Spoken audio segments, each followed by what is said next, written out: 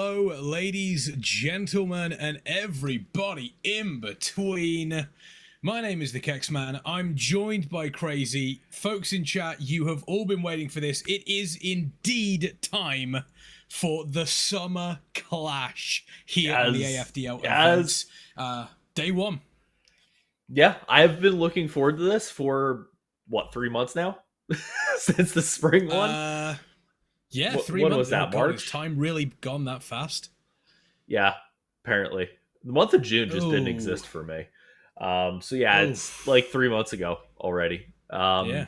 It's been a long time coming, but we are indeed back. I'm so excited to be here. Chat, I can see you are excited. Who do you want to win over this weekend? Because we are going to be bringing you 3 days of action from all of these teams. But first, for the folks that are just joining us now and are kind of wondering to themselves, what exactly is going on here? And what is the Summer Clash? What even is AFDL events? Well, the AFDL is committed to providing military personnel around the world with a fun, competitive, family-friendly way to interact and celebrate the commonalities of service members and their families, regardless of branch or nationality, which is something that I think we're seeing a lot of people, obviously, they're saying go Navy, beat the Army. Everyone is, there's a little bit of friendly banter going on between these folks here. But this is something that is pretty important for everybody, realistically, especially those that, that have served and are looking for a way to celebrate enjoying gaming. Yeah, absolutely. Absolutely. That's kind of the point, is this is supposed to be a way to bring people together in a fun and exciting fashion that lets them compete. Put everyone on an equal playing ground and let them compete and see who's the best right now. Exactly. And the best is going to be... Nope, not baiting me. Nope. You're not even getting. Nope, I don't know anything about these teams this time. I don't know who the teams are. That conversation. We are actually looking, obviously, at a bunch of dungeons this weekend. Freehold, Brackenhide, and then Neltharian's Lair are the first 3 dungeons. We will be revealing the next one tomorrow. So that is obviously happening tomorrow. Each day we do have an extra dungeon.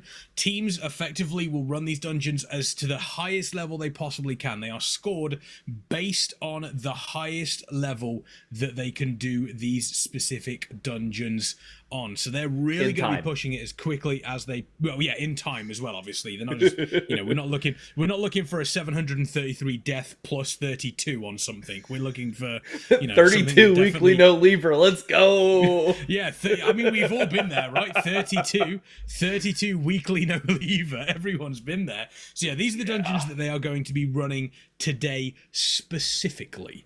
So you're going to be seeing a lot of action throughout today with that. And not only that, but also we do have a fantastic prize pool.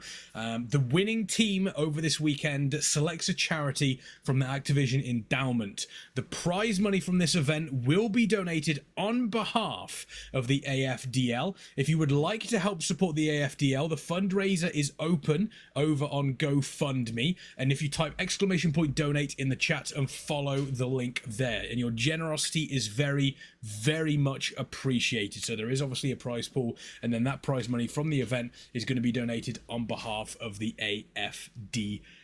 Where'd my buck go? So there's a lot to play for. There is a lot to play for throughout this weekend.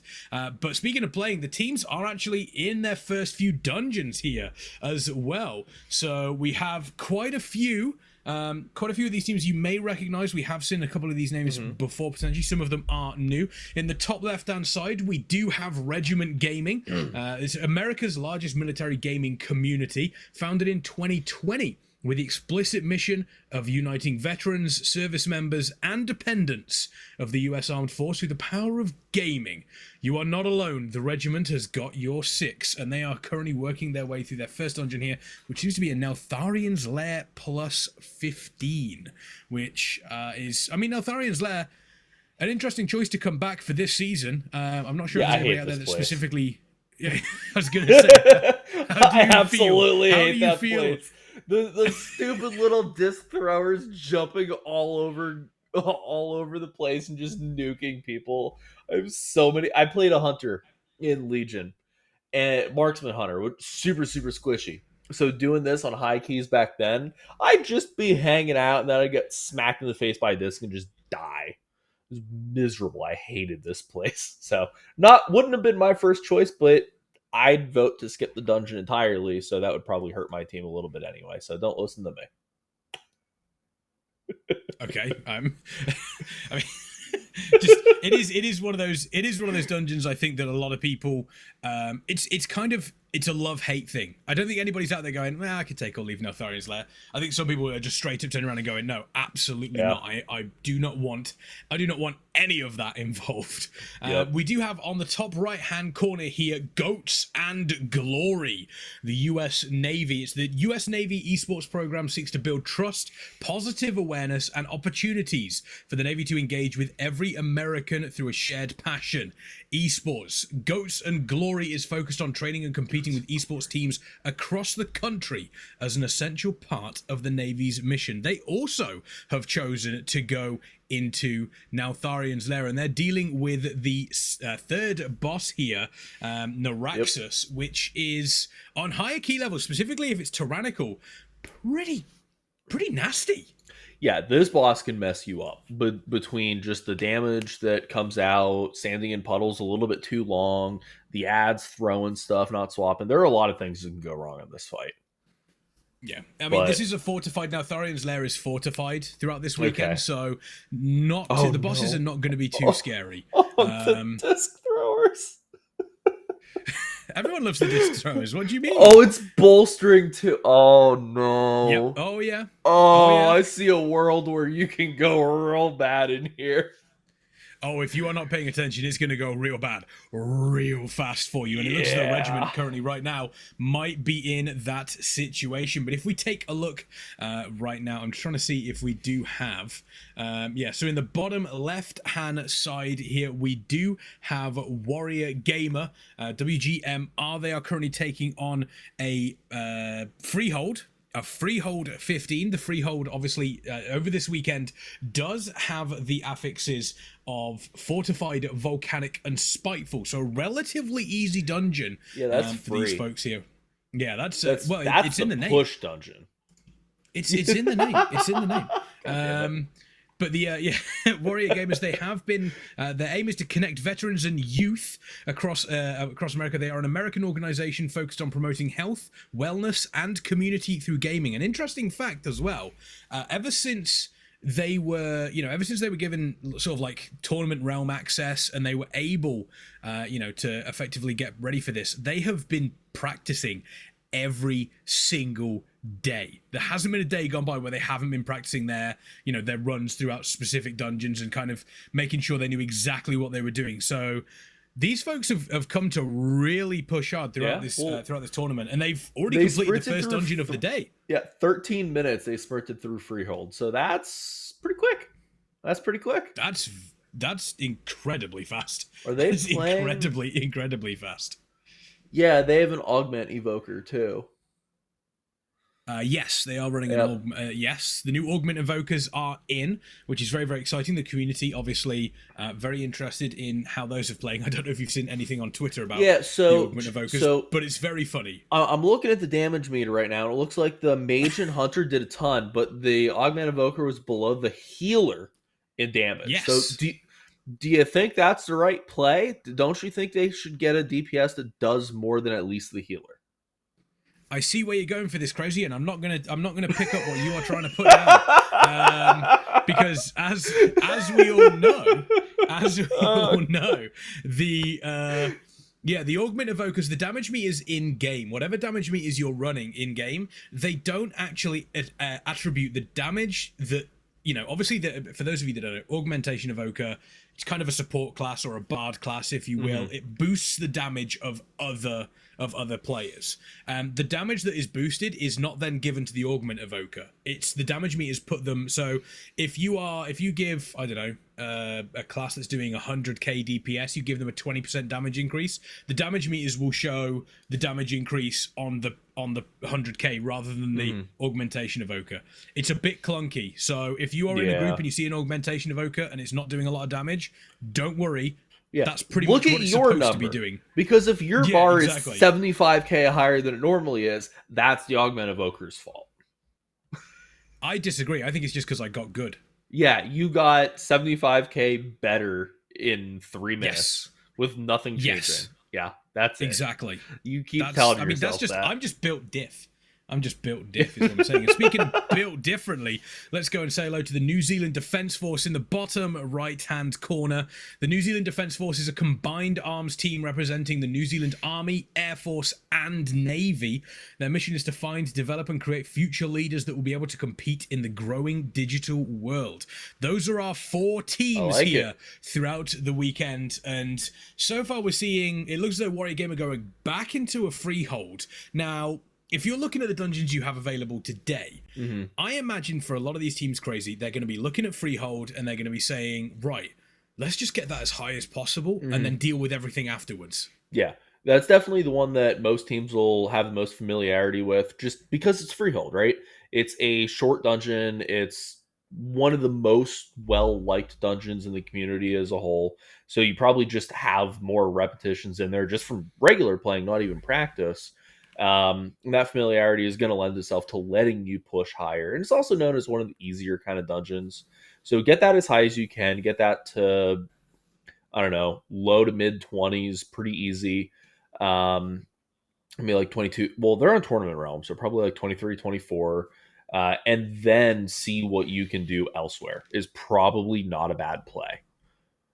Because remember, you have 5 hours each day for 3 days. You get these 3 dungeons today. You get another one tomorrow that we don't know what it is, and you get a 5th and final dungeon on Sunday.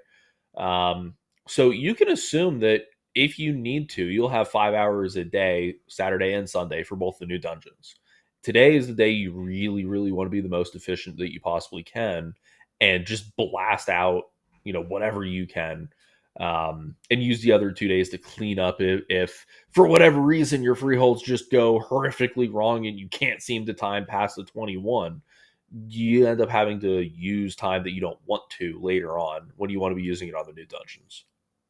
Yeah, I think I like the idea of going into the freehold first and just kind of going, okay, we'll get freehold to a relatively high number. I'd probably say, I mean, most teams would be looking as high as they can, but 25, 26 maybe for some of these teams. Okay. Could potentially, you get that as high as you can, and then as you mentioned, when the new dungeons come, they turn around and say, we'll do that instead.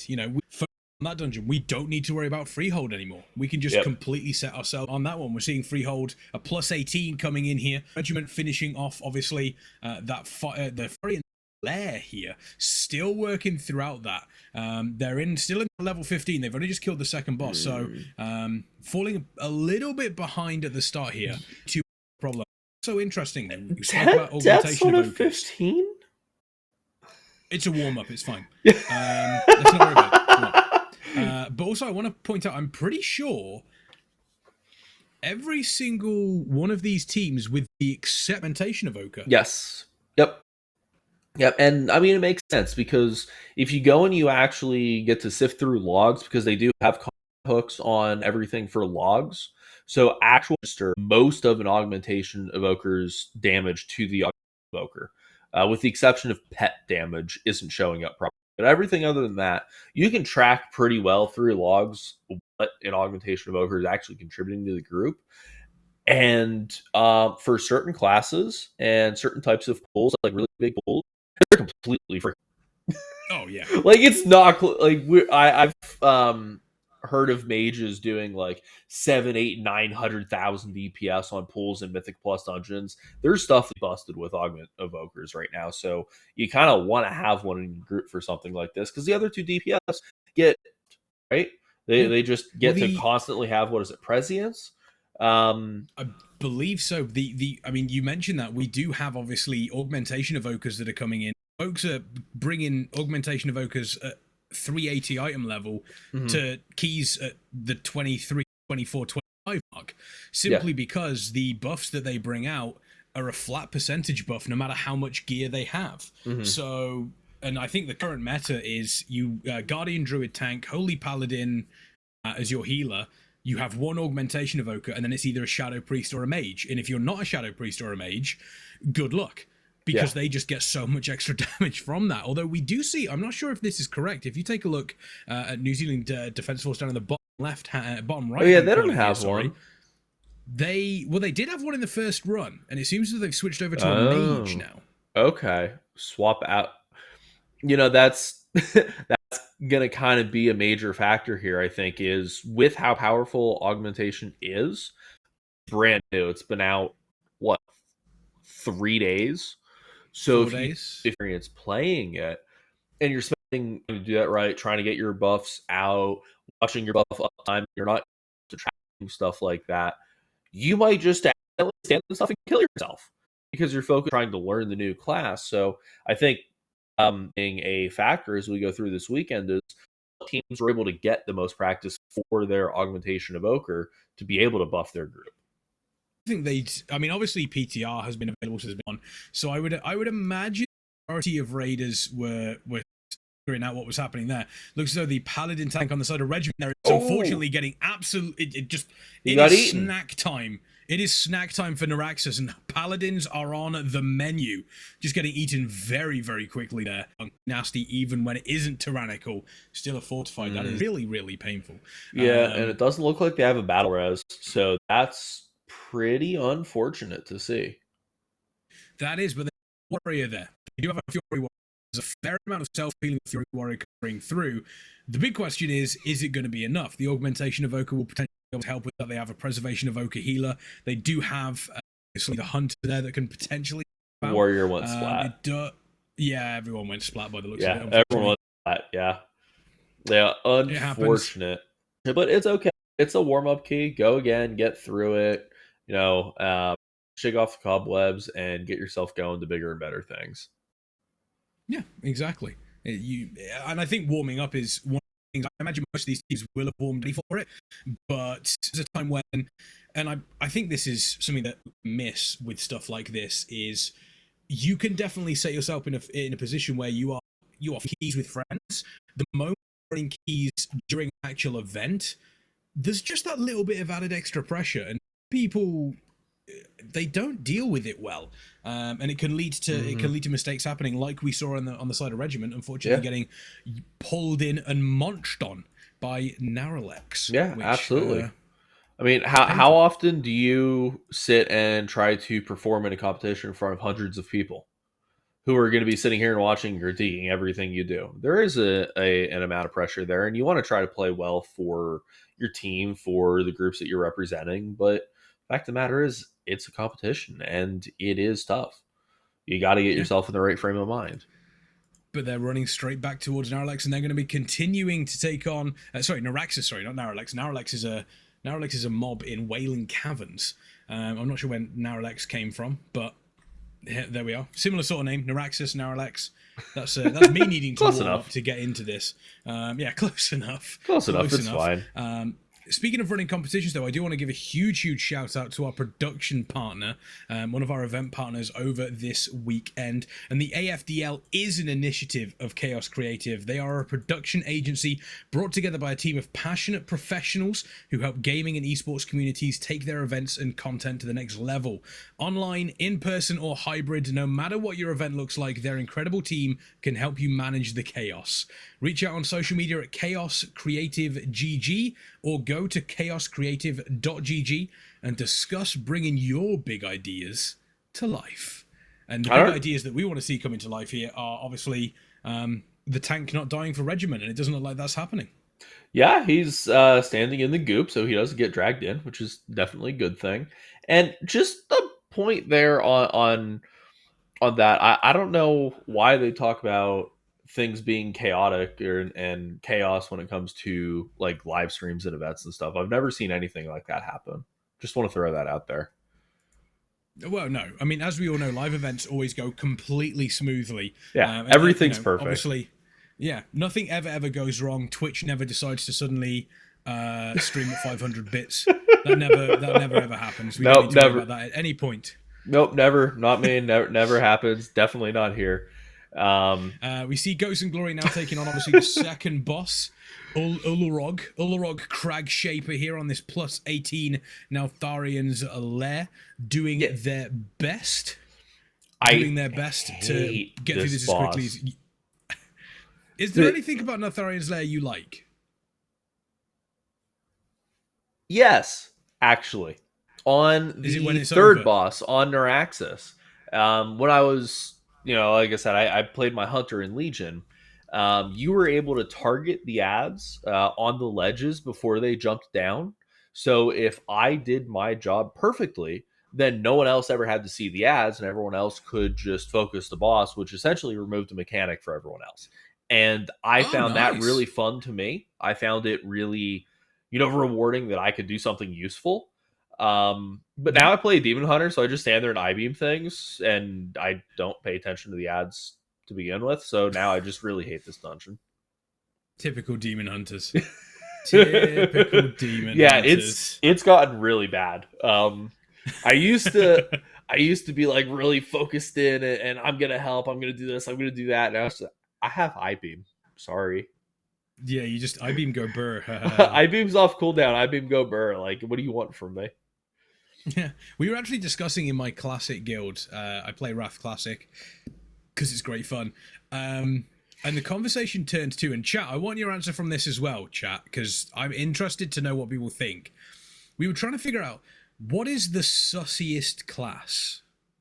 If you were to describe a class as sussy, which class do you think would be the sussiest?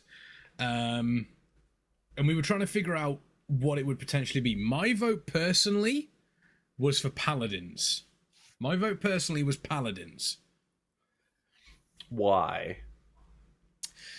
Because they have the ability to do stuff like bubble hearth, because they have, they can just kind of bubble and remove all damage. They can bubble you so that so that you effectively, you can be removed from, if you don't notice it in time, for example, your passes could suffer. They're pretty sussy. They are pretty sussy. Priests are also pretty high up the list, simply because of life grip. See, I was actually thinking Arcane Mage, Ooh. because this is going back a while, but I used to watch some of the top PvP mage streamers like all the time on Twitch, and I just have really vivid memories of them all playing Arcane and having like infinite blinks and rewinds and temporal shift or whatever it's called, where they're just bouncing all over the place. You can never find them. You can never hit them. It's like they're never actually anywhere. And then you finally catch them, and they just ice block and then do it all again.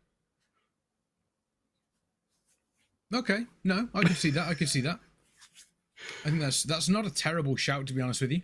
That is not a terrible shout. I'm interested to see what chat's going to say for that. It does look as though the first dungeon of the day for Regiment is going to be over very, very shortly. They are taking on the final boss here. Obviously, Dargrul. They are looking to get this done pretty quickly. They've got 4.5 minutes left on the clock, so it will be a timed dungeon, but a little bit of a slow start for them. But we've seen slow starts before during these events, and they can come back very, very quickly. Yep. And write them off at your peril. In the spring event, if I remember right, the team that was in last place after the first day almost won in overtime. Yes, correct. Which is just wild type of stuff to see. So yeah, don't ever count anybody out too early on. Just because they had a little bit of a rough start in their first dungeon doesn't really mean anything. Oh no! Nope. The tank died. Oh no! Oh no! What? No! Oh no! The tank did die. What you want to see? Oh no! That's 3 minutes left on the clock. It's not a tyrannical boss, but they've still got to make the run back. Have we ever seen a first key deplete before? I don't think so. It's not a great start. No, it's really not. It's really not a good start. I mean, maybe they don't like Neltharian's Lair like you. They could have tried to pull me and said, we're just not going to practice this, and if it comes up, we just won't do it. And then came the realization of, I guess we have to do it. We should have practiced this. Yeah, we're seeing a plus 18 freehold on the side of Warrior Gamer in the bottom left hand corner, and Goats and Glory in the top right hand corner doing a plus 18 Neltharian's Lair. Bottom right hand side, the New Zealand Defence Force team, they did decide to go for a 15 Neltharian's Lair, so they've gone from a 15 freehold to a 15 Neltharian's Lair. Yeah. Looking at completing that one very, very shortly. And Regiment are on the run back to Dargrel. 2 minutes. It's a tight timer. Yeah, on the side of Warrior Gamer, they're actually making really good time in this 18. We saw them complete their 15 in about 13 and a half minutes. They're at the 12:45 mark on this 18, and they've got, what, 2 more pulls before the boss? 1 if they're feeling a little strong. I think they're feeling strong. They should be anyway. I think they're feeling pretty strong. I want to see them pull everything before the boss. And with, a team like this, you'd assume that they're going to be coordinated enough to allow the painful motivations to go off, which just helps you completely melt the group. So I don't actually think it'd be that much of a problem with a well-practiced, put-together team. And, like you said, they've been practicing basically every day. Go pull more. Pull more. Oh, they're doing it in 2 pulls. That's sad. Doing it in 2 pulls, yeah. I mean, to be fair, at this point, they can take it. They can take it steady because they're not at a point where they need to do that. Yeah, if they ever get to a point where they need to do it, they will. Yeah. Regiment Gaming, by the way, they did pull some trash, so it looks as though they're not going to be able to get the timing right here on this first dungeon for them, which is unfortunate.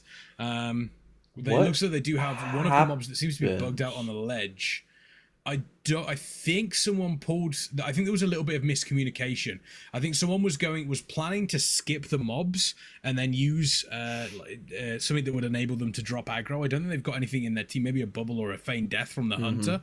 And then what actually happened was the mobs came in, and then before the player could use feigned death, someone threw an ability on them thinking they were pulled. So I think there was a little bit of a miscommunication there. But 20 seconds left. Yeah, that's not going to be a time here. And it looks like they are just going to be halving out of this dungeon. Yeah, I mean, there's no point. You don't get points if you deplete it. So why... They should hearth out. Why waste the time fighting the boss? I'm not entirely sure, to be honest with you, but they're going for it. Fight it. Okay. They are going for it. Maybe it's a matter of pride. Maybe it's a matter of morale. We will not let this dungeon beat us. Yeah, I could see that too. Now, we do have 2 other teams also in this last room of Neltharian's Lair. We have the Goats of Glory team and the who is that? The New Zealand Defence Force. Who are both basically on the same pool. Although Goats of Glory did a little bit of a spicier version of that pool. They pulled both sets of the Scorpions, which is super spicy. And as you can see, they have 2 people dead because it's super spicy. And that's a tank dead. That's going to be a full team wipe, and that's why you usually pull them one by one. Too spicy for my tastes. I have a really bad habit of doing stuff like that too. It's where like I hate one of my biggest pet peeves is, and it's specifically in pugs, when someone's like, oh, do this thing or pull those 2, it'll save time. It never does. Something always goes wrong, and it never ever saves time. They're like, oh, take this shortcut, it saves time. It's a really tight shortcut that saves 2 seconds, and if you mess it up, you're going to waste 1.5 minutes to 2 minutes. But do it. Yeah, see, no. I totally do stuff like that. Like when we're with my guild, when we're doing like heroic reclear, we'll run up to the room before amalgamation, right? And there's like all those trash pools, and if you pull them all together, a bunch of them have like healing, and there's a ton of damage going out. It's like super dangerous. So you're supposed to do like maybe 3 pulls out of it. Yeah, no, I have Fell Rush and Throw Glaive, so they go and pull the first group, and then the little Demon Hunter in meta goes over here and throws a glaive, and goes over there and throws a glaive, and comes back, and all of a sudden everyone's yelling at the Demon Hunter in meta. I wonder why. we wipe to that probably every other week, and they always get mad at me, but it is what it is. Yeah, it's one of those. It's people always say, "Oh, you save time that way." No, you really don't. You really, really don't. Yeah, it looks but as though we have had 2 dungeon. Well, you were able to go Burr, which is very. I'm to be fair, Priorities. I am the sort of person we have had 2 dungeon completes, by the way. We've got a dungeon complete of 18 freehold from Warrior Game. It looks like they're going straight back into it to a 21. There you go. They want to be pushing this freehold as high as they can, and they haven't looked like they've struggled in the first 2 dungeons of the day. We also have another dungeon complete on the side of the New Zealand Defence Force. That was a plus 15 Neltharian's Lair, so they now have a 15 freehold and a 15 Neltharian's Lair. Well done to them. Brackenhide next, but that is a super spooky dungeon, specifically on Tyrannical. Yes. So I'll be interested to see if they do go for that one. Yep, that's where they're going. All right, they're going to knock all their 15s out first before starting to push anything. This is the key where I would expect teams to have the most struggle, because it really is the spiciest key out of these 3. There's just so many things that can go wrong in so many parts of this dungeon. It's so easy to pull too much in the first area or die to poisons in different areas. The last boss, if you mess up at all, if you're not quick enough on one of the totems, people just fall over. There's just so many things that can go wrong. But I have faith in these teams, and I enjoy Brackenhide Hollow. I think it's a fun... I mean, fun's probably a strong word, but I think it's definitely an interesting dungeon. It's a dungeon. The layout's pretty cool. I think some of the bosses are pretty fun as well. I think it's an interesting one. I definitely think it's an interesting one. Yeah. We're seeing Regiment going back into the Neltharian's Lair. They do still need to get that 15 sorted for them. It is a level 15 Brackenhide Hollow here for the New Zealand Defence Force. But as I was saying previously, in regards to, Demon Hunters going Burr, I've played tank. I've played tank a lot in this game, and one of my biggest pet peeves is like brain dead DPS that just press their buttons without any care of what's going on. And the issue comes from the fact that whenever I play DPS in Mythic Plus dungeons, there's almost like a moment where I completely lose focus and all I see is the Blade Storm button. Yep. And I will just press the Blade Storm button even if the tank has only hit one ability. I will press the Blade Storm button, and then I'll be like, why I die? Yeah. Why I die? Yeah. And then meanwhile, if I'm tanking and a DPS does it, I'm like, you deserve that. Yeah. I've also been in both positions, but especially right now, like Demon Hunter's tier set increases the damage of your next I-beam based on how much fury you spend. So like, if I get my full 5 stacks and we're pulling a new group and my I-beam button is ready, I'm going in there and I'm going to I-beam, and I don't care whether the tank has threat or not. And if I die, it's not my problem. I'm going to get my buff I-beam off. And that's just how it is. On the flip side, I've tanked on and off for 18 years, and I hate people like that. So it's what it is. Yeah, it happens. There's just some buttons that, like, when they light up, they're so rewarding to press. Like, I can't not press it. Especially because, I mean, for me, I play Arms Warrior. So for me, it's not like for Fury Warrior, you're just mashing a load of buttons and numbers. You got loads of numbers coming up. For Arms Warrior, I just like the one big number that comes up every so often. Like, all of a sudden you're like, oh, that was a 320k mortal strike. Thank you very much. Like that. But then it gets really bad when that 320k mortal strike hits an enemy that hasn't been hit by the tank yet, because I had sweeping strikes up. And then I die. So it's, why die? DPS brain is, why I die? Why I die? Why tank let me die? Yeah. I'm just going to have a macro now that just says where tank. I'm just going to hammer it every time I die. Where tank? Where tank? Where tank? We are on board with Warrior Gamer here. They are making their way through Freehold 21, and they make very quick and easy work of Sky Captain Crag. They're now going to go over to the Council of Captains, which is a relatively easy encounter. These players, they've come to game this weekend, and so far they are looking. They are okay. So they skipped that trash pool there, which is good, because the trash pool they skipped there, because you have so little room if you don't want to go pull like the whole area to the left, can get real bad real quick. So I really like this move to skip them, come over here, pull that trapper, and probably gonna pull that pat. No, I think they're they're gonna gonna pull the wait. pack just after this one. Yep. Yeah, they're gonna. I think it's a good shout, specifically because of Spiteful.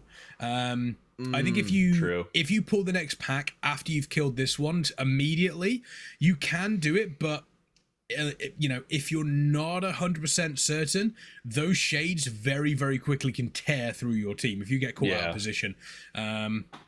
So it looks like that's exactly kind of that's what they're doing right now. Is they're just pulling in. Oh, they have pulled it in. Wow. So they did. They pulled it in immediately afterwards and took it towards the bosses, and now they're going to get a bunch of extra cleave. Yeah. There are a couple of traps up that they've got to be careful of here. This could quickly get out of hand, but so far this team has proven that they can handle a 15 and an 18 without any issues. This is a bold take on a 21. This is a real bold take. And get in there for your buff. Get your crit buff. Nice. I like how they kind of standardized that stuff, so it's less guesswork.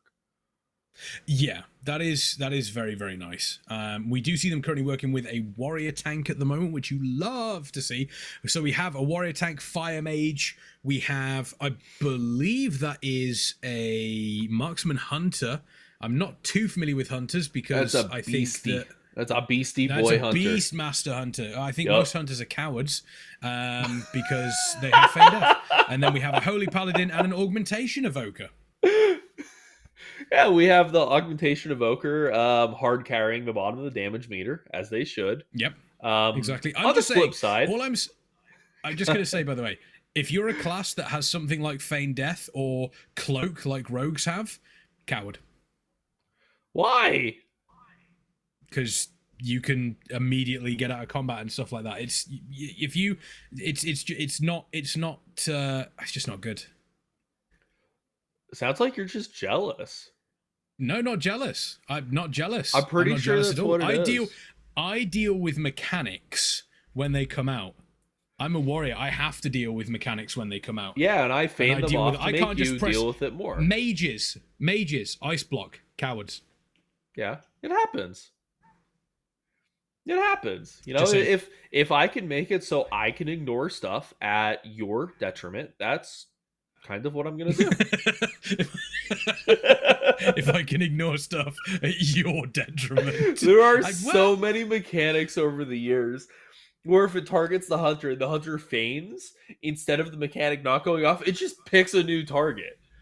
Whereas like if you're a mage and you ice block, it at least casts on you and just has no effect. But if you feign it, it just acts like it never picked you, picks someone else and does it on them. So I can get out of it, I can ignore it, I can keep DPSing, and it's at your detriment, which then helps me look better relative to you on the damage meters. So it's kind of like a win-win-win-win-win. Wow. Wow. Not that I would ever do anything like that, though. Not that I would ever play the game like that. You're not, I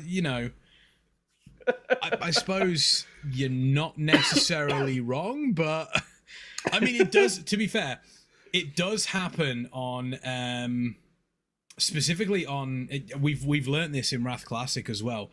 The final boss of the latest raid that's come out, Trial of the Grand Crusader, Anubarak, does have an ability that follows you during one of his phases, and you have to effectively stop him by kiting spikes into a frozen patch of ground. We've discovered that if a paladin tries to bubble it, it will immediately switch targets to somebody else, and then we'll switch back to that paladin once bubble's over. Yes. So it's very, very funny watching the first time it happened, watching paladins bubble and then panic because it technically didn't work. Yes. You could also super grief teams with that. Oh yeah, 100%. If you wanted to, you can pull off like a serious grief, preventing like I don't remember what it's called, but like the immortal run, right in there where you kill it with no one dying. You do that, you have it on you, stand right next to the ice patch, and then just bubble and watch everyone else scramble and freak out, not knowing what to do, and see whether they can adjust or not. It does happen. It's one of those. I think it's I mean, it is interesting, and I love the fact that we do still have classes that have those specific abilities left. I I just think they're cowards. That's all I'm going to say. Yeah, We do have happens. Warrior Gamers still working through this 21 freehold, still making very, very quick work of it as well. I Yeah. wonder if we can take a look and see what the other teams are currently up to as well. As I we see just what's want to happening point out here. real quick on the side of the DPS here. They have the overall damage for the dungeon, and up to this point, after killing 2 bosses, the Hunter and Mage are both at over 260k overall DPS in the dungeon. They need to get a new DPS in because that augmentation evoker is not Yeah, doing. he's just dragging up the rear at 55k. He's basically not even doing Yeah. anything. I don't know why he's there. It doesn't seem to make sense. I tell you what, honestly, I will say it's very, very brave of Warrior Gaming here to be doing Mythic Plus carries during a tournament. They're basically 4-manning it. I mean, with how much damage, imagine if they had a third DPS doing the numbers that the Mage and Hunter are doing. I'm imagining. I mean, how much do you actually think that augmentation evoker is supplying to both the mage and the hunter? Because probably like 90k to both. Yeah, it's gotta be close to like 90 to 100k. Yeah, it's a big number. You know, so I mean, you add that onto that evoker, and it's well above both of the other DPS. Oh yeah, it's a pretty interesting thing. Yeah, it's turbo broken. It is. It's good. I'm interested to see how it continues to play out. What they take a look at in regards to maybe future classes. Maybe we will finally see a proper bard class coming in. I've always wanted to say as well. I would love to see a side class that I've always said it would be called like a commander class, but it's effectively one of the warrior specs, but they just run around with banners and shouts, buffing folks up. Okay, yeah, I see where you're going with that. I'd love to see something like that in the future. Yeah, Warcraft logs is currently the only way that you can properly judge what an augmentation evoker is doing. Regular damage meters will not be able to check that. So once again, if you are ever in a group and you see an augmentation evoker on the bottom, look at the other DPS. That's all I'm going to say for that. A 900k peak for that fire mage. Yep. So I'm sure it's nothing. Yeah, augmentation evokers are a pretty good to play, and honestly, I really like the fact they have brought it in as well. We've been asking for support classes for so long, and we finally have them now. We finally have them, and I'm very, very happy. Yeah, and the really cool thing is as far as I can tell from the people I've talked to that are playing it, it's rewarding on their end to play. It seems to be really fun on the end of the augmentation evoker to be playing that and getting to buff your friends the way that you do. And then as a DPS, as a recipient of those buffs, it just feels amazing. Getting to watch your numbers pop off to that level, watch, even though it's partially fake, but watch your details number just go through the roof. There's something that just makes that so much more fun. So if everybody is getting extra enjoyment out of it and it's a buff to your group, why wouldn't you bring it? Yeah. And I think I like the idea of augmentation evokers being able to say, look, I've done my job properly, look at everybody else. Yep. I think that's the main thing. We're seeing a pretty typical run here as well for Freehold. They haven't got the Ring of Booty yet. They're waiting for this next mob to spawn, but while they're waiting for that, they're going to be able to do a little bit of trash, get some extra percentage as well. Fairly standard for a Freehold run throughout this throughout this season. And what we've seen from pretty much every single person who has been running this is this setup here where they do deal with this trash pack before the Ring of Booty boss spawns. Yeah, and then after the booty is done, you get to just run across the bridge, and it's 2 more pulls to Harlan. It helps speed stuff up. There's downtime built into this dungeon for the RP while you wait for Gurgthok to go through and figure everything out. So you might as well use that time as efficiently as you can. Yeah, exactly. I mean, we're probably not going to see. We are probably not going to see a +3 out of the team here on this freehold, but a +2 is 100. I think at this point is 100% going to be the final result here, which would take them up to a 23. I wonder if they will continue on with a 23 freehold, see if they can push that to a 24, 25, maybe even a 26. We've seen them dealing with this. I mean, with this 21 freehold, with effectively 0 issues. Yeah. So far, I mean, they're at 1 death. This is a boss where things can get out of hand a little bit if you're not careful with the sharks. If you're not paying close enough attention to the way you kite the sharks, things can get a little Oh, dicey here. But other than that, not really. It is a pretty straightforward boss. The boss is kind of melting already. They seem to be in a really good spot. this is beautiful shark baiting as well.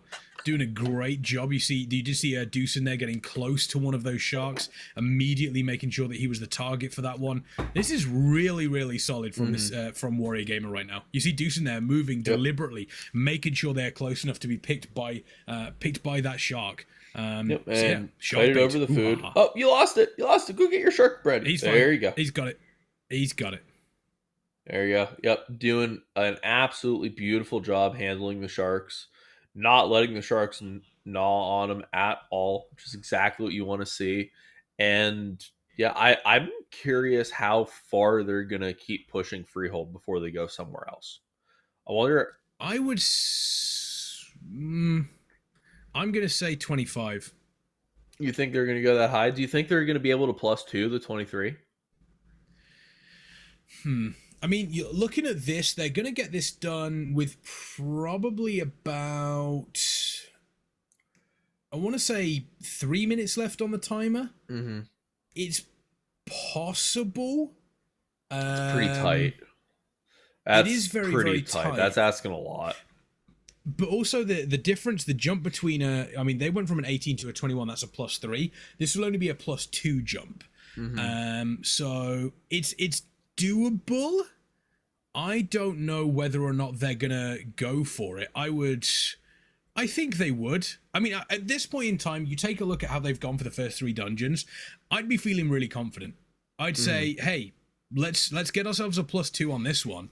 Let's go into a 23. Let's keep this ball rolling. We are doing well. If we can get a 25 on a freehold today, we can then spend the majority of our time focusing on the more difficult dungeons, now Tharian's Lair, Brackenhide Hollow, get a decent score on those, and then we can focus mostly on the new dungeon that comes in tomorrow, and then we only have to revisit Freehold if it's for a very specific reason. Yeah, I think a 25 is a pretty bold statement, especially, what are we, an hour and a half in? Not even an hour in. Not even that. I think knock this out, get your +2, get into 23, and if you can +2 that, get yourself a 25 key and just go time it. That's putting a really bold statement on at the beginning of day one. Yeah. And they're pulling this in. I mean, it's a 21. They're pulling the trash in with the boss. They want to get a little bit of extra damage out on these teams. Let's see what we do. See a spike on that fire. Wow. Mage. Good grief. You can immediately see the difference in augmentation of Oka makes. Now here comes the Hunter. Both of the DPS outside of the augmentation sitting pretty much around 400k. We're seeing the drop off now. Obviously from the fire mage. It doesn't look like the Not combustion is ended, but the Hunter's still Hunter climbing. Hunter's over 500. Now it's come down a little bit, but I mean, at this point, that trash is just gone. You've saved time. You've done a little bit of extra damage to Harlan's Sweet because you've got a bunch of cleave coming in here. Beautiful start coming out from them. That was with Bloodlust as well. So they've put everything into this one. And they're probably going to finish with maybe 4.5 minutes left. I think that's doable for a +2 on, if you're looking at the 23. That's definitely doable. Yeah, I think so. And I really like that pull of pulling it onto the boss because that beginning like 25 to 30% on Harlan Sweet is relatively simple. The Swiftblade Saber that comes out isn't targeting everyone. The Cannon Barrage is only on one person, so there's not actually a lot going on from the boss you have to worry about. So you can put most of your focus into that trash pool. Make sure you get the interrupts you need to. Make sure to take care of everything. And this is the result. Now they have this boss at 42%. We're going to be on that last phase pretty soon, and then the boss just kind of melts. It's going to be, like you said, a solid 4.5-ish minutes that they have remaining. Yeah, and that's a hell of a run. And again, it's going to give them the morale boost. I don't even know if they need a morale boost because we're very, very early doors and they're doing an incredible job. But it will definitely give them a boost to kind of say, hey, we could get that 25 sorted. We could get that done. There's no doubt in my mind. And if you want to make sure that you are obviously seeing exactly what is happening with Mythic Plus throughout the season, if you want to get yourself a 25 freehold sorted, the best place to go for that is Raider.io. It is the go-to PvE platform for Mythic Plus players. Check it out and see all the benefits of logging directly into the premier platform for PvE players. They're home of the Keystone Masters and Heroes for beginners and pros alike, guides and guidance, widgets and features, all there to enhance your gaming experience. They've been around since 2017. Once again, the premier platform for PvE players. They track hundreds of millions of hours of Mythic Plus dungeons. They provide global coverage for the race to World First. They support and host multiple community events, very much like this one. The entire weekend we are featured on the front page of Raider.io. And also, after this event on Monday and Tuesday, there's going to be some of the AFDL participant streams featured on the front page as well. So Raider.io, a huge shout out to them. A fantastic partner. It is a true community hub, and there's a reason it's a household name for World of Warcraft players. Taking a look across the groups here, I mean, I don't want to be a Debbie Downer, but Regiment, are they still in a 15 Neltharian's lair? Yeah, they're still in that 15. They're working their way through. They're going a little better this time than they did the first time. They're already down the first 2 bosses, but they do still have 4 deaths on the board, which means they are still struggling a little bit. And based on the timer, it looks like they're maybe 13, 14 minutes in so far. And just for reference, a lot of the other teams were clearing their 15 in about 13 minutes. So they are definitely a little bit behind where some of the other teams were for this dungeon. On the side of Goats and Glory, though, they're in a 20 Neltharian's lair, working their way to the second boss, getting ready to pull the second boss here. They've got, looks like, 1 more trash pull until that. They do have 3 deaths on the board, but it looks like other than that, it's a pretty clean run. And they're definitely still on track to be able to 2-chest that. All right, here we're taking a look at Goats and Glory, getting ready, finishing off this last trash pack before we go into Ularog Cragshaper, who is just an absolutely horrific fight. Just horrific encounter. So here they are starting that. If you don't know this boss, basically he puts hands that come out from under the ground. There will be 4 of them that show up. And here it's coming out right now. You have to dodge and not run into them, because if you run into them, they explode. And on a 20, it's going to do a lot of damage. And unfortunately, it's really touchy. Yep, they clap themselves together, and it's super easy to accidentally run into one. Are you saying that I could go into a dungeon and get my cheeks clapped? Absolutely. Probably once. And Ularog Cragshaper will do it for me. He will clap your cheeks so hard that they fall off. Ooh, wow. That's definitely not good. I'll tell you what is good, though, is that before we came, obviously, to full screen here on Ghosts of Glory, we did see New Zealand Defence Force finishing up their Brackenhide Hollow. So now they have a 15 done of all 3 dungeons. The only team to actually do that and get that set up. You can also see the leaderboard, ! Leaderboard, in the chat to learn more about that one. Each team is given points based on their, based on the ability to do these dungeons. Obviously, the higher the dungeon they do, the more points they get. So you do want to kind of have them spread out a little bit. You don't want to focus solely on one dungeon, although Freehold potentially does give you the ability to do that. Looks like they have been able to choose this Bellowing Idol very, very quickly, and you do not want to get that wrong by any stretch of the imagination. And getting that wrong causes lots of bad things to happen. Interesting that we are seeing, we're on a, I was just gonna say, it's interesting that we are currently on what appears to be a Retribution Paladin, which Retribution Paladins have definitely had the weirdest sort of like history in World of Warcraft, I think. I thought all they of were the classes banned. and specs. They weren't banned, no. People just didn't bring them. Yeah, I thought they were banned from entering Mythic Plus. um, yeah, it's. I mean, you take. I mean, like I said, I mean, even the most recent history of Ret Paladin has been all over the place. Mm-hmm. But you think, but they have definitely been. I think they've been a class that has.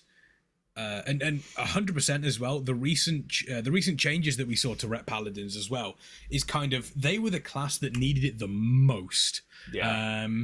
Out of every single spec and class in the game, Ret Paladins 100% needed that more than anything else in the game. Also, interesting fact, yeah, New Zealand Defence Force, first team with a complete key in all 3 dungeons so far this weekend. Which so, means technically they're winning, even though all they've done is 15s.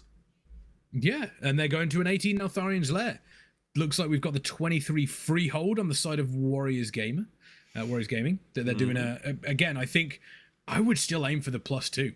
I'd still aim for the +2 and then get the complete on the 25. Ghost and Glory finishing off this 20 Neltharian's Lair. They are coming up to Naraxus here, the 3rd boss in the dungeon. But again, doesn't look like they have had too many issues. We see Regiment Gaming moving into this trash pack before the final boss of their +15. Looks as though once again they've got a couple of folks. Unfortunately, it looks like they're trying to skip. They're trying to do a potion skip, but every time they seem to do it, it goes wrong. And I don't know why. I don't know. Someone must be just getting a little bit too close. And so now they have 3 disc throwers. You see that dude in the back there just whipping discs out at everyone. We do see the Warrior DPS fall, unfortunately, but they still should be able to recover this. It is still only a 15. It's 3 trash mobs. Shouldn't be that big of a deal. They'll be able to take care of it. Although that Incorporeal in the back casting a Destabilize should not be allowed to get off. That's not You should interrupt that. There you go. That's not ideal, letting those casts get off. That did help bring down 2 more people. So now we have we have the tank and the healer against 3 trash mobs. It would almost be quicker to die, I think, and run back. Yeah, it would almost be quicker to die right now. You see some of the DPS releasing, because, I mean, if the intent was to skip these mobs and they pulled anyway, there's no real point in just letting these 2 try to solo them. You might as well bring the DPS back in, because you don't have to skip them anymore. You hit them. That's true. Those disc throwers, they remind me of, I apologize if it has an actual name. It's the people that play, like, Frisbee golf. Have you seen that? Am I making that up? Or? Yes. I've played Frisbee golf, actually. It sounds fun. Oh, no, the healer died. Oh, that's the healer died. Good. That's way too many Jagged Discs. Hopefully, the team is able to get back and help before the Pally goes down. Fortunately, Prop Pallies do have quite a lot of self-healing ability. Obviously, with Word of Glory, every 3 holy power. So they can typically keep themselves up pretty well, although not when you're stunned. This is not looking you've got great. There you go. That Word of Glory was half the health pool, so that's pretty solid. It looks like you do have the Warrior coming back. You have the Devastation or the Augmentation Evoker back, so you do have some friends here to help now. Although the tank does go down. We had like 2 destabilizers go off, and now we're going to have the DPS die as well. It's just going from bad to worse for Regiment right now. That's very not great. They may... How much health is on that last one? Oh, the tank does release to just run back. Unfortunate. That is not what you want to see there. No.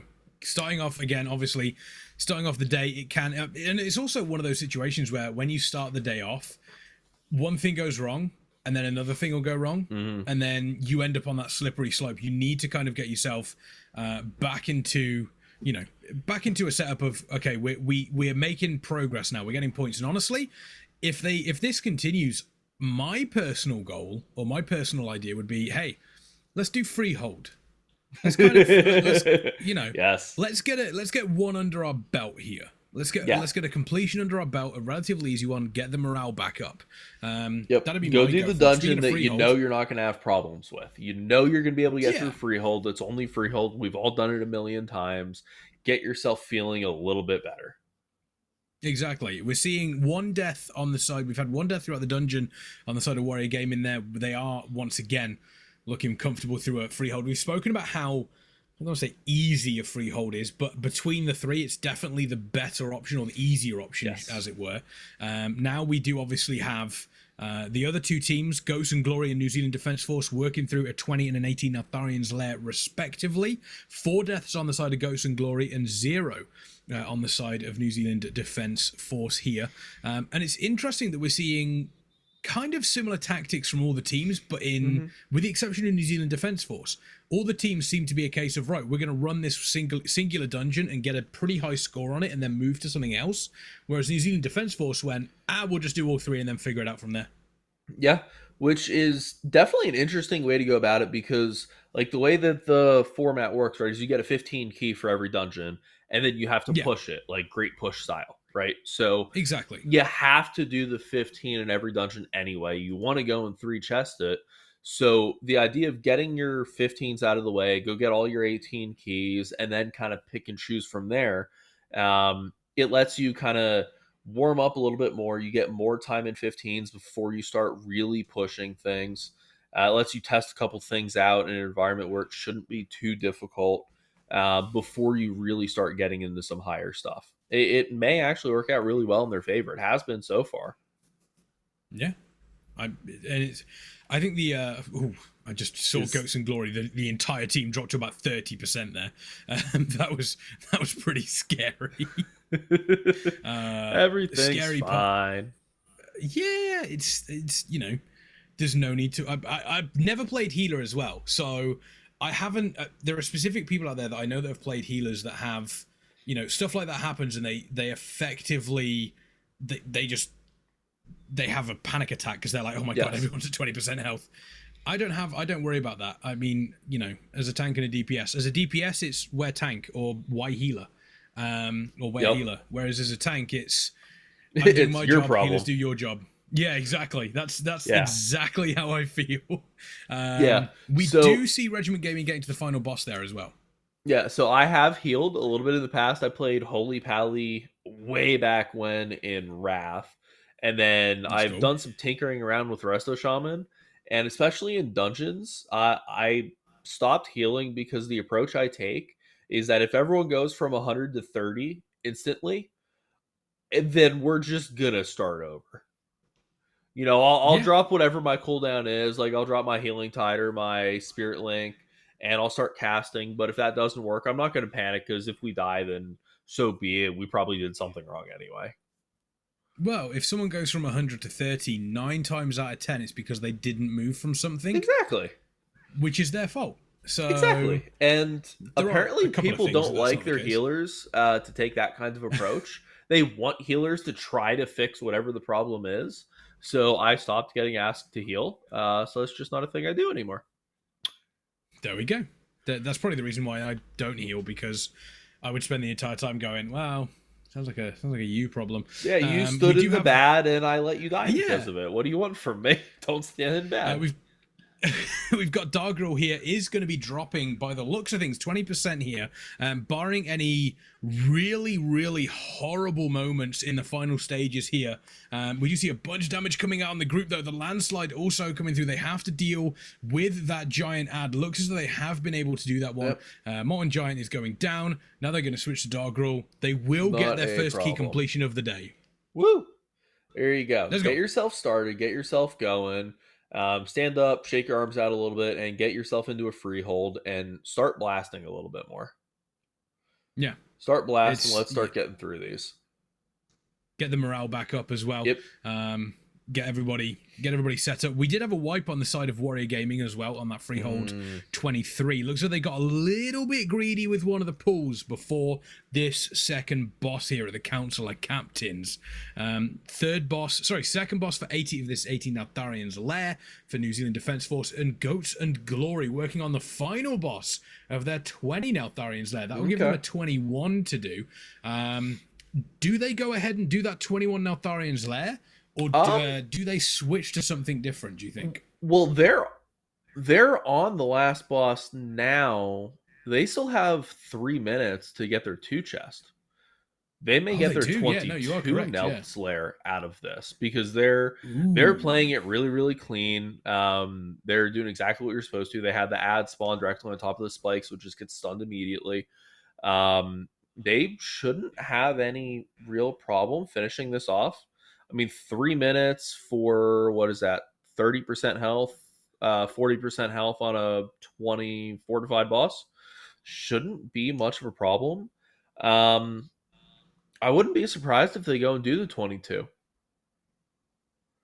Maybe, maybe. I mean, 22 Neltharian's Lair will be pretty, it should be definitely timeable for them. Whether or not they'd be able to get a 2 chest out of that, I'd be very surprised because that would be a jump up based on their timing here.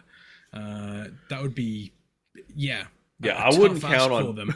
I wouldn't count on plus twoing a 22 Nelts lair. That's asking a lot, but I certainly think they'll be able to, finish this off, get their key, and complete a 22. I just don't know if they're going to go and do that now, or if they're going to take their 20, smile, be happy, move on, and go do something else. Yeah.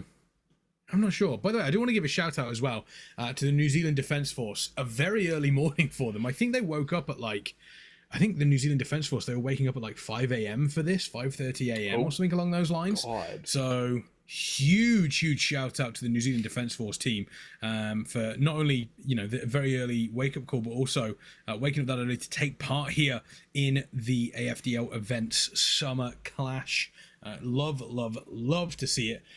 Regiment, they are going to that freehold. Looks so they are going to be going to the freehold. And not only that, apparently I've just been told it's their first competition in any game for New Zealand Defence Force. So huge shout out to that team there. And they're putting up a really good showing. Yeah, good for them. This is a great way to get into it too. They're playing really well. They cleared all their 15s real quick. They're getting through this 18 Nelts pretty cleanly so far. This is definitely a great first showing, at least for the first hour or so into the competition that we are. I'm really hoping they can keep it up. That's a great name for a druid as well. There's a Ducky Bear Cow. That's pretty Ducky good. Bear Cow. That's a great druid name. I love Ducky Bear Cow. Yeah, that works for me. That pretty much describes it, They are finishing off this trash pack here, and then they'll be on Neuraxis, the third boss here in the Nelt's Lair. They are doing really well on time. They are easily on track to be able to get their 2 chests without too much difficulty here, to be honest. 6 minutes, you'd probably say a minute and a half, 2 minutes for the boss. Then you're probably looking at 4 or 5 minutes for the trash that you have leading up to. Yeah, the 2 chest is perfectly attainable for them. Yeah. There is no reason that they cannot obviously get the 2 chest here. Interesting, they're running with double shaman as well. You've got the enhancement and the resto shaman, which is interesting. You don't normally see a lot of you don't see enhancing keys. You really don't see enhancing keys. Yeah, that's a really weird pick. Unless that's just what is it, Bruise is used to. If that's their normal main that they play all the time, I could see it, but that is not a very normal pick for keys. And the reason why, like you can see on the damage meter, they have the overall damage meter done there. The Shaman is definitely a fair bit lower than the other 2 DPS. It just doesn't have quite as strong a tool set for Mythic Plus. Yeah, as you can tell, a very difficult mechanic for druids to deal with here. Yeah. Incredibly difficult for druids to deal with. If only druids had a good way to run away. Yeah, exactly. I'm wondering if maybe the only other reason, I mean, you mentioned Bruise may be very, very comfortable on the Enhancement Shaman. Obviously, it's better to bring a class you're comfortable on than try and force yourself. You're trying to force a round peg into a square hole, of course. I mean, possibly they might be looking at the fact that it would maybe give the Rogue and the Hunter a little bit of extra damage. Not entirely sure. No, I don't know why they would specifically be setting that up. But again, like you mentioned, you don't really see them. The Mythic Plus build for Enhanced doesn't take Wind Fury. I don't play enhanced, but I know that because I have a couple enhanced shamans in my guild, and I run keys with them, and I'm constantly yell at them to take Wind Fury, and you're like, bro, if we take Wind Fury, then that buffs you a couple percent, and we do no damage Mythic Plus. So, do you want us to be useful or drop Wind Fury? So my answer Drop is Wind always Fury. give me Wind Fury. Like I'm Yeah, a demon hunter, exactly. I want my Wind Fury. But they don't Also, seem do to you want us to be appreciate that. useful or drop Wind Fury? That's one and the same thing. That's literally why you're Yeah, here. that's all I need you there for. That's the only reason enhanced shamans really exist. Like, let's be real. Yeah.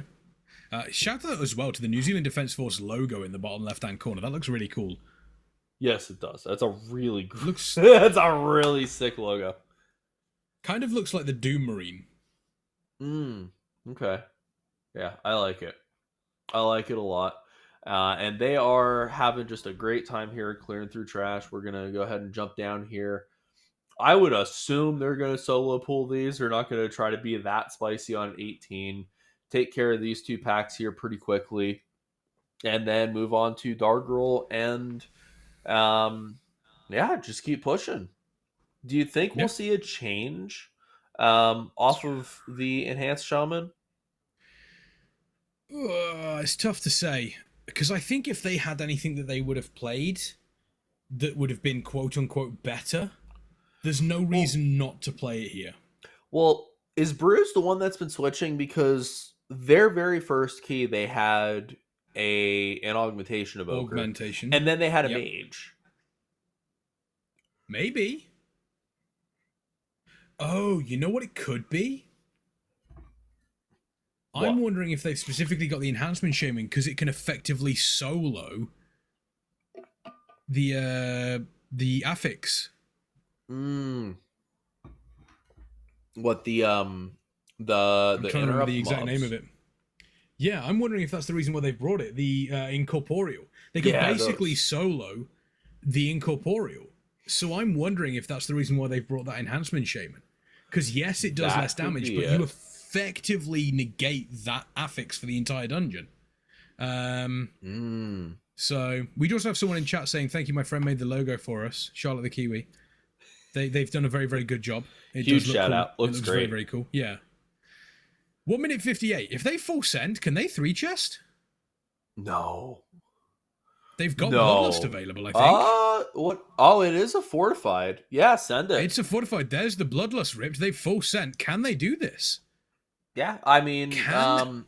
Ducky Bear Cow. There you go. I was gonna say he better use his beacon, but he just dropped the beacon. He waited for the ad. Okay, I like the timing for the beacon. Yeah. Yeah, they're playing this really well. Yeah, yeah. I think they're gonna get it. Ooh. This will be tight, though. 1 minute 20 seconds left. They have had Bloodlust for the first 60%. First 30%, sorry. So it's gonna be tight, but they're ripping through the health of Dargrul here. I mean, you've got 60 seconds left. They've basically done 50% of the bosses, or like around about 50% of the boss's health in around 30 seconds. This is doable. This is a 3-chest. Yeah, no, I think they have this. I think they definitely have this. This boss is absolutely melting. Now, Lust is going to fall off here. Potions have already fallen off, so DPS is going to kind of taper off. They don't have a warrior for ridiculous execute damage, but everybody is pumping. Everyone's hiding pretty good. You're going to get your next spike here. You're going to get an ad. Everything's fine. Everyone gets to ignore the affix ads. Yeah. They got 30 seconds to do 15% of the boss's health. I think they're pretty solid. Ignore the ad. Easy. Ignore the you ad. just full Nuke the send boss. on boss. 10%, 20 seconds left. Yeah, this is going to be a 3-chest. I didn't think it was going to be, hell but of this a run. Wow. Yeah, not only a solid run. We said that it was going to be they were going to get the 2-chest 100% on Araxis, and then Araxis died, and they went, "Hey, we've got an opportunity for this," and they just went for it. 3-chest on the plus 18 Altharian's Lair for the New Zealand Defence Force. Once again, not only are they the only team that have completed all 3 dungeons so far, but they've been able to get a plus 18. They've got a plus 21 available. New Zealand Defence Force here to game. Hell yeah, that's what you want to see, right? Like you said, this is their first competition that they've been in, and they want to come in and they want to make a statement. They want to say, "Look, we belong here. We can compete with whoever we need to compete with." We're a force to be reckoned with, and I think that's a great key to show that. I think that's a really strong way to show that. And it really sets them up well. Because remember, like the goal is to get as high as you can on every key, right?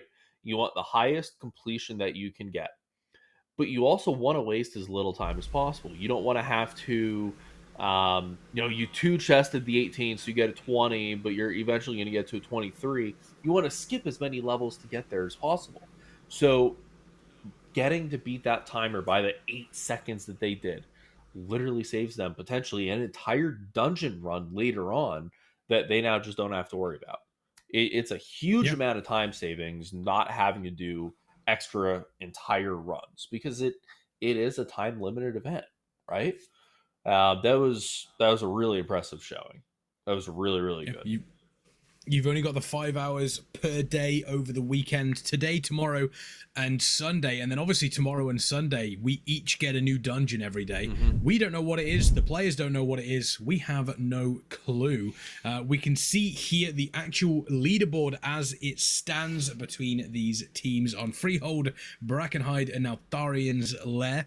We do see on Freehold, we only have 2 teams that have put up a score there. We've got Warrior Gaming, Gamer there, 21 Freehold. They're currently working on their 23 as it stands. We've got New Zealand Defence Force with a 15. Now, Tharian's Lair, we do have, obviously, we've got New Zealand Defence Force on an 18. We do have the US Navy there on the 21. And we've got Regiment Gaming on the 15. Mm-hmm. However, Brackenhide is the big one. There's only one team there, Crazy. Yeah, no one else has even got in there because that's probably the dungeon that they're assuming they're going to need to spend the most time in to get a decent score on. That's not one that, especially on 18 or 20 or 21, you're not going to blast through Brackenhide, right? There's very likely to be deaths. There's very likely to be issues. So I kind of like the plan of get the easier ones out of the way so you have more time to spend in there. So it's not really surprising to me that most of the teams haven't stepped foot in there yet. Especially with the affixes as well. You do have Tyrannical, Storming, Bursting. Now, Storming, not too much of a problem, but if these players don't have a Priest, the Bursting could get really, really painful. The 23 Freehold, we do see the team here on the side of Warrior Gaming. They are currently on that last trash pack before the final boss. They aren't going to get the +2, but they will get the +1. The 24 Freehold will be good for them. However, across all the teams so far, for myself, personally, Crazy, New Zealand Defence Force. I think they've had the best idea of getting at least a 15 in all of the dungeons and getting a feel for, what the team feels like on the day. Yeah, I really like the strategy they went with. I think strategy-wise right now, it really is between them and Warrior Gaming as far as who's got the best start. Because the New Zealand Defence Force has gotten to see all the dungeons, get their feet wet, get themselves going, get themselves rolling. And it looks like they're just going to roll through their 18s because they're starting their 18 Freehold now.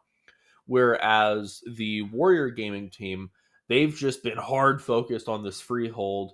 They're already at this 23 level, which is a far higher key than anyone else has completed, which really puts that out there and then more or less sets it aside of, hey, we're going to knock out our 23 now. Maybe we do one more, we get our 24, then we say, Freehold's done. We don't need to go back in there anytime soon. We can spend the entire rest of the day on every other dungeon.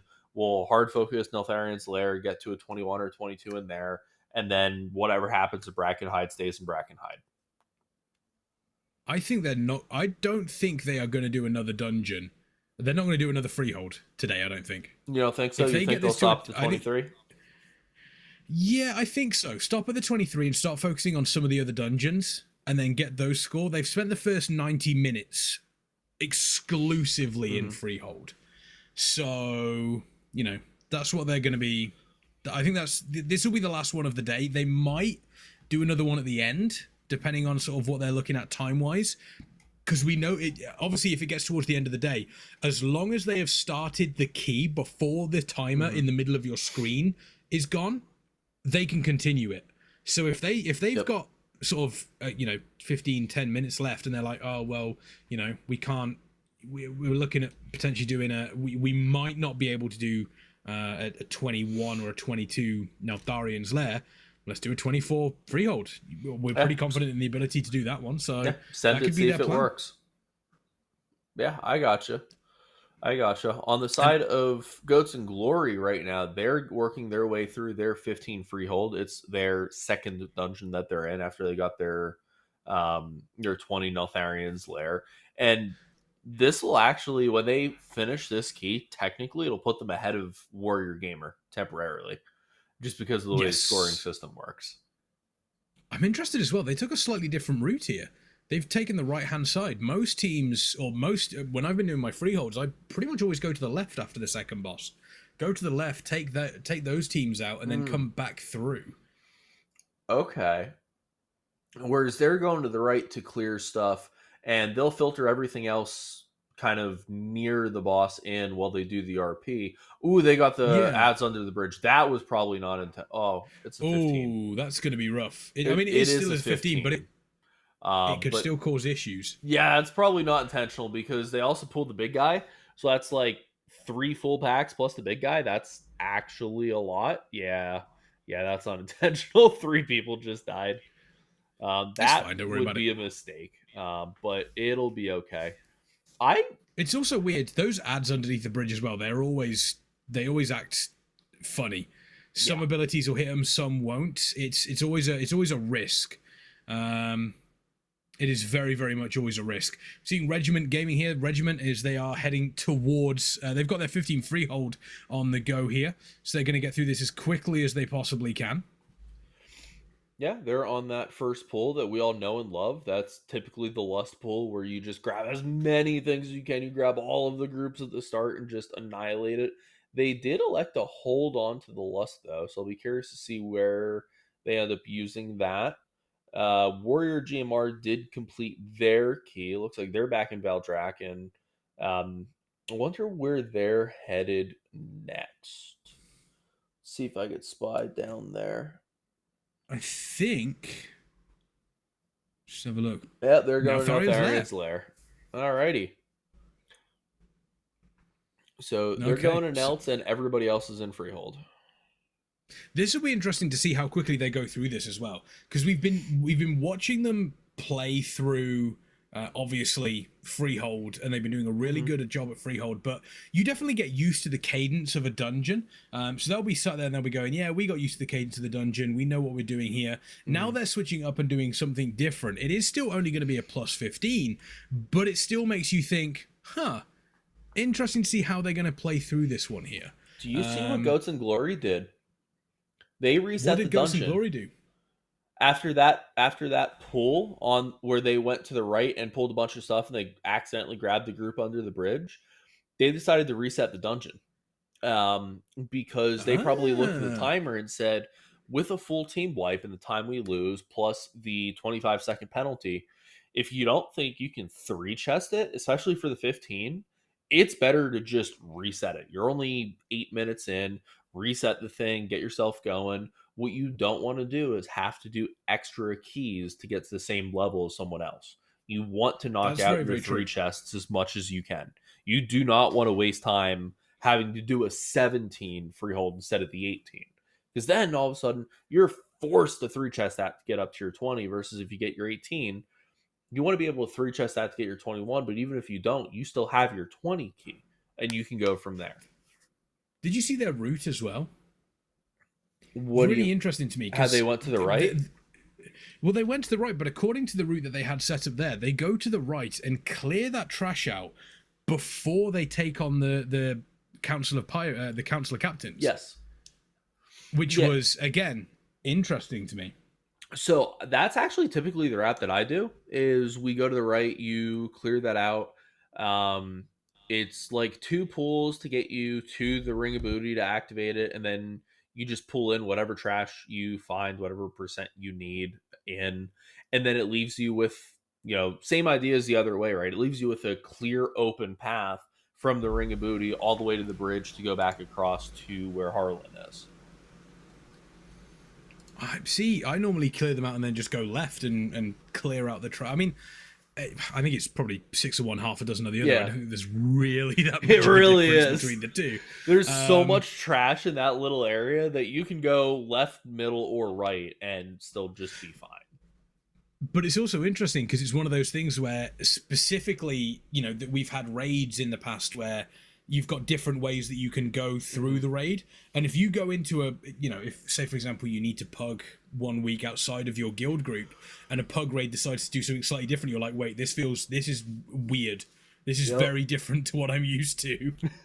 Yup. We've all been there. Just keep an eye out, obviously, on Warrior Gaming here. Or Warrior Gamer, sorry, should I say. Oh no, Goats and Glory's week were bugged out. Oh no. Oh no. The little the Mythic Plus tracker week were bugged out and wasn't showing the bosses. I hate when that happens. Oh. That's so. I really like it when the Mythic Plus timer bugs out, specifically when you complete it, and it's obviously it's obviously a numbers bug, but it will say something ridiculous like, oh, you completed it and you had something around the region of like 73 million minutes left or something along those lines. I don't know if you've ever encountered that bug. Damn. Yeah, yeah, exactly. Like, oh, I had 7,300 years left to complete this dungeon. So good at this game. Yeah, it's strange when stuff like that happens. It's fun very, very funny. Though. It's fun to see. We are watching Warrior Gamer here. They are just jumping down to the first boss here in their Neltharian's Lair 15.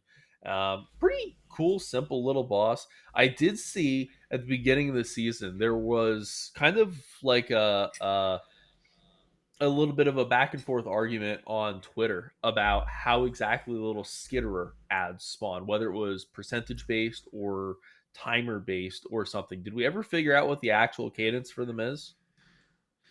I believe it's the Razor Shards, is it not? I don't know. I mean, there's a skitterer ad spawning. Let's see if we can have a look. So there's another one spawning there. Let's see when the next one spawns. There's one. I think it's every 5% of the boss's health, but or 15% of the boss's health. But what you'll notice is it doesn't actually spawn immediately. It actually does an animation. So you'll see there's. Let's see if another one spawns. Yeah, I think it's 5%, and then you'll notice that it'll chip off. The chip will fly down, and then the ad will spawn. Okay. Oh, it's apparently its internal cooldown when melee damage happens. Interesting. Oh. Interesting. Oh, that's an interesting Well, there we go then. thought. There we go. Someone in chat is 15 the highest key they'll do? No, it is not. It is not the highest key that they will do. They will push these as high as they possibly can. This is a great push style event. They will have 3 keys today. There will be another dungeon added tomorrow and another dungeon added Sunday. And each of the days they will have 5 hours to push them as high as they possibly can. The higher they push, the more points they get. And as we know, pushing means prizes. Yeah, and what are those prizes again? Well, if you obviously want to do exclamation point charity, the winning team selects a charity from the Activision endowment, and the prize money from this event will be donated on behalf of the AFDL. If you'd like to help support the AFDL, the fundraiser is open over on our GoFundMe, exclamation point charity in the chat, and follow the link. Your generosity is very much appreciated. So the dungeon, so also someone is saying how the event works. Crazy, why don't you walk us through exactly what these teams are going to be doing and how it works in regards to the dungeon levels? Yeah, so everyone, on day 1, which is today, there are 3 dungeons that were randomly picked by the administrators of the event. So we're starting with Freehold, Brackenhide, and Neltharian's Lair. They're the only 3 dungeons that the teams can do today. You start with a 15 key for each of them. And when you run the dungeon, when you complete the dungeon based on how long it took, it upgrades your key to a higher level. And you can either upgrade it by 1, 2, or 3 levels depending on your speed. So the tournament is whoever gets the highest total combined key level complete. So if you complete a 15 on the 3 dungeons today, you have a score of a 45. If you complete a 20 on all 3 of the dungeons today, you have a score of a 60. And then tomorrow we'll get another dungeon, a 4th dungeon that you get to do, and then on Sunday we'll get a 5th dungeon. So the winner of the competition is whoever has the highest total combined score across all 5 of the dungeons. So it's a really cool type of tournament, a really cool format where you have to be able to do every dungeon. It can't just be, well, I'm really, really, really, really good at this one, so we can get this to like a 26, but this one we're horrific at and we can only do it at 18. Because then your average there ends up being pretty low and you're just not going to have a high enough score. You need to be really good at every one of the dungeons to get yourself the kind of score you're going to need to win. Yeah, and you bring up a very good point there. It's an interesting style because you would think on the face of it, you'd say, oh, we've only got 5 hours per day. We need to go as quickly as we possibly can. We need to push, we need to push, we need to push. However, you've also got to consider which one of these dungeons do you think you're going to be best at? Which one of these dungeons do you think is going to take a lot of your time? You have to keep in mind, hey, we spend a bunch of obviously time doing the dungeons today. We know we'll have a new one tomorrow. There's tactics involved in this. It isn't just a full send. However, there are occasions where a full send is not only a good thing to do, but is needed. Yeah. And that's what makes it fun is there's so many different ways you can go about strategizing for this style of competition. There really isn't only one correct way. And what we've seen here today is a couple of different ideas. We saw the Warrior Gamer team just hard focus freehold, and they got themselves all the way up to completing their 23 freehold. They ran it 4 times. On the side of the New Zealand Defense Force, they decided to go and do all 3 keys on a 15 first. Then they went and they did their 18 in, I believe that was Neltharian's Lair. Now they're doing their 18 freehold, and I would assume they're going to keep up that cadence and go knock out their 18 Brackenhide next. And they're kind of cycling through each key one by one instead of hard focusing one. Both of those are completely legitimate strategies, and it's not like you can definitively say, hey, this one's better than this one, they should have done this or they should have done this. We really won't know how well the different strategies worked out until later in the day Sunday. Exactly, which I think is, as we've mentioned before, we've had teams that didn't look like they were doing too well on the Sunday, as we had in the spring event. Didn't look like they were doing too well, and then suddenly Sunday rolled around, and they're getting into their stride now. They're getting into their stride, and they are doing a real good job with it. So I really enjoying seeing how it plays. That is a big old pack that they've just picked up there. That is a really big pack. And they pulled the pat at the end, and they didn't mean to. They were trying to back away and got it anyway. And really, unfortunately, they rezzed a little early. They didn't let the packs reset, so they stayed in combat. That probably wasn't ideal. Although it looks like the big guy did reset, so they should. Say they should be able to save it, but no. Now at this point, you don't res. No, stop rezzing. Stop rezzing. Let him reset. Stop. He's already dead. Stop the count. Oh, there we go. There we go. There's the reset coming in. That was oof. Oof out to their bones. If we could also quickly go back to the grouping of all the teams, if possible. I do want to give a shout out to the teams here. Obviously, in the top left-hand corner, we have Regiment Gaming. They are America's largest military gaming community, founded in 2020, with the explicit mission of uniting veterans, service members, and dependents of the U.S. Armed Forces through the power of gaming. Remember, you are not alone. The regiment has got your 6. In the top right-hand corner, we have Goats and Glory, our U.S. Navy team. The Navy Esports program seeks to build trust, positive awareness, and opportunities for the Navy to engage with every American through a shared passion. Esports.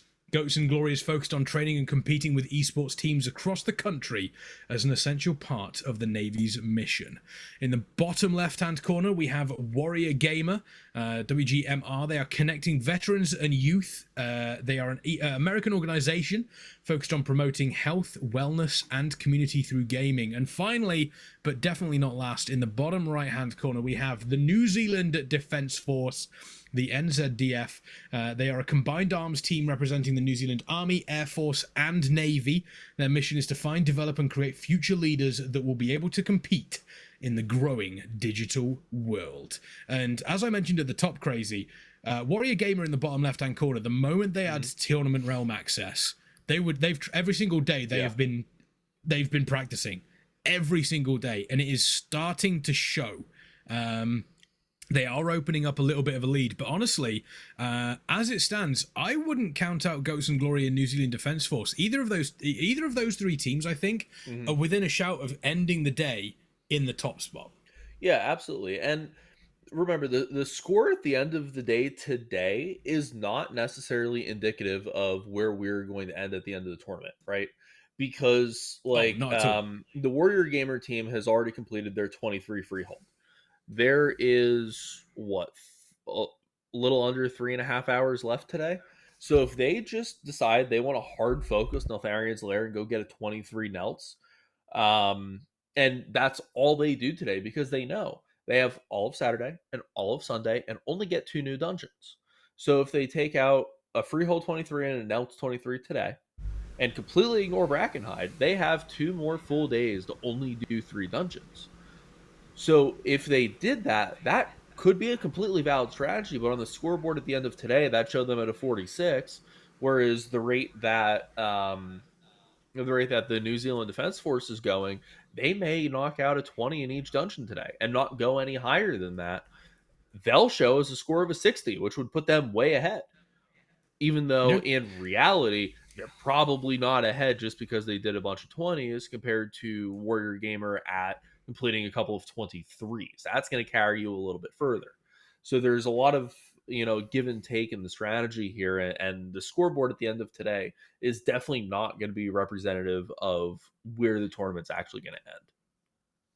On average, I think I'm trying to figure out the best way to potentially approach this. Looking at the 3 dungeons, knowing we've got an extra one coming tomorrow, I'm wondering if the play, or the best play for the average score, is you do if you're feeling confident, all 3 dungeons to at least a 20 or a 21, which is 2 dungeon runs. So you get your plus 15 to an 18, and then an 18 to a 20 or a 21. Yeah. You do all 3 of those, which realistically would take you on average 20 minutes, 25 minutes per run across all of the dungeons.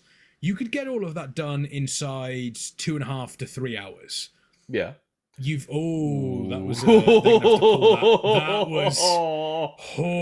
was close. I don't know what happened there, but they raved to me. It looks like they're gonna.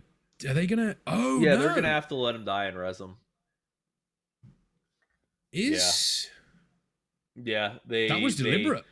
They hit the invisibility potion and must have clicked something else right after, accidentally hit another button that just immediately broke the stealth.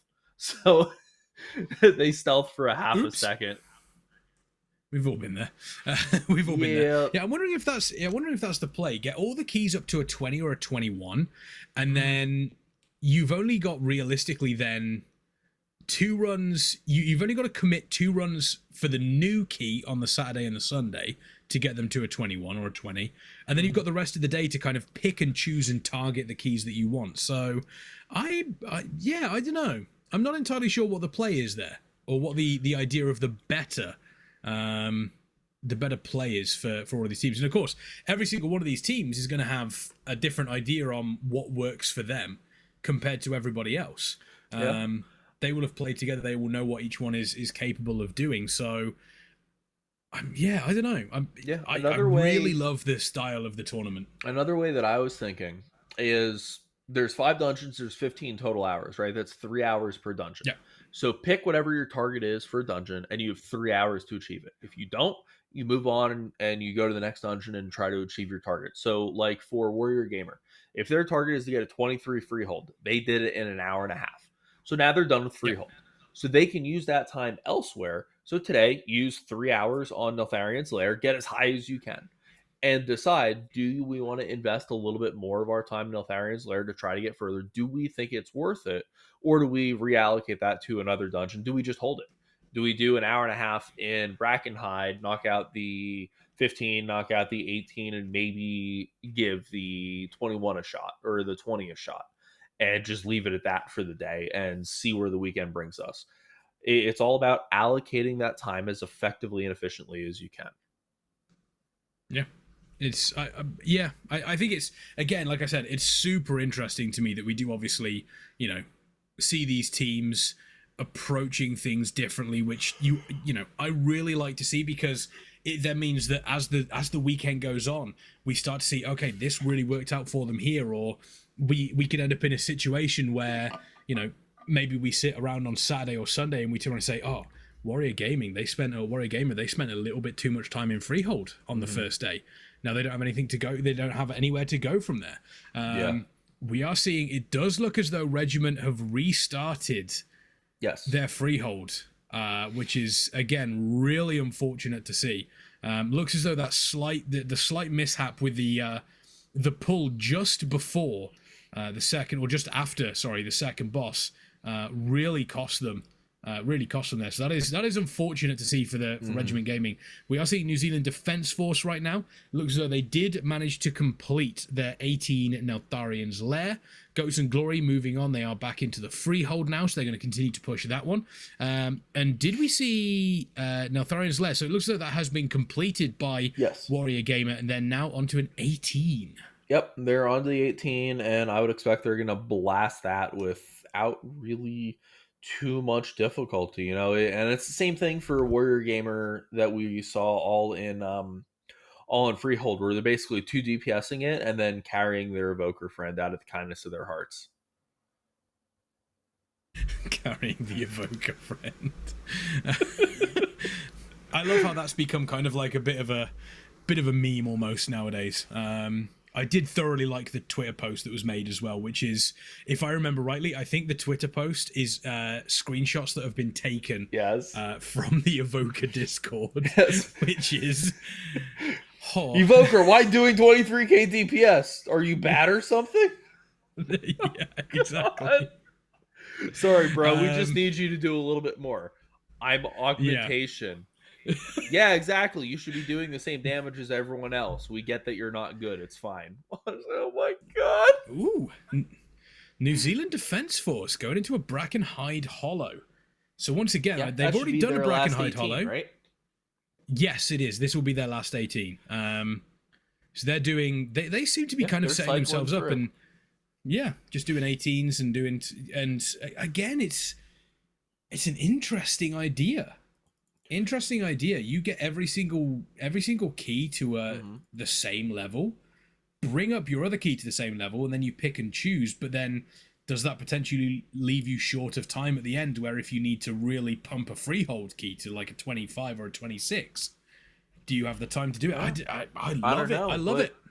We're not even 2 hours in, and they're gonna knock this out. This will be the 18. They 3-chested the Freehold. They 3-chested. I think they 3-chested the Nelts, right? They 3-chested their 18 Nelt. I didn't see, but I think so. Yeah, so if they 3-chested that, then they're sitting with 21 keys for 2 of the 3 dungeons. They've got this place to knock out, and then that could just be the rest of their day, is knock out all their 21s. They'll end the day with like a 63 score. That'd be big. That's not a bad way to start. What was the winning score last time? It was like a 120 or something? Around that. It was around 120, 130. I don't think for the last tournament that we did. I don't think we got to 130. I think it was like 126 or something. That sounds about right, actually. All 25s and then 126. Yeah, that sounds about right. Yeah, so I'd say that should kind of be the target. Is you want to be mid 120s overall. You want to be 24, 25 in every dungeon, and then go from there and just see if you can push any higher. So we It's do a big goal. see. Oop, where are we going? Oh, we're gonna watch our friends at New Zealand Defence Force get started in this 18 Brackenhide, which they are still the only team that stepped foot in Brackenhide so far. Yep. So their 15 is currently leading the Brackenhide Hollow clan, and so this will put them at a nice 18 once they get through that. This is like, I'll be honest, this is like the one dungeon I haven't done much of this season because I just haven't had a lot of time to play. So normally when I do, it's like, okay, get and just knock Freehold out real quick because it's Freehold. So is there like an established route that just everybody does for this open area, or is it more of like hey, there's Yes, like and it 8 looks directions you like, can go? yeah, it looks like you're about to see it as well. You pull the first pack on the sort of like the left hand side. Pull these in here. It's pretty pack heavy on this. I mean, this isn't a fortified. This is tyrannical. So the bosses are going to be pretty scary. The mobs here aren't too bad. What you'll see them doing is after they've killed this pack here, they're going to go to the left, and then you'll see them move along that beach. And then you cut through in front of all those mobs, and you see. So you see on the minimap in the top right hand corner, you've got the two along the beach. And then you'll cut across the path and go to the ones that are kind of like along the east, and those will be your other two that you'll do. And then you'll head towards the boss. That is the route that got established. That's what I've normally done in here. I just wasn't sure if that's kind of what everyone accepted as what you should do. Yeah, it is. Okay. It is the accepted route. We do have Charlotte the Kiwi saying New Zealand Defence Force are not scared of any of the dungeons. Well, so you love to see that. They've also got the best named druid, Ducky Bear Cow. Look at their comp. They brought the augmentation of Ochre back. So yeah, they do just have one player that just keeps flipping. We've seen a mage, we've seen an enhanced shaman, and now we're seeing the evoker back. Just kind of playing whatever's best for each individual dungeon rather than trying to just use one comp for everything. That's a really interesting way to go about it. I like it. Fighters going for a swim, just chilling over there. Just runaway mob things. I love this game. Yeah, it's fine. It's fine. So yeah, they'll move across. They will move across the beach again on a fortified. You do take this slower. You definitely don't pull these packs together on a fortified. These packs you have to respect them. If you don't, you're gonna really run into some troubles during this dungeon. On a tyrannical week, it's not really that bad. You would pull these together, and then once they've cleared these, you'll see them. They'll just cut north, and they'll take those two along there, and then you'll head towards the boss. So it's a pretty established route at this point, or route, however you want to say it. I always say route. Personally, are you a route or a route? I'm a route kind of person. I'm a route kind of guy. You're a route. Okay. Look at the fighters. Yeah. Look, it's just a day out for the beach for them, isn't it? Yeah, everything's fine. They're just going out. Yeah. Go out to the middle of the ocean. Where else are you going to go? Yeah. I mean, if you know you're going to die. True. True. You might as well go for a little bit, one last dip in the ocean here. One last dip. I'm really excited to see how, I mean, it's a plus 18, and New Zealand Defence Force we've seen them across the board pretty much handle every key without any issues. They've been really comfortable throughout this, but Hatclaw's Warband is a pretty nasty boss. Yes. So I will be intrigued to see how they're going to take this on, especially once again tyrannical, because I think tyrannical is, which do you think is worse? And also, question for chat: which is worse, tyrannical or fortified? The fact that they exist. True. I don't think as bad as each other. Tyrannical is clearly worse than fortified, but the fact that either of them exist at all is worse. They should just be removed. There's no reason for them to be in the game. Just let us fight the dungeons. Yeah, I do. I 100% agree with that. I think fortified and tyrannical are not. They don't have a place in Mythic Plus. But I think out of the two of them, I don't know. I don't know which one I think it would be tyrannical, because tyrannical has one of two things. Either with fortified, it's pretty tough and you've got to respect the mobs and you've got to respect the pulls that you do, which is fine. But with Tyrannical, you either have the point of, if you're in a lower key level, it just wastes time because the boss has so much health, but Yep. the things don't actually, hurt that much. Or there are certain things that will just one-shot you, tough luck, GG, unless you have some form of immunity for it. So, I think Tyrannical is probably the worst. I could see the argument for Fortified, though, because in Fortified, like, by the time you're, like, low 20s, 21, 22, 23, whatever, every mob, every pull, you can just die. Something can go wrong, you can miss an interrupt, you can stand in something you're not supposed to, and every single trash mob can just wipe the raid. Every trash pull. And it can get really tedious and annoying feeling and really, really frustrating. And when a fortified key goes really bad, it feels like certain areas are just really oppressive. Yeah. But at the same time, I-beam go burr. And I like when I-beam can go burr for longer. I think out of the two of them, Fortified is the worst, Tyrannical is the more annoying. Yeah. That'd be my go-to. Tyrannical is just complete, like you said. It either makes things last way longer than they need to, or it just makes things impossible. Yeah, exactly. There isn't really an in-between. So... but yeah, we're moving on to Hat Claw's Warband here. Super clean job dealing with those trash packs at the start. So again, great job on the side of the New Zealand Defence Force here, and they are making very, very quick work of this boss setup here. We do have the current rogue sat at 240k, as you do, and then Lucas Maximus at 220k on the hunter. That Orgavoker doing great work in beefing both of those classes up there. All the way down at 50k DPS. The Orgavoker doing exactly what they are supposed to be doing. But it seems to me most Orgavokers that we're seeing here, if you've got the right class, there's the Incapacitate, and they are getting in the way of the charge, so they're setting themselves up pretty well here. Dealt with this. Close. But yeah, I think across the board from what we've seen, Orgavokers seem to be giving classes around about on average about 60k each, if not slightly more.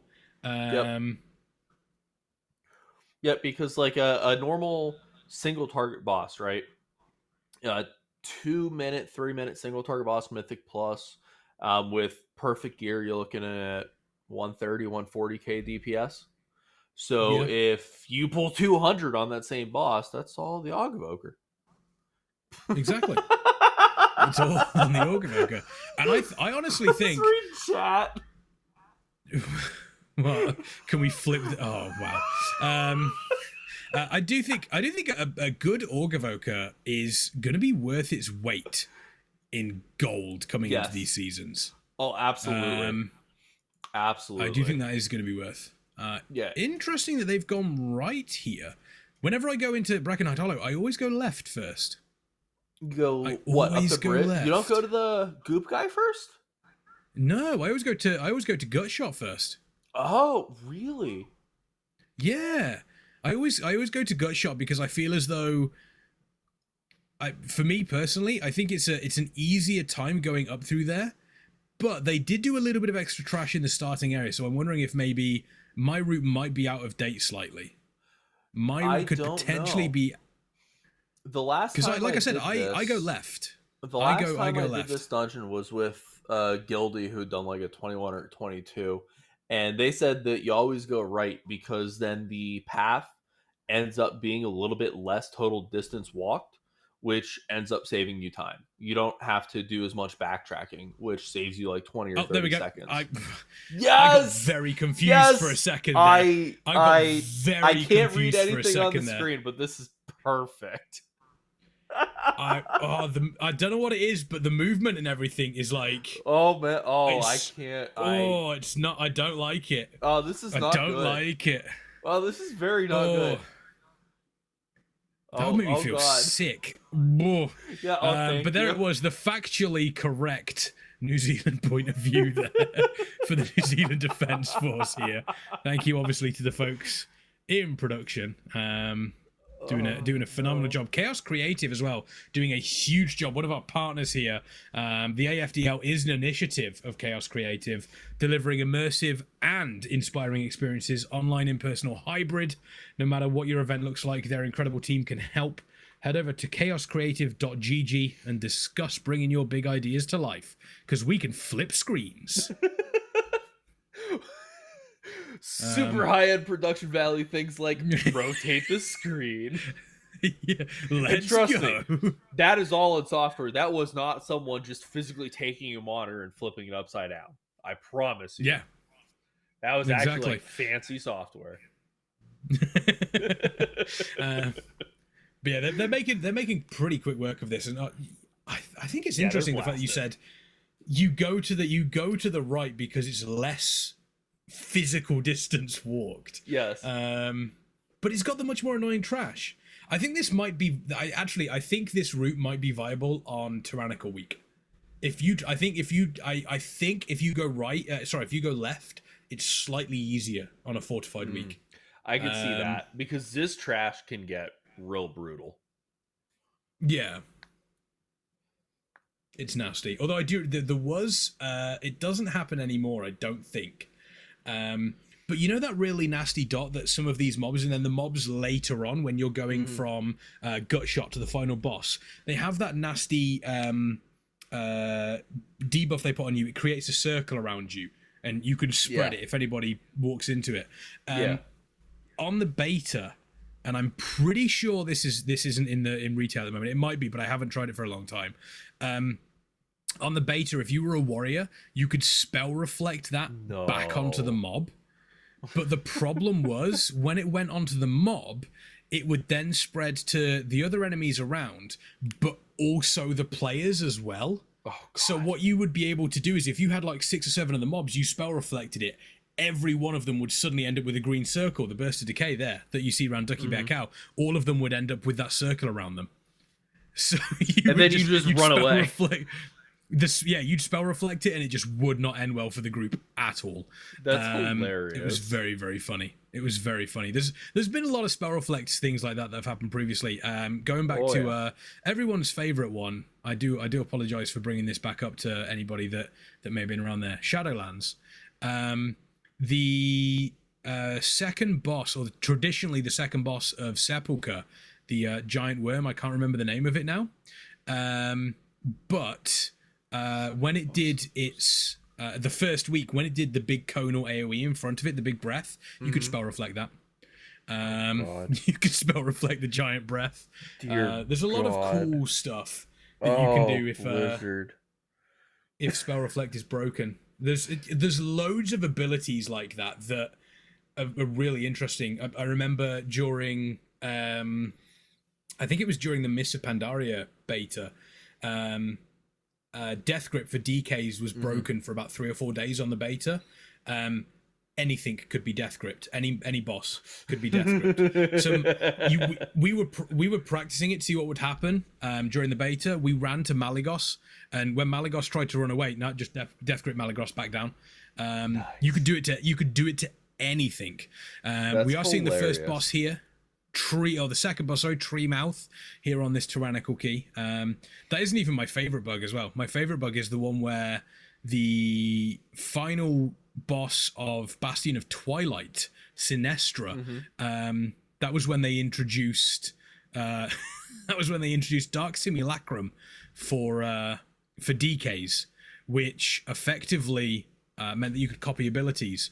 And during the world first kill of that one of the DKs used Dark Simulacrum, or during the world first attempts, and nearly one-shot the boss by doing something around the region of 2 billion damage or something to it, because there was a bug with one of the abilities. The amount of times stuff like that's happened has been hilarious. Didn't something similar to that happen for Nefarian, that tier 2? Where you needed like a bunch of druids with symbiosis. You needed like 18 druids in the raid, and then it like just broke the encounter. Yeah, that was because of the mobs. So you would just be able to use those to entangle the mobs that spawn, so you never had to deal with the mobs at all. You just had, it was literally just balanced druids out the wazoo, and then you were able to cheese the encounter a fair bit. But we don't look as though New Zealand Defence Force needs to cheese this encounter. They absolutely destroyed Treemouth, and now they're going to head towards Gutshot, which I thoroughly love as a boss. Interesting, they're not going to deal with Stink Breath. Okay, I think which they're going makes to do a sense big skip because here on that Steel guy's Breath. just got a lot of health. And he's just annoying. Yeah, He's just annoying.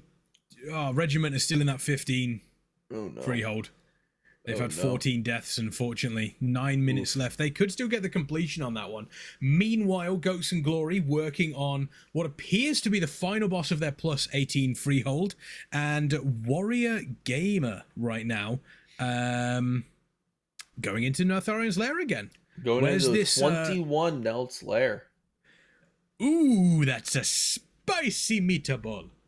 Yeah, that there are gonna be things in there that harm you. Yep. That's going to be painful. They are going to harm themselves in here. Let's see how it goes for them.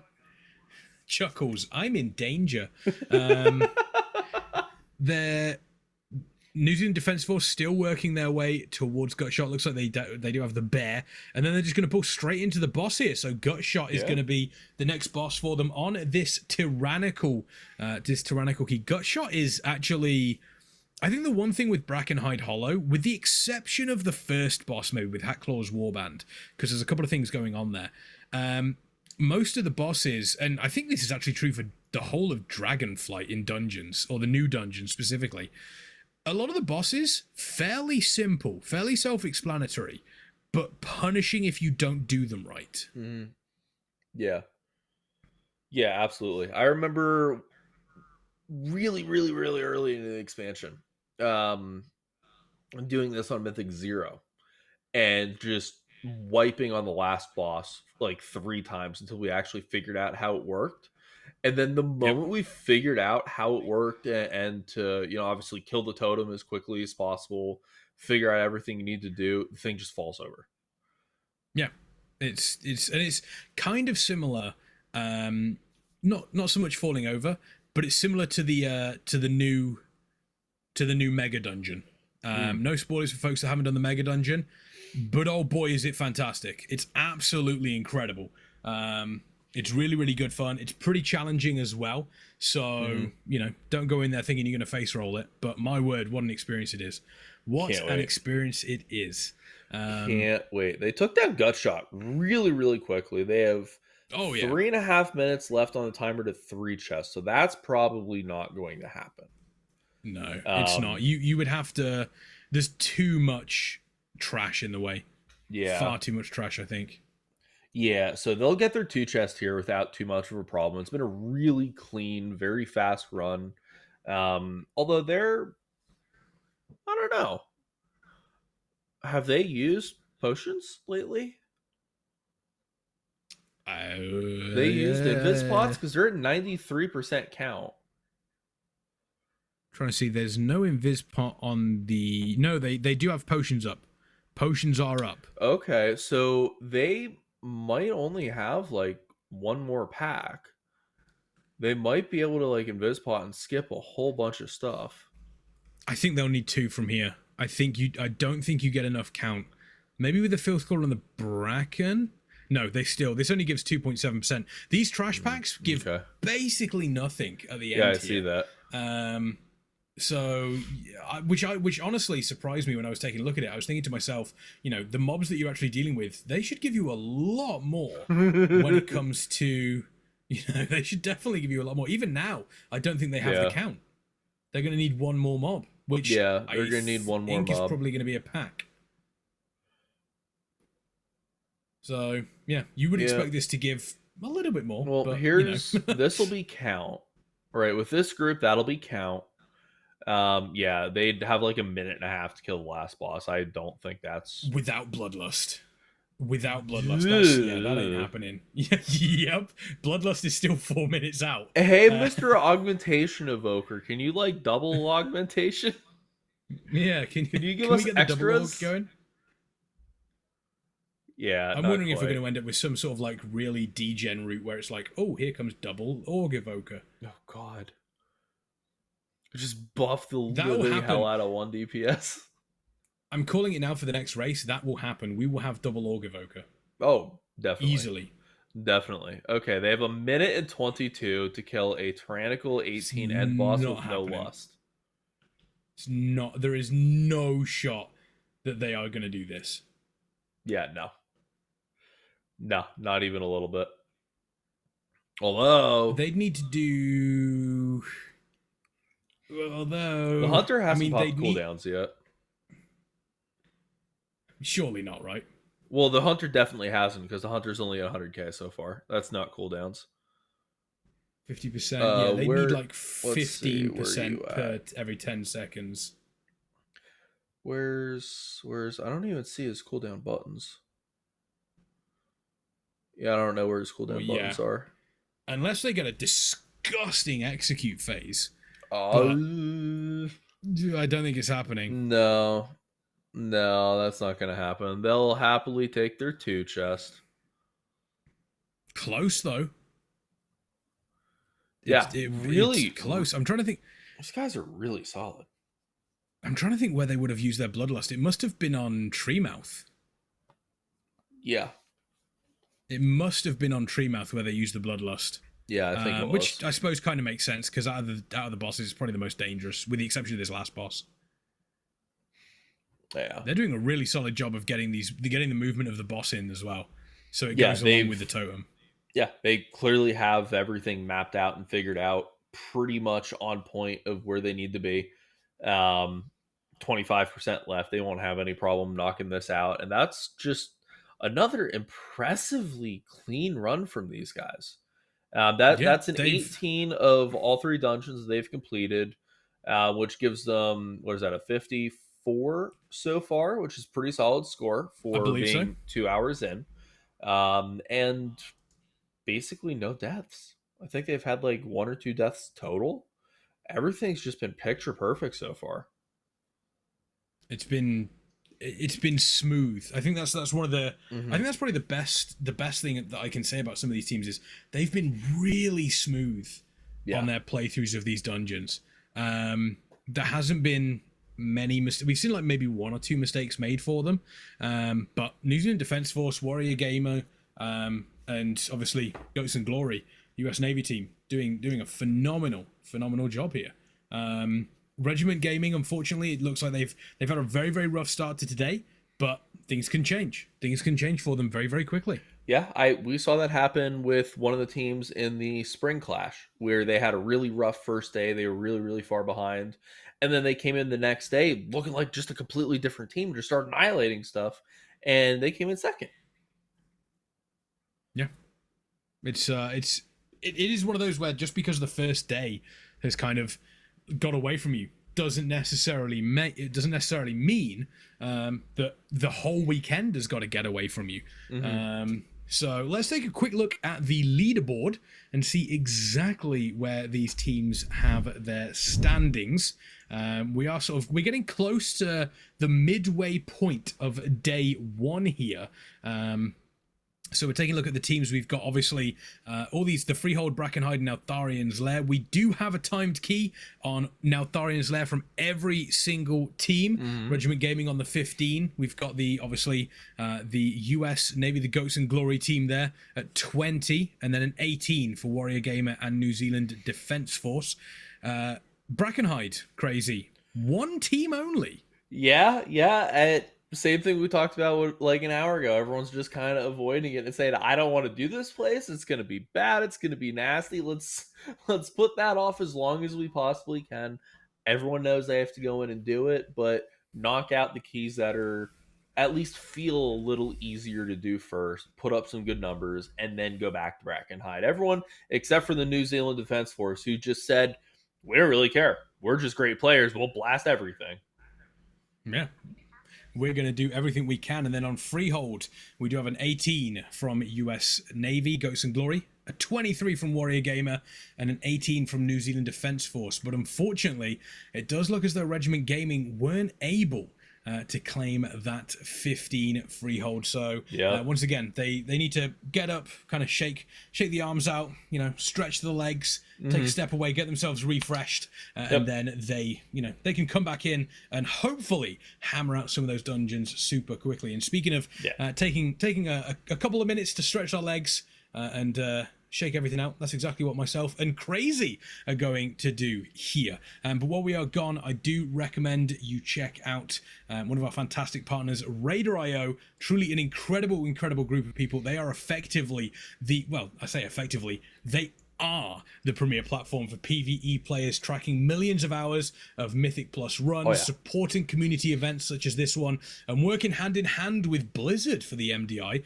Raider.io has become a household name for World of Warcraft players.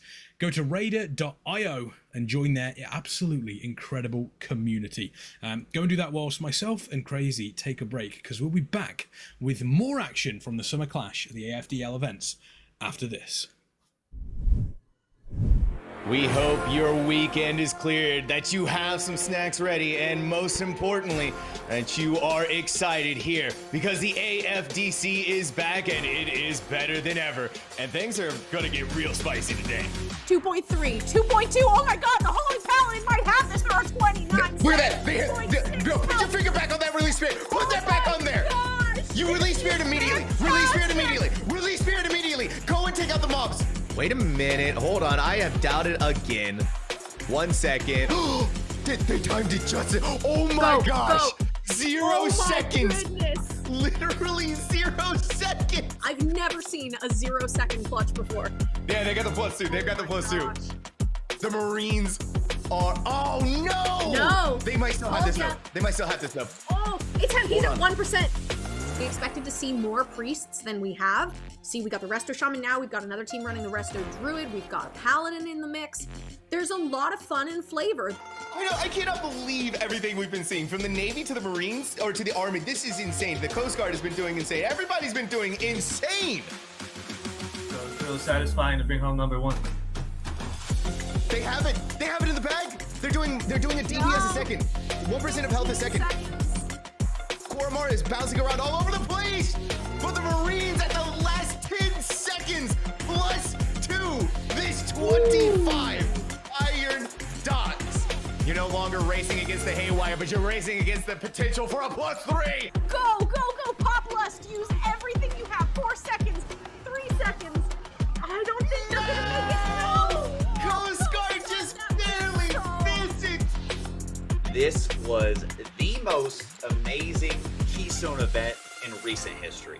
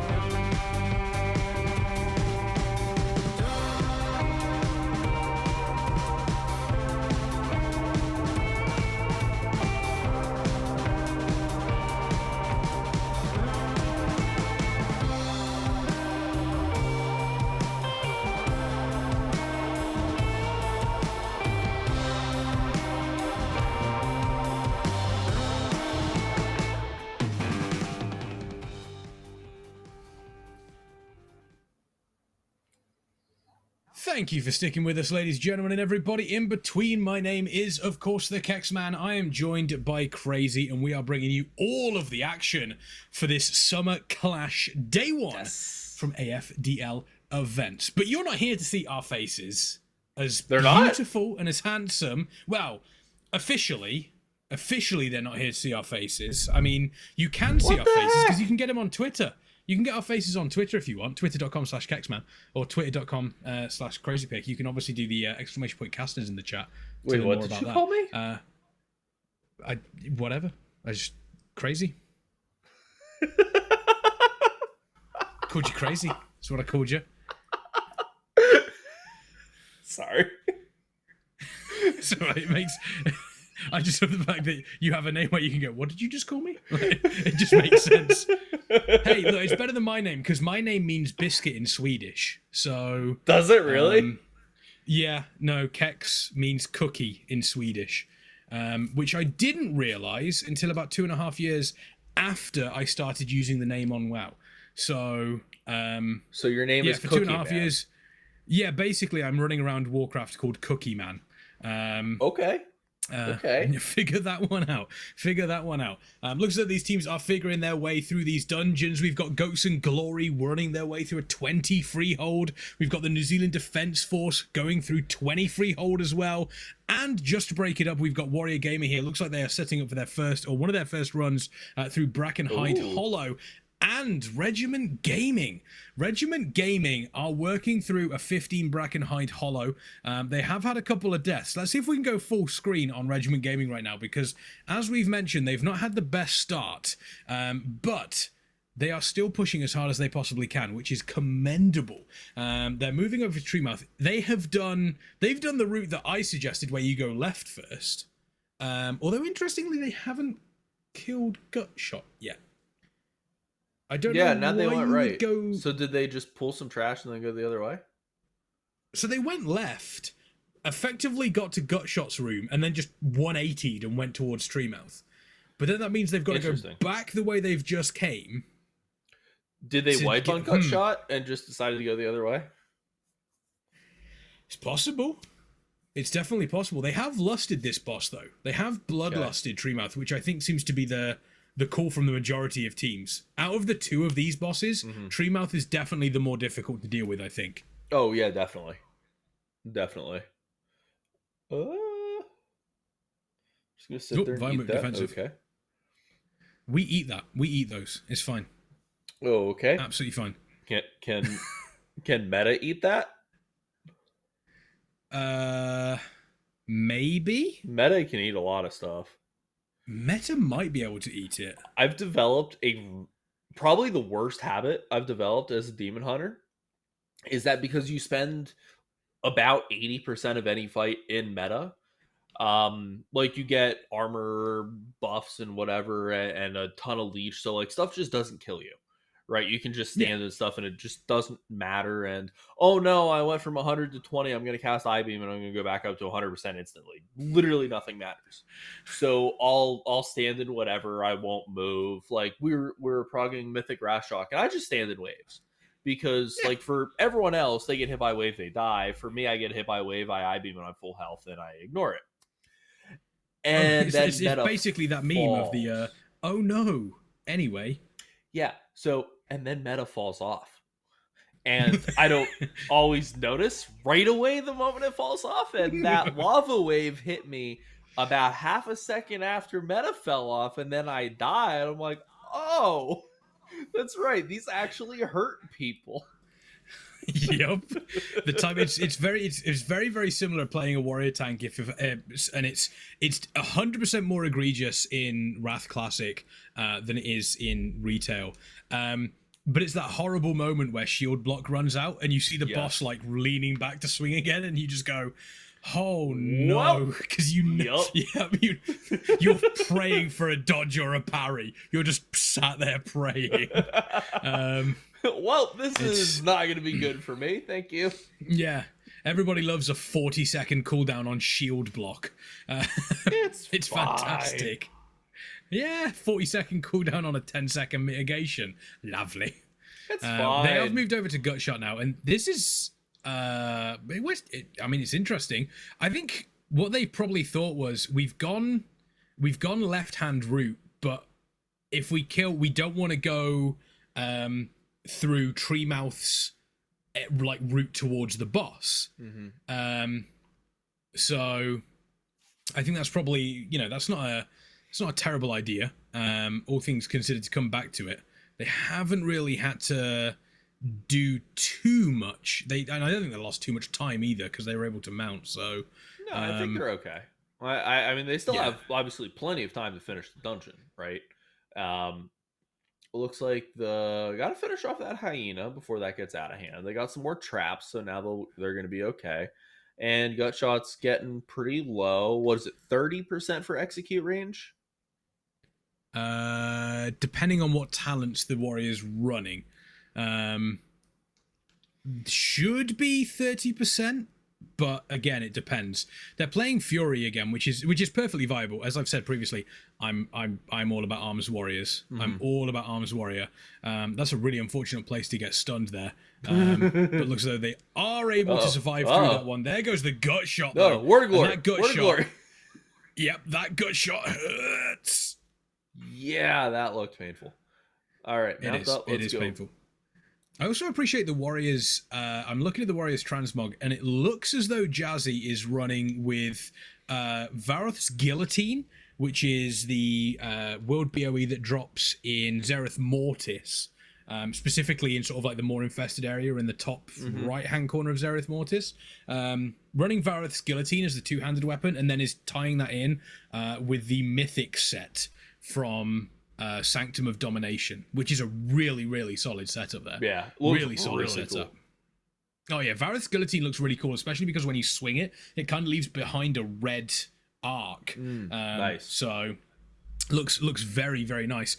New Zealand Defence Force currently working on the last boss here of a +20 freehold. They have a minute and a half left to defeat it for the +2. Entirely possible.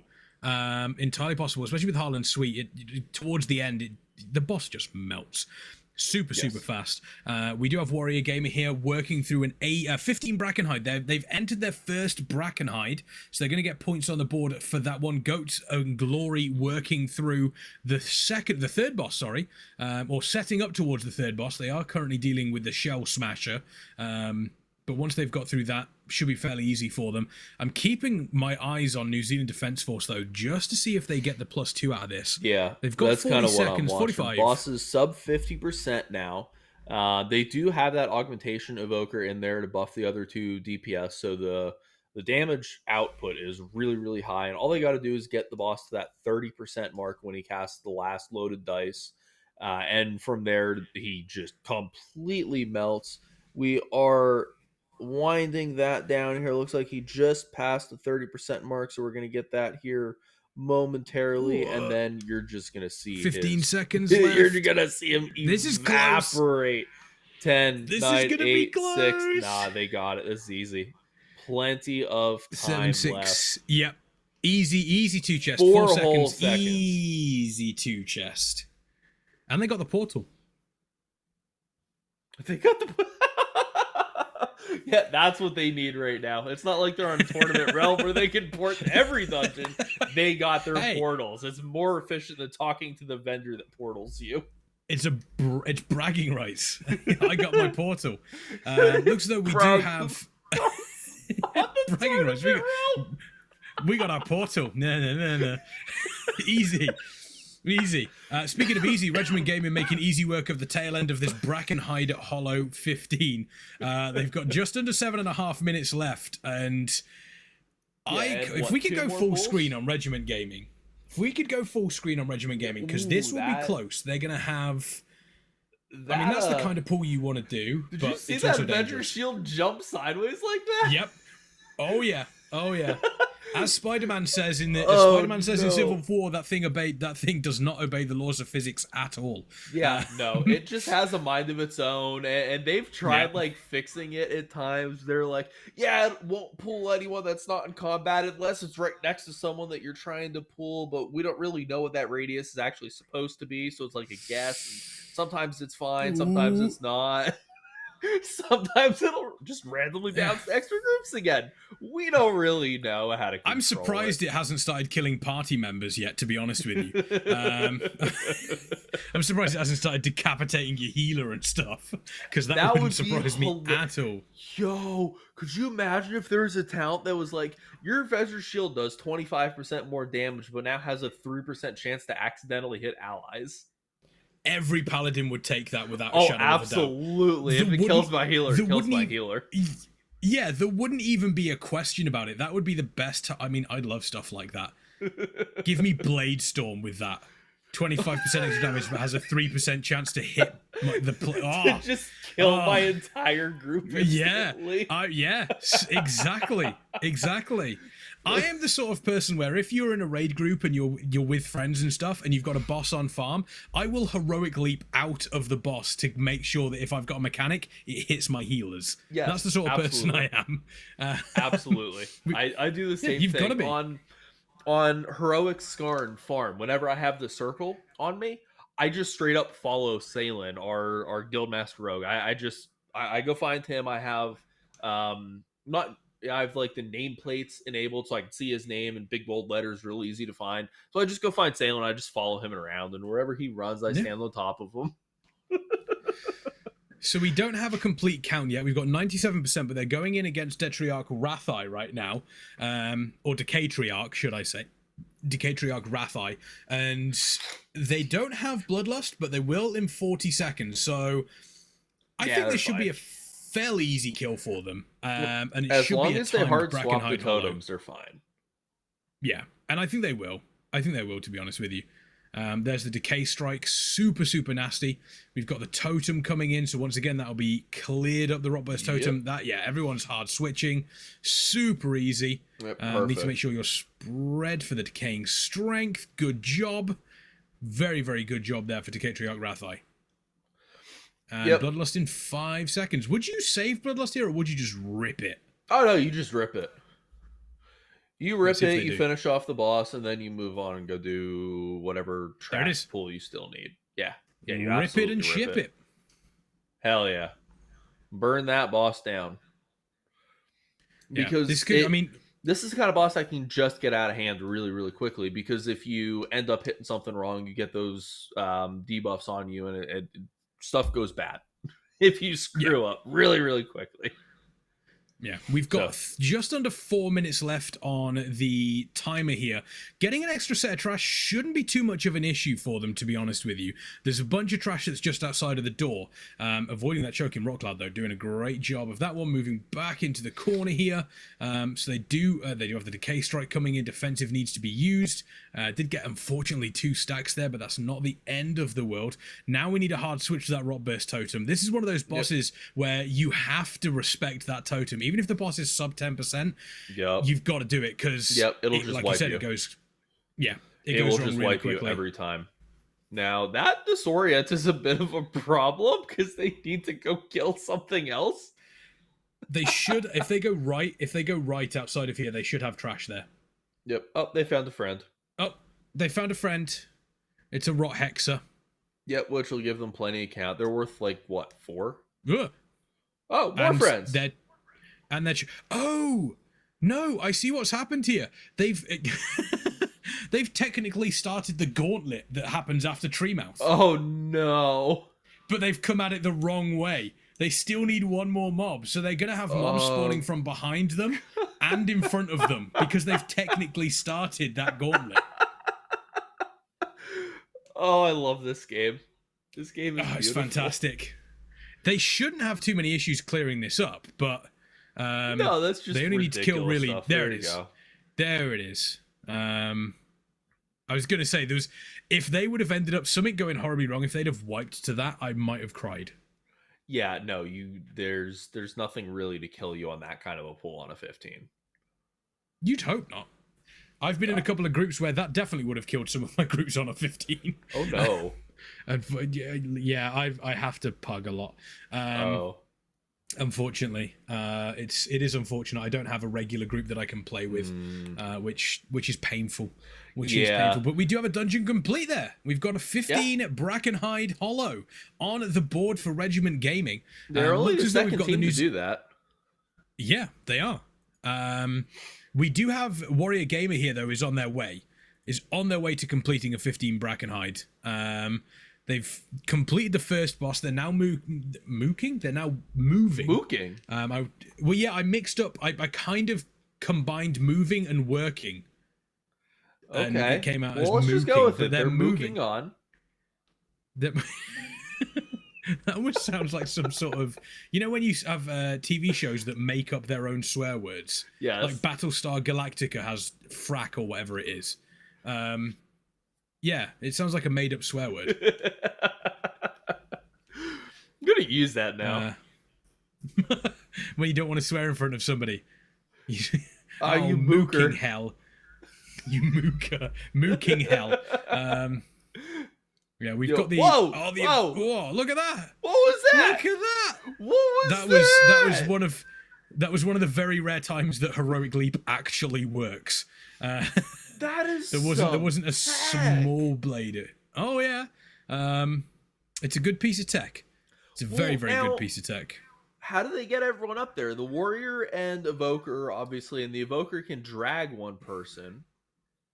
Yep. How did the rest get up? Probably dragged the paladin. The hunter maybe was able to stealth round. And the mage is probably able to invis. Okay. That makes sense. So looks like they're bringing friends. Oh. Hi, friends. They are shaped like friends, correct? That's a lot of friends. That's the kind of friends that I like to pull the entire pack of in front of the Forgotten Experiments. I usually go in and pull all of those friends too, and then my tanks start yelling at me really loudly. Geff really hates that. That's the one pull that my raid hates, because they're the ones that put the circles on you. Yep. That stun folks. Yeah, remember when I was talking about, Heroic Leap? Yeah. that's one of them. That's one of them. Yes. That is regularly one of them. Yes, griefing your friends, 10 of 10. Yeah, exactly. We do have the warrior here getting eaten, which you have to do, because if you don't get eaten, he obviously Treemouth does get very, very angry and does rage. So you do have to angry? Do have to be eaten. Yeah, angry. Angry? Angry. Well, does he now? Do you disagree with me? Does the cute little thing get angry? Yeah, Treemouth gets angry with you. And you don't want that. You don't want that. I think it's fine. Just pop a defensive. Whoop. The mage got hit by the knockback there, but the mage immediately able to jump back in. Interestingly enough, this is the first team we've seen do this boss without Bloodlust. Yes. Because they have 3 minutes left on that, so they use that during the first boss, I'd imagine. Yeah, they must have just completely blown up that first boss and said that's probably the most dangerous boss until the last one, so just get through it. I'd agree with that. Are they going to take on Stink Breath? They are. Yeah. The Stinky Man himself. Yeah, they don't seem too scared of the Stinky Man. Have you ever been knocked off the bridge? No. Is that a Definitely yes or not. I would never get hit by a mechanic like that. How many times? I plead the fifth. Fair enough. How about you? No, I've actually never been knocked off by that. Okay. Never ever been knocked off by that. I've come close, but luckily, you can heroic leap. So if you get you could just heroic leap back into it. Yeah, that was the tiniest little rescue I've ever seen. They are just kind of scooting on through, skipping as much as possible. Really, really clean, really nice. I mean, they're already at 90% trash plus all the stuff they pulled, and yeah, because it's a 15, they'll just drag all that into the boss because it just doesn't particularly matter. They'll full rip through this. Yeah. They'll full rip through this. I'm expecting them.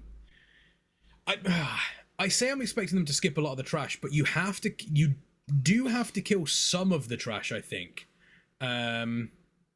before Decatriarch, simply because some of the trash is quite close to the boss room, and it's very, very easy for you to accidentally pull it in. Mm-hmm. So I think at 90%, what they'll probably do is I'm expecting an invis skip, the trash leading up to Decatriarch, and then they'll take care of some of the trash in Decatriarch's room. Yeah, that'd be what I think is going to happen. There's the one group right at the edge of where the boss's little cubby hole is, right? So you have to pull that, because there's just no way. There's going to be some totems that are just too close to that group, and you'd pull them anyway.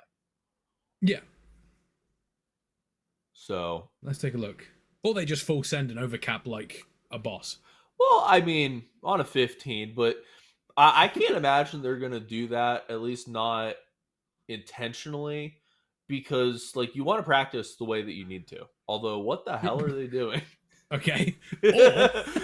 Or hear me out, we're going to go for 100% of all trash in the dungeon complete. Yeah, exactly. Have you ever done that before? No. So back in Legion, we used to do demon keys for a community that I was in, and the leadership would have to do demon keys. And one of the basically the way it works, if you're not familiar with this, is you do the key on like a 15, so it's not that hard, and it's cutting edge level players that are super geared, and 15's like steamroll, right? So then you add something else, like a community-driven type of affix, to try to make it harder for them. And the favorite one was full clear.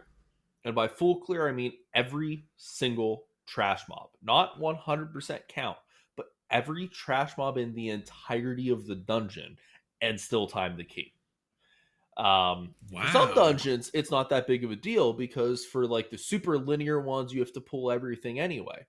But think of like this place.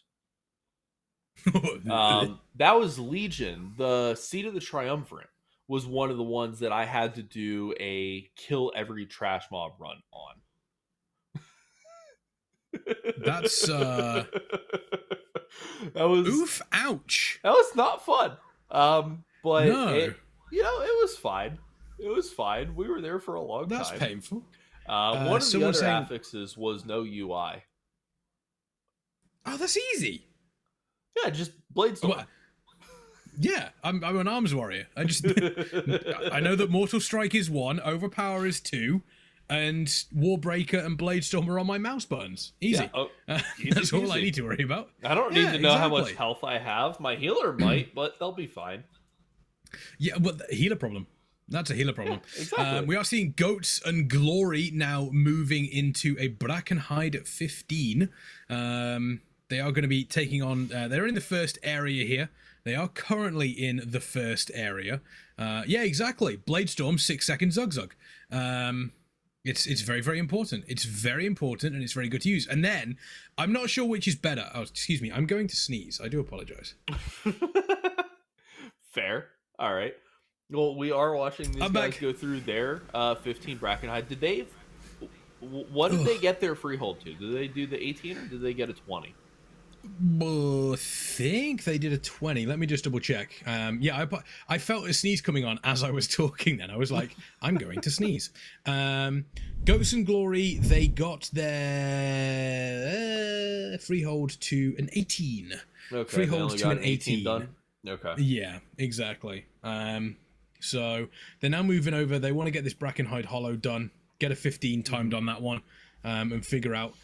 We do obviously have, as it currently stands, New Zealand Defence Force at 56 points, Warrior Gamer at 44, Goats and Glory at 38, and Regiment Gaming at 30. So New Zealand Defence Force ahead, but they have timed every single dungeon. And as we've said, it's interesting that they have done that because it does put them in the lead, but then you've got to question, well, how hard are they going to push their freehold, for example? Yeah. How much time are they going to devote to every dungeon afterwards? Whereas you look at what Warrior Gamer did, is they just took freehold and said, we're hard focusing it for an hour and a half. And they pushed all the way to 23 and just went over and over and over and over, which then lets them keep practicing and go through the different difficulty levels of it. So there's definitely some different strategies going on here. Now, we are hearing that I believe the New Zealand defense team is taking their 15-minute break, I believe. So we're not going to see them for a couple minutes. They're going to... Part of the format of the tournament is that you get a 15-minute break per day. You're supposed to go take that, get up, walk around, stretch your legs, whatever, for the players, just for the health of the players, because that's obviously important. So they're taking the break. So we're going to check out some of the other teams while we wait for them to come back. And we do have Regiment here right now. They are on the second boss here in Freehold, which is the Council of Captains. And you basically just get to chase these guys around and get all kinds of fun buffs, which is quite fun. Yeah, I always want fun buffs. Like, if there is a fun buff, please give it to me. I like fun buff. Fun buff is a great name for like a dungeon group. Fun buff is really, really solid. Someone was asking in chat, by the way, which one's Kex? That would be me. You can't see us on screen right now because we've got some fantastic action coming in throughout this summer, throughout this brilliant summer clash brought in through the AFDL events team. And we do see Councillor Captains going down for Regiment right now. They're still working through this freehold, but if they get this freehold done, I think if Regiment are able to get this freehold done before Ghosts and Glory can clear Brackenhide Hollow, they will only be the second group to have done all 3 of the dungeons so far. Correct, which technically also would put them in second place on a scoreboard for what it's worth. Then the question comes in, how much time do you devote for the future? I'm sorry, my cat just decided... So we're still unpacking, right? And there's just junk everywhere. My cat just walked into the corner, found a bag that's full of stuff, and decided it's his now, and plopped himself in it. And he's in the middle of a whole bunch of stuff that started falling on him, and he's just at the bottom of the bag all happy. Just cat things. He's so weird. Just cat things. That's all it is. Yeah, this is my spot right now. Yeah, this is mine, and you will have to deal with that. Yeah, you live in the cat's house. Really it's actually not my house. It's the cat's house. True. Someone described them as fuzzy gremlins. No, goblins. And I was like, no, that's entirely accurate. Yeah, I can see that. Entirely accurate. He's now staring me down because he knows I'm talking about him. You are going to wake up tonight and there's going to be a pillow over your face and your cat will be sat on it. He looks legitimately angry at me. That's default settings for cats, though, isn't it? That's like they hate the world. They hate everything. They truly believe humans exist to serve. I mean, it's probably true. There is only. I mean, they were praised as gods in Egyptian time. That's all I'm going to say. They were showered. They in never gold. Forgot that. Humans may have forgotten that. The cats never forgot that. They latched onto that and said, "We're carrying this until the end of time." Yeah, exactly. They were showered in gold, and if you want to obviously help the winner here, potentially shower a charity in gold, then I recommend you check out our fantastic prizing here. The winning team selects a charity from the Activision endowment, and the prize money from this event will be donated on behalf of the AFDL. And if you would like to help support the AFDL, the fundraiser is open over on our GoFundMe. If you type !charity in the chat and follow the link through that, and your generosity is very much appreciated. Once again, !charity in chat and follow the link. Your generosity, once again, is absolutely incredible. And these teams here, they've been, they've been going for 3 hours. And I mean, 3 hours of solid gaming, it doesn't sound like a lot until you get put into this situation, Crazy. Yeah, so we typical raid night, if you're a raider, is 3 or 3.5 hours, right? So you think, hey, I'm gonna go game for 5 hours in a competition. How bad can it really be? But in raid, there's downtime, there's breaks, there's chill time in between pools. You don't have to be on all the time. When you're just chain pulling dungeons like this, you're doing 15, 20, 30 minutes at a time of I can't mess up. And do that 3 or 4 or 5 or 8 times in a row. Do that for 5 hours in a row, and it is actually really fatiguing after a while. It gets to you. Yeah, and also it's one of those situations where you start to make mistakes because you're getting tired, or your concentration kind of slips, and then because you've made mistakes, it means you fall further behind, and because you fall further behind, you're like, you feel worse for it, which means that you sometimes then will try to overcompensate to catch up, and then you make more mistakes, and it is a pretty slippery slope if you get caught on it. It is a pretty slippery slope. Also, it does look like we have the New Zealand Defence Force back in action in a 20 Brackenhide.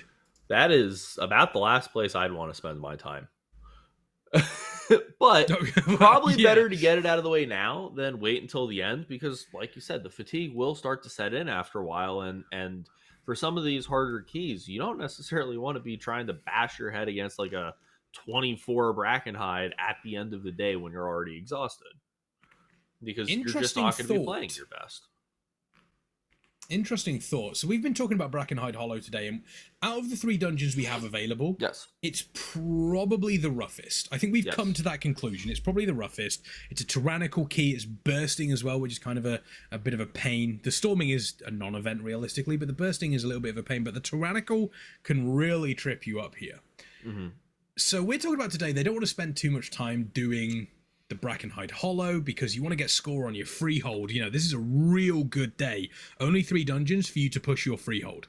I think if I was in any of these teams, my strategy would be push the freehold as far as we can. We'll deal with everything later. Mm-hmm. However, do we think there are any dungeons that could come tomorrow or Sunday that are worse than Brackenhide? Because then suddenly, if you don't spend your time dealing with Brackenhide today, and you have to deal with a worse dungeon than Brackenhide and Brackenhide on a Saturday or Sunday, does that, are you going to end up losing out on a bunch of time because of that? So I'd say there's probably only 2 dungeons that are close to as bad as Brackenhide, and that's going to be Underrot and Halls of Infusion. You think Underrot? Oh, I hate Underrot.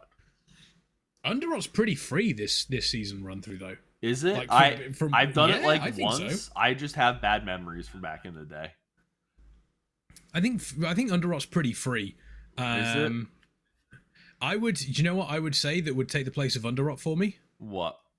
Because you said Halls of Infusion, didn't you? Yes. Yeah, Halls of Infusion is the obvious one. Yeah. The other one I would say would be Uldaman. Yeah, that was the other one I thought you were gonna say. Like if they run Legacy of Tyr on a tyrannical, then bad things happen. Bad things. That last boss, are gonna happen. You run out of room really, really easily. Yep. I honestly, if I'm being honest here, there is a little part of me that wants them to full rip a Legacy of Tyr on Sunday. You go Legacy of Tyr on Sunday, and you go tyrannical. If I was to make the meanest dungeon that I possibly could, I would go tyrannical Legacy of Tyr with probably go incorporeal. No, yeah, go incorporeal, and I would go. Oh, I'm trying to think what else. I'd go. But what's the name of the affix? The vine one. The one with vines. One. I don't know, but Grasping. I know what you mean. I think it's grasping. Something. That would be my pick. That'd be my pick. I would go incorporeal grasping on a tyrannical Legacy of Tyr. Entangling. That's it. Yeah. That's it. That would be my go-to. Yeah, I could see that. So, I have not been able to do a ton of keys this season yet. So I'm just sitting here looking at the affixes, and it looks like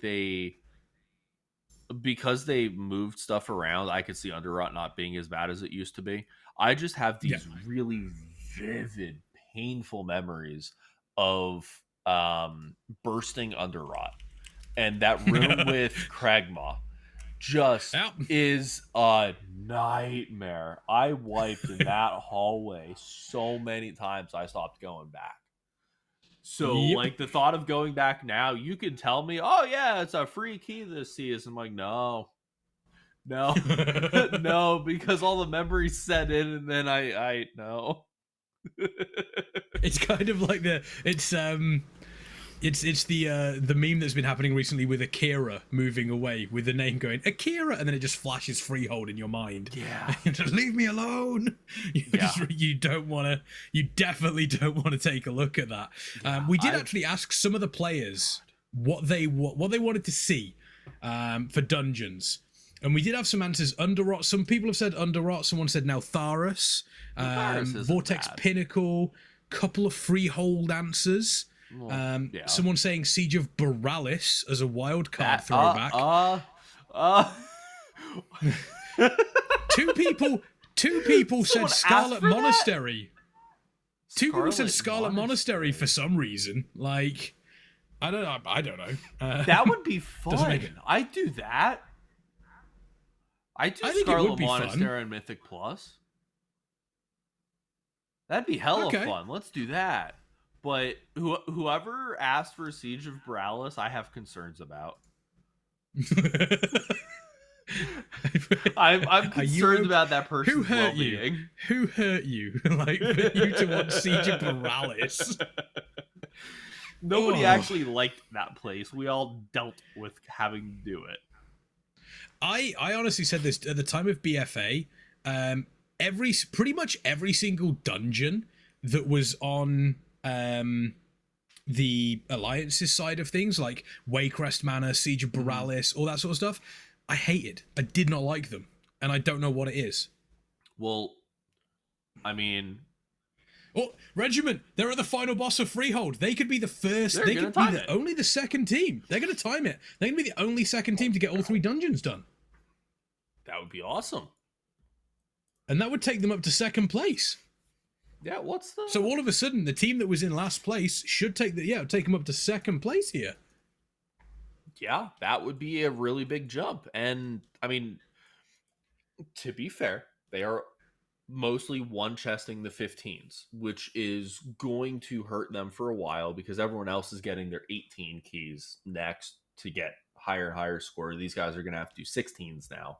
But at least for the time being, it puts them in a spot where they are pushing forward. They are starting to clean up a little bit, starting to get a little further and a little further. And we saw in Freehold, they essentially wiped and had to reset the dungeon at the same place twice. So they were able to clean that up, get through that, and it's a process. They're getting a little further and a little further, and they're doing exactly what we need them to be doing. Yeah, and also I think I'm pretty sure, that this team here is. I don't think they've played together a lot. So the more they play together, the better it becomes for them. The better it becomes for them, because they will learn how this healer decides to use their cooldowns, or when will they, are they going to be looking for me to use my defensives here or here? There's a bunch of stuff that's going on for them. So Regiment, this is going to be their 15 Freehold timed, and there we have, obviously, the second team. Only the second team across the entire weekend to complete all 3 dungeons. Well done to Regiment. Let's get some GGs for Regiment. That's huge. Friends. That is absolutely huge. And I do want to give a shout out as well to all of the teams right now. For those of you that have just joined us after the break, on screen right now we do have, and now we're moving, it's the top left hand corner.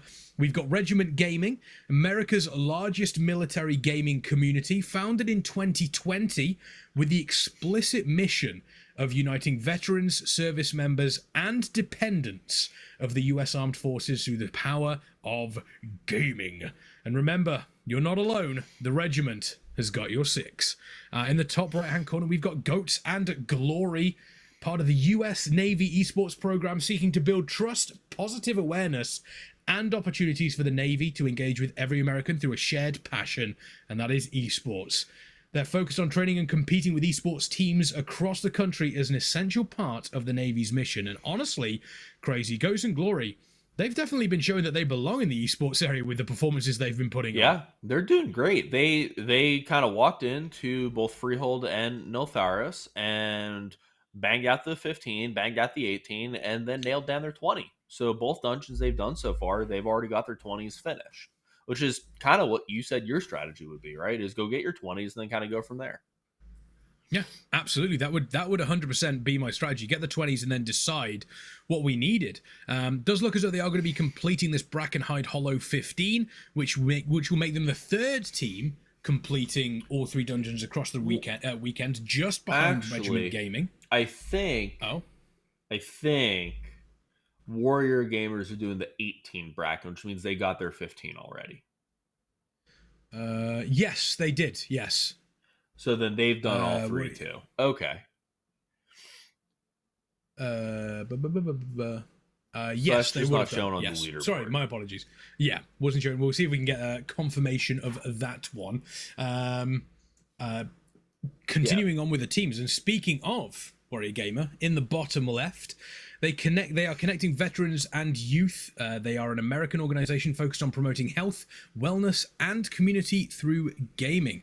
A relatively new team, and as soon as they had Tournament Realm access, they were practicing every single day, and it's definitely showing for them because they are absolutely destroying every single dungeon that they are coming across. And last but finally not least, chat, I know you've been excited to see them all of today and to see how the rest of the weekend are going, and a huge shout out to the New Zealand Defence Force, because not only are they putting on a clinic in some of these dungeons, but they woke up at 5 a.m.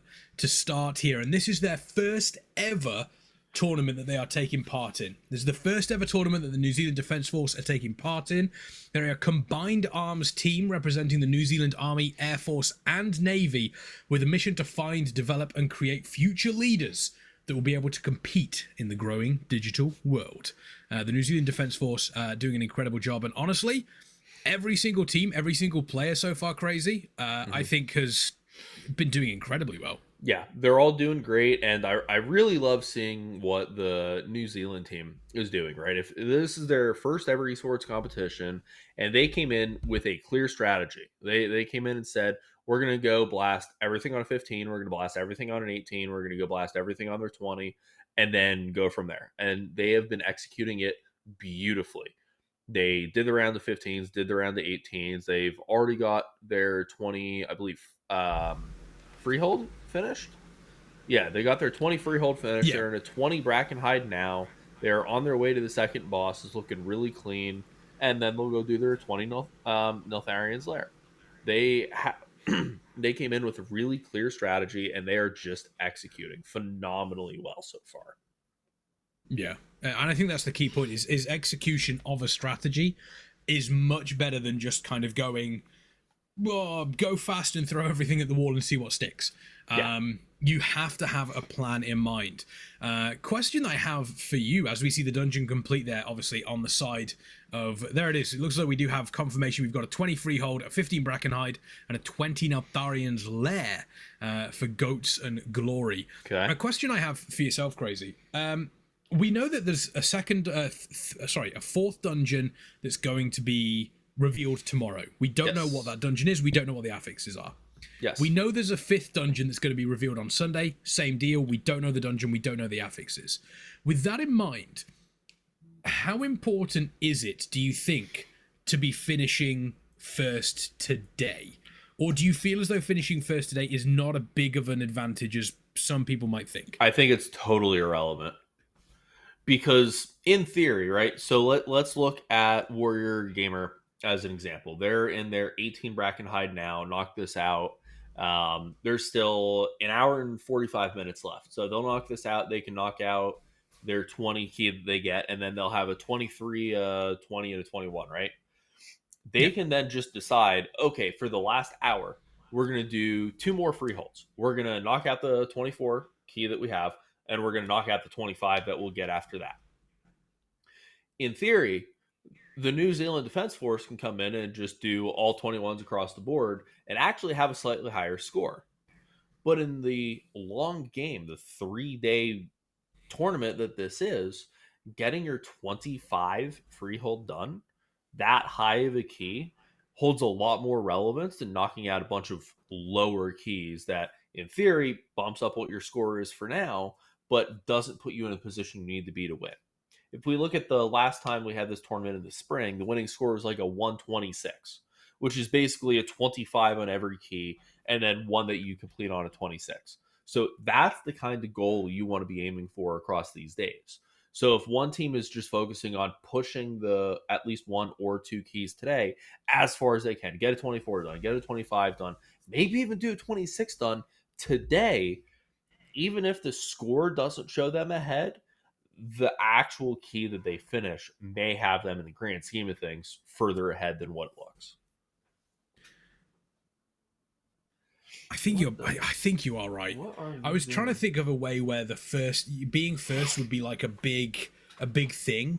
But taking a look at the way that the dungeons are playing out, I kind of think it is irrelevant, because you can be first by having, for example, all keys done at a 20, let's say, for example, using maths. And then, the other team have got a 23 done and 15s on everything else. Mm-hmm. They still have the ability to push those keys higher alongside that one and give an idea of where their kind of quote unquote skill level is fitting with some of those keys. So I think you are correct. In most cases, being first would be like, oh, it's a really commanding position. And here it's basically a morale boost at best. Yeah, I mean, the reality is this is a 15-hour competition. By the end of today, you're only 5 hours in. You're 1/3 of the way. So that's like saying, okay, who is currently winning the race to world first after the first day? Okay. Yeah. Okay. Yeah, that matters. Yep. Huge victory there from Warrior Gamer in the bottom left-hand corner, by the way. They just 3-chested that 18 Brackenhide with a fairly, over a minute and a half left to go, which on a Tyrannical Brackenhide is no mean feat. Very, very impressive from them. And whilst being... I think Crazy might have just fallen apart. I do apologize, team. We'll see if we can put Crazy back together. Crazy's just fallen apart. Oh man. I love cats. That was so funny. It just said Crazy just falling apart in it, just all the parts falling off. Let's see. Crazy. How you doing there, buddy? We're good. Are you sure? Everything's fine. I love my cat. I think he's doing well, chap. I think he's doing well. We've got, obviously, the team setting themselves up. Warrior Gamer, where are they going to go next, I wonder? Where are they going to go? Are they going to go back to a Neltharian's lair? Brackenhide Hollow again. Gone back to a Brackenhide Hollow. So it seems as though it's Brackenhide o'clock for all of these teams here.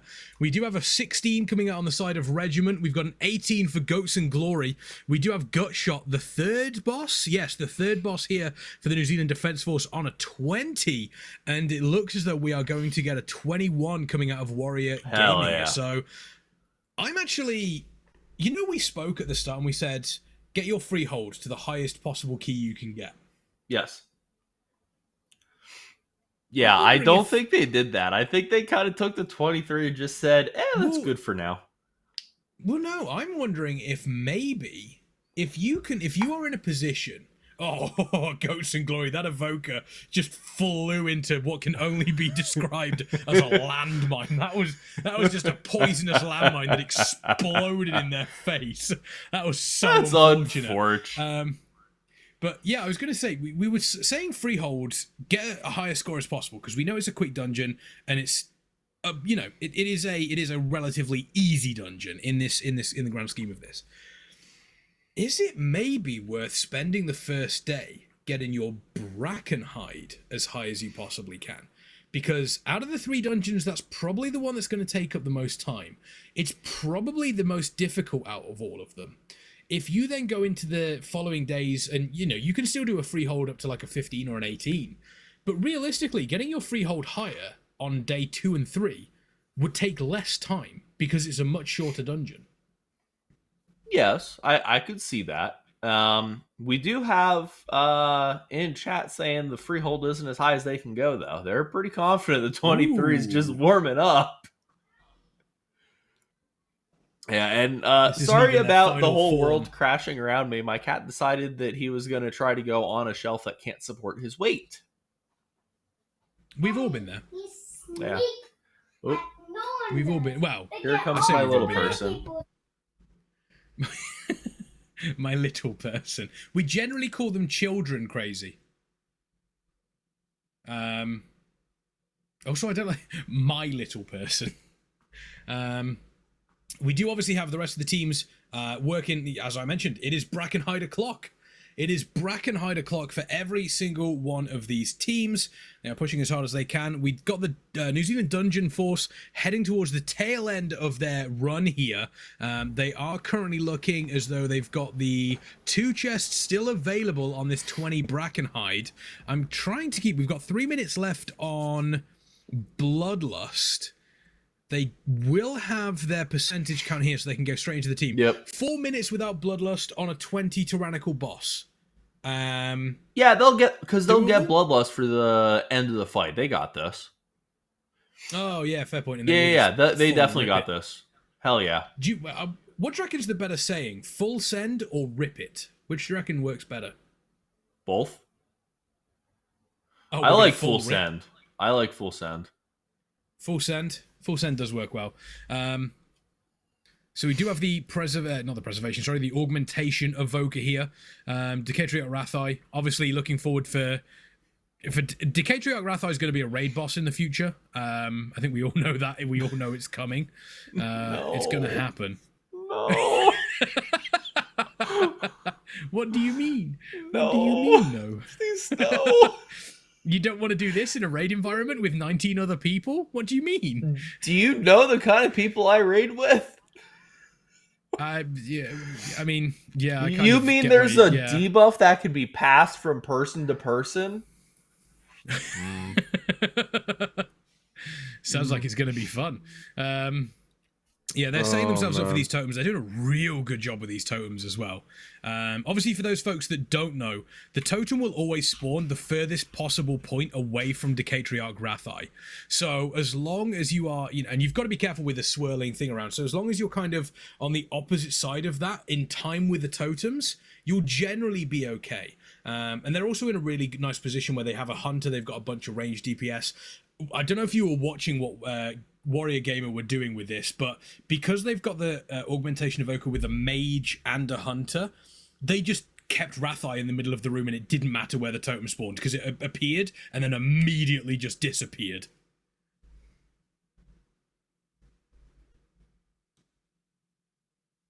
Speaking of disappearing, I think Crazy's disappeared as well. So we're going to continue to watch Rathai here working, or we're going to continue to watch, New Zealand Defence Force. They've got 2 minutes left on this boss fight. They will have Bloodlust available now, so are we going to see a full rip it? I'm wondering if it is going to be full sent. I think we do have the Bloodlust available now, so that should be up very, very shortly. Yeah, there it is. So Bloodlust has been used. They'll make very, very quick work of this. This will be a 2 chest, so they will have access to a 22 Brackenhide, which will be super interesting to see if they go into that straight after this one. We do have over an hour and a half. You would? Oh, I absolutely would. Because this is a big key, right? Like a 20 Brackenhide is not an easy key. Knocking that out, not just knocking it out, but knocking it out with a 2 chest is putting you in a great position. Go do your 22. You're riding high. You're feeling good. They've already got this and their freehold done at 20.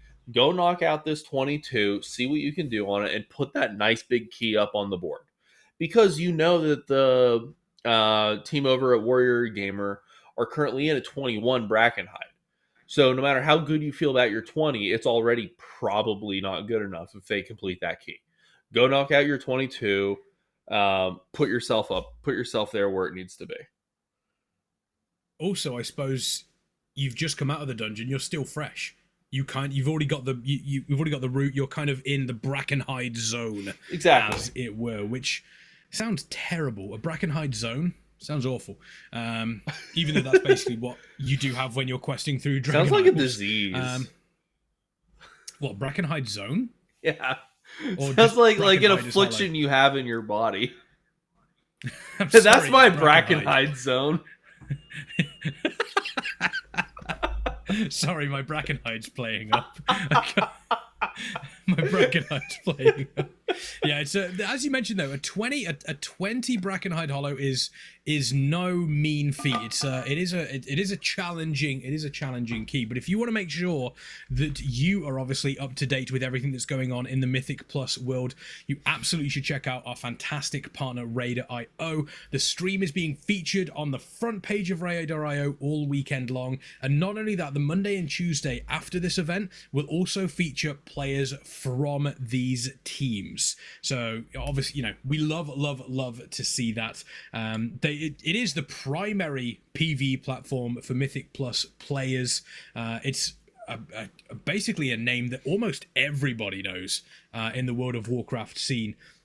Beginners, pros alike, with guides, guidance, widgets and features. It has everything that will enhance your Mythic Plus gaming experience in World of Warcraft. Launched in 2017, quickly became the premier platform for PvE players, tracking hundreds of millions of hours of Mythic Plus dungeons, global coverage of the race to world first, hosting and supporting multiple community events, including ones like this one, and also creating original content. They've worked close hand in hand with Blizzard Esports over MDI events as well, and they are truly a community hub for everybody. Check them out, Raider.io. Very, very good people. We love Raider.io. Yeah, the folks over there are even awesome. if they I could love do me a favor, everybody like from over there. If anybody from Raider.io is listening, if you could just bump my score up, that'd be fantastic. Let me know. Cheers. Yeah, you see, I do it the old-fashioned way. I bribe my guildies to carry me. I'm avoiding the middleman. I'm trying to go straight for Raider.io. I'm on loot council for my guild, so I just tell people they don't get loot if they don't carry me. Oh, loot council. I'm not a fan personally of loot council. I hate it. We all hate it, but it's the most efficient way to allocate gear for mythic, like cutting edge level rating, right? You want to put the gear to the person that it benefits the raid the most, and that's the efficient way to do it. We all hate it. Everyone on Loot Council hates it. No one's happy about it, but Okay, I should rephrase that. Loot Council, when you're doing it, makes sense. Like 100% makes sense. I'm not a fan of Loot Council in like a Wrath pretty Classic much any other scenario. Yeah, like if you are specifically a Wrath Classic guild and you are not a super cutting edge speedrunning guild, there's no point in you doing Loot Council. Yeah. There's zero point in you doing it. I actually think that it was a mistake to make like Loot Council doable for anything below Mythic. I think that should be either a Mythic only thing or like an opt-in thing where if you're a Mythic rating team, so you can allocate your heroic gear too. But outside of like cutting edge focused teams, Loot Council is totally not worth it. It has too many downsides. I think the biggest problem for me was when they brought in the Loot Council stuff, it should have been guild only. Yeah. Oh god, yeah. That's not even a question. It should be loot. It should be guild only. Although the new need greed system are working well. I do like the new need greed system with like the transmog option and stuff. Yeah. That seems to be working quite well at the moment. We do see Brackenhide for pretty much every single one of these teams still working. The 21 on Warrior Gamer. We do have the 18 on the side of Goats and Glory. But New Zealand Defence Force have gone into a 21 Nelt? It's a 21 Neltharian's Lair. All right. Everyone's favourite on a fortified bolstering. Oh god. Fortified bolstering. Jagged this to the face crits you for 480k. Oh well, damn. Yep. Probably wouldn't be far off that, to be honest with you. Yeah, I know. I know. Jagged Not disc quite hurts. a one shot by itself, but right there. So if you get breathed on, you still die. Yeah, it would be pretty rough. I mean, the start of this is not too bad. It's more I think for me, it's definitely that. It's after the second boss leading up to, it's after Ularog leading up to Naraxus, and then after Naraxus leading up to Dargrul. Before that, you're generally okay. It's those two specific zones, specifically the ads before Ularog as well. Mm-hmm. Yeah, its section sucks. It's not fun. Section's just It's not not fun great. at all. Whose idea was it to It bring makes this you back? question why you're there. Yeah, it's I don't know. Now Tharian's Lair is it's an interesting choice to bring back from Legion. I think they made the right choice season 1. I think Halls of Valor was a great shout. Halls of Valor is a Halls really, is really fun. good dungeon. But if you're gonna bring back a dungeon from Legion, now Tharian's Lair is not it. Yeah, It's that just would not not it. have been on my list. I mean, if they were being real mean, they should have brought back the cathedral. The Cohen? Cathedral, the Yeah, Endless Night, Cohen from Legion? Yeah, that's what they should have done. Oh, God. If they were Why do you feeling really hate mean, people? well, Why do you hate everybody? I've played a tank. It's kind That of sounds kind of part of the that job. sounds horrific. That's almost as bad as saying bring back Seat of the Triumvirate. Ugh. I tell you what, that's a deep cut. Seat of the Triumvirate. I'm wondering how many people actually played Seat of the Triumvirate. To be honest with you. I barely played Seat of the Triumvirate. Yeah. Yeah, I mean, let's release a if brand new dungeon in the last patch. It'll be the hardest dungeon we've put out all expansion. It'll scale way too bad on Mythic Plus, and it's going to be completely miserable, and everyone's going to hate it. And also, the gear in that place is terrible. Yeah, Nobody wants the gear in Seat of the Triumvirate. there's no good gear for anybody, on top of all the No. other upsides we just listed. I'm sure this is going to go over Shrine great. of the Storm. Shrine of the Storm is a good shout to bring back from BFA. Shrine was not a bad dungeon. No. Shrine, people keep saying Waycrest Manor. I didn't like Waycrest Manor. Straight up did not like Waycrest. Waycrest was okay. I think the redeeming factor in Waycrest is that there were a couple really big pulls you can do. Like the MDI stuff, when you pull all the stuff into the big abomination guy that was in the floor that couldn't move. Yeah. I remember the excitement that I felt even as a viewer watching the MDI that season, or like early on, of them doing a pull like that, and the Unholy DK ramping and breaking the 1,000,000 DPS mark. That room was fun. The rest of the place was kind of meh. Yeah, I think that's the only thing of Waycrest Manor I actually liked. Yeah. Was specifically that room.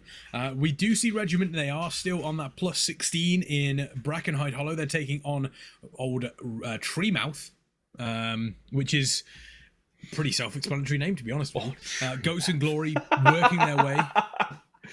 Ran out of names for bosses. It's a tree with a mouth. Treemouth. It's Treemouth. We're done. Job's done. Let's go. We're done here. What is the next boss? What is the next boss's name? It shoots you in the gut. Gut shot. Yeah, exactly. Shout out to be fair, though, I could never come up with creative names for this many bosses. To be fair, though, they did come up with a really good name in Decatriarch Rathai. Yeah, which where is did that come from? I have no idea, but it's such a good name. Word before. Decatriarch. I'm assuming they just kind of. I'm assuming they just went. Yeah, it's a matriarch of decay. Decatriarch. Job's done. Let's go. I think I say that, but I personally think, and I said this during the beta. I said this during the alpha of Dragonflight, and I don't know whether folks in chat are going to agree with me here, but the entirety of Dragonflight, it feels like the devs are having fun again. Yeah. It feels like they're enjoying what they're doing with it.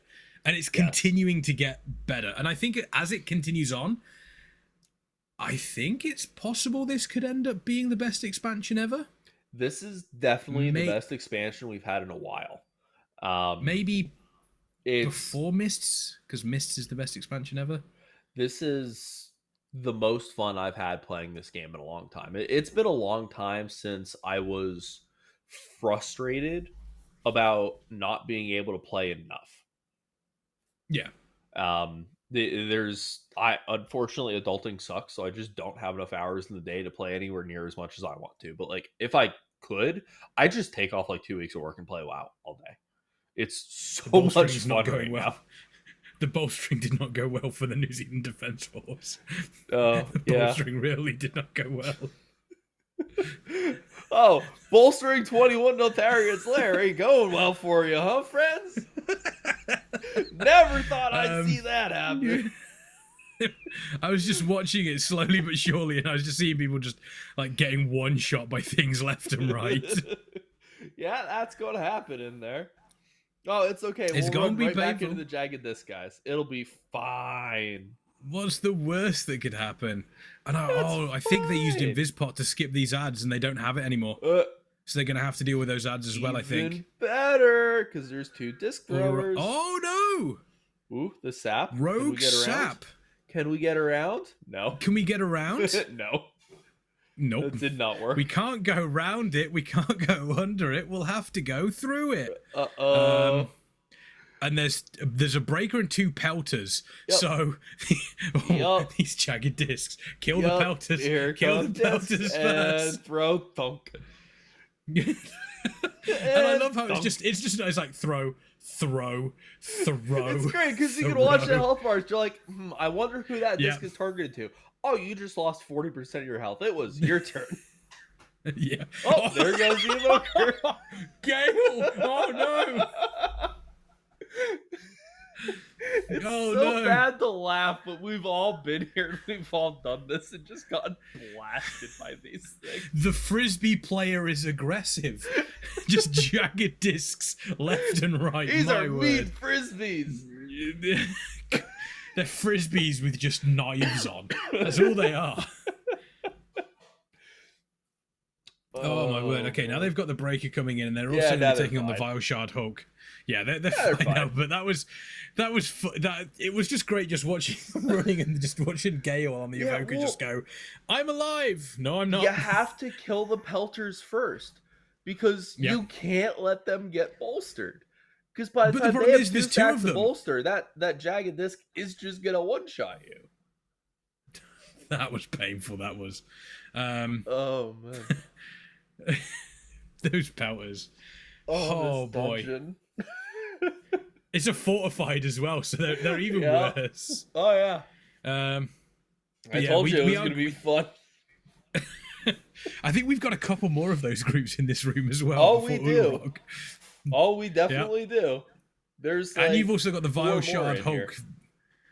Yeah, you've got the Vile Shard Hulk. This pool's not too bad because you don't have any pelters, so you just need to do Ducky Bear Cow, the brother of Man Bear Pig. It's just gonna beat your tank's face in.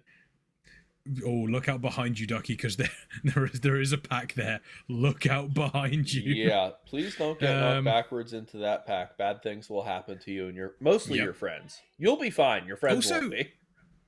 Also, one thing that we need to consider is at what point is the early wake up call potentially going to be affecting this team? Because we know they're up at 5 a.m.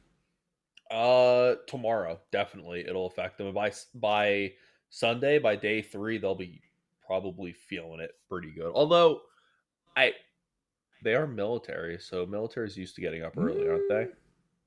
True. Is that True. I assume that's a thing in the New Zealand military. I don't know. I've never been in the New Zealand military. I've never been in New Zealand, so. No, I'd like to go to New Zealand one day. Pelters. It's supposed to be really, really pretty. Here we go. Oh, it's supposed to be amazing. It's on my bucket list to go to New Zealand at least once. Okay, so who's going to be the first one to get pelted? I'm going to go with. I think it's going to be Jagsy the Rogue. Here's I think it's going to be Jagsy the Rogue, Yeah, you can Thunk. see who gets hit by them. This poor evoker is Bonk. not getting help Bonk. at all. They're like, you are buffing your friends. Screw you in particular. Bonk. It's just no. That's all it is. Okay, they managed to clear them out this time. When the bear druid has to toss renew on the evoker. Every little helps when you're getting hit by pelters. Let's be honest. Oh, this dungeon. It's amazing. What do you mean? What do you mean? Yeah, It's that's the word I'd brilliant. use. Who said that? Philindor, in New Zealand, we don't wake up before 12 as no one will attack us. This... I mean, true. Okay. Sure. No one will attack us. We do have another pelter coming out here, so this is only one pelter though, so it shouldn't be too bad. It It's should be okay. killed They'll kill it. relatively quickly. Yeah, they'll kill it first. But just those discs, thunk. It is. It's constant. They'll have Urok coming in now. So this boss is I know that Crazy, you really enjoy this boss. Yes. But once again, 21 Nelthorons there. It is not it's not tyrannical. So not too dangerous. These bosses. You still got to respect what they do because of the scaling. But in regards to actual damage, not really too much of a problem for them. Make sure you don't get your cheeks clapped. Avoid those. Doing a good job there. Don't get cheek We do clapped. actually have, by the way, Kill some idols. little update on the leaderboard as well. New Zealand Defence Force have dropped to second because we do have Warrior Gamer taking first spot now. There is only 4 points between them. The main difference being the 23 freehold for Warrior Gamer over the 20 that New Zealand Defence Force has. Yeah, but they did so- two Chester 20, so they have a 22 in their bags that they can go and run after this. And, They do indeed. You know, they've been kind of doing this circular pattern. I think they should have gone and done that Brackenhide, but they're doing the circular pattern where they're going freehold, Brackenhide, Knelt, freehold, Brackenhide, Knelt. And so this is their last of their third time doing the dungeon because they already have the 20s done on the other two. Yeah. So after this, they probably will go knock out their 22 freehold. I would, I wouldn't be surprised if that was the case. I think it would make sense for them. But then Warrior Gamer, last time we left them, I don't know if we can get an update on Warrior Gamer. They're or what in the a other 21 teams are currently Brackenhide. doing. Yeah. Well, they were in a 21 Brackenhide. Are they still in the 21 Brackenhide is the question right now. I don't know. I mean, it's possible. It is absolutely possible. Again, all the teams are doing a really, really solid job of getting through these dungeons as quickly as they can, but also efficiently. And I think that you mentioned that previously, Crazy, is how clean some of these dungeons have been. And I think that's the biggest thing for me. It's not necessarily about speed, but the fact it's clean and it's just been executed perfectly. Yeah, now we have a chance here to look at Warrior Gamer. They're still in that 21 Brackenhide. They are done with trash. They are on the last boss with only one They did have a death totem just and- go off. That's not good. But as long as they survive that, they're actually on target to 2 chest the 21 Brackenhide. They are. That's They are definitely disgusting. on. We've got Regiment as well. They're currently working on that 16. But here we go, Warrior Gamer. The Rotting Burst, is it going to get off again? No, they are able to they take got care it, of took that down one. the totem, not a problem. 4 not minutes even left close. on Bloodlust. So they won't see it here, I don't think. No, this boss will die before the Bloodlust comes out. Yeah. And this is where things get really useful as well, because you take a look, you've got the Hunter and Mage, which does mean that the augmentation evoker is going to be buffing them, and realistically they don't need to worry too much about Rathai's positioning, because it's not as if melee are going to need to get towards that totem. It is all completely obviously on the range DPS here. So here comes the totem. They can just kind of leave this where it is, and then it spawns, it's in that, but it's just immediately switched to. Yeah, Immediately switch to, want immediately to take try him to down. stack the boss on it though, just for the cleave, because Of course. you know, especially with Fire Mage is going to have some type of incidental cleave that can add up really, really, really quickly. But it's not It's not as vital as if it were, say, a warrior or havoc demon hunter in the group, right? Yeah. They can take a little bit of they can relax slightly. They can relax slightly on this and not have to worry too much. Yep, and they are pumping. They still have 3.5 minutes to kill this boss, so they're completely fine on time. Boss is at 30%, sub 30% now.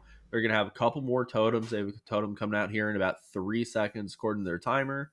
So you'll see them swap over to that, blow that up here real quick. Not a problem. I totally thought someone just ran face first into it. It was just the pets. I keep doing that, but it's the pets. It's the pets. The first time I saw it, I was like, why is the warrior tank charging into the clouds? But no, it's just pets. Just pets. Yep.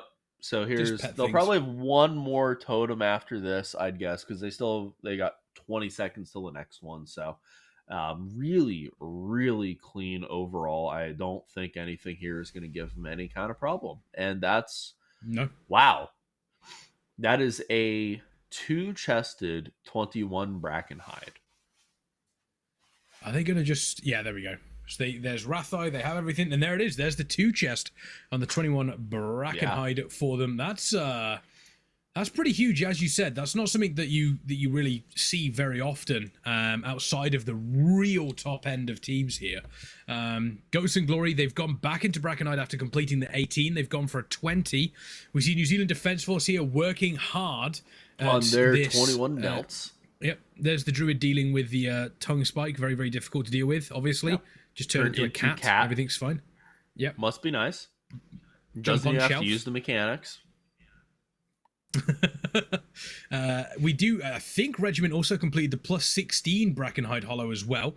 So they're going to be looking at their next dungeon now. And same on the side of Warrior Gamer after that 21 Brackenhide. Next?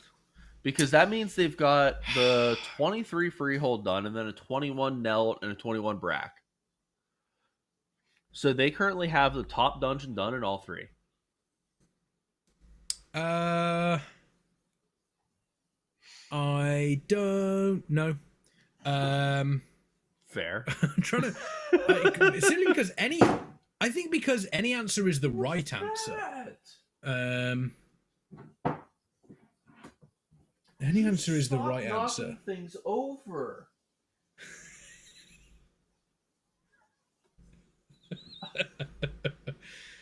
I would say Freehold. What are you doing? You think they're going to go back to Freehold? I think so. I think I'm going to send my cat to Brackenhide Hollow. Send it to the Shadow Realm. Like, damn. I love how cats. There is something about cats that just means that they have to knock everything over. I just got at least part of the office nice and decorated, and Thor has now made it his mission tonight to get behind everything and just push it and see what happens. Yeah. But there are a bunch... Oh, by the way, Regiment GG going into Neltharian's lair here, so they're looking to push their 15 Neltharian's lair, so they're going into a 16. I love how there are certain things that animals do that just seems to be ingrained in their DNA for no possible reason. Cats will just knock things over for no reason. Yes. It's the same with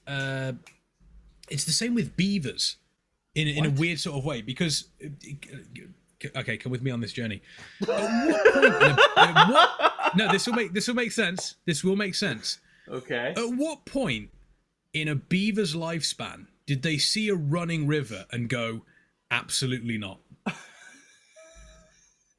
True. At what point in their existence did that happen, where they saw a running river and just went, no? Well, so I haven't studied a ton of like biology. Is there like an actual reason why they do that? Is that like they create a dam for like their habitat or something, or is it just because screw that river in particular?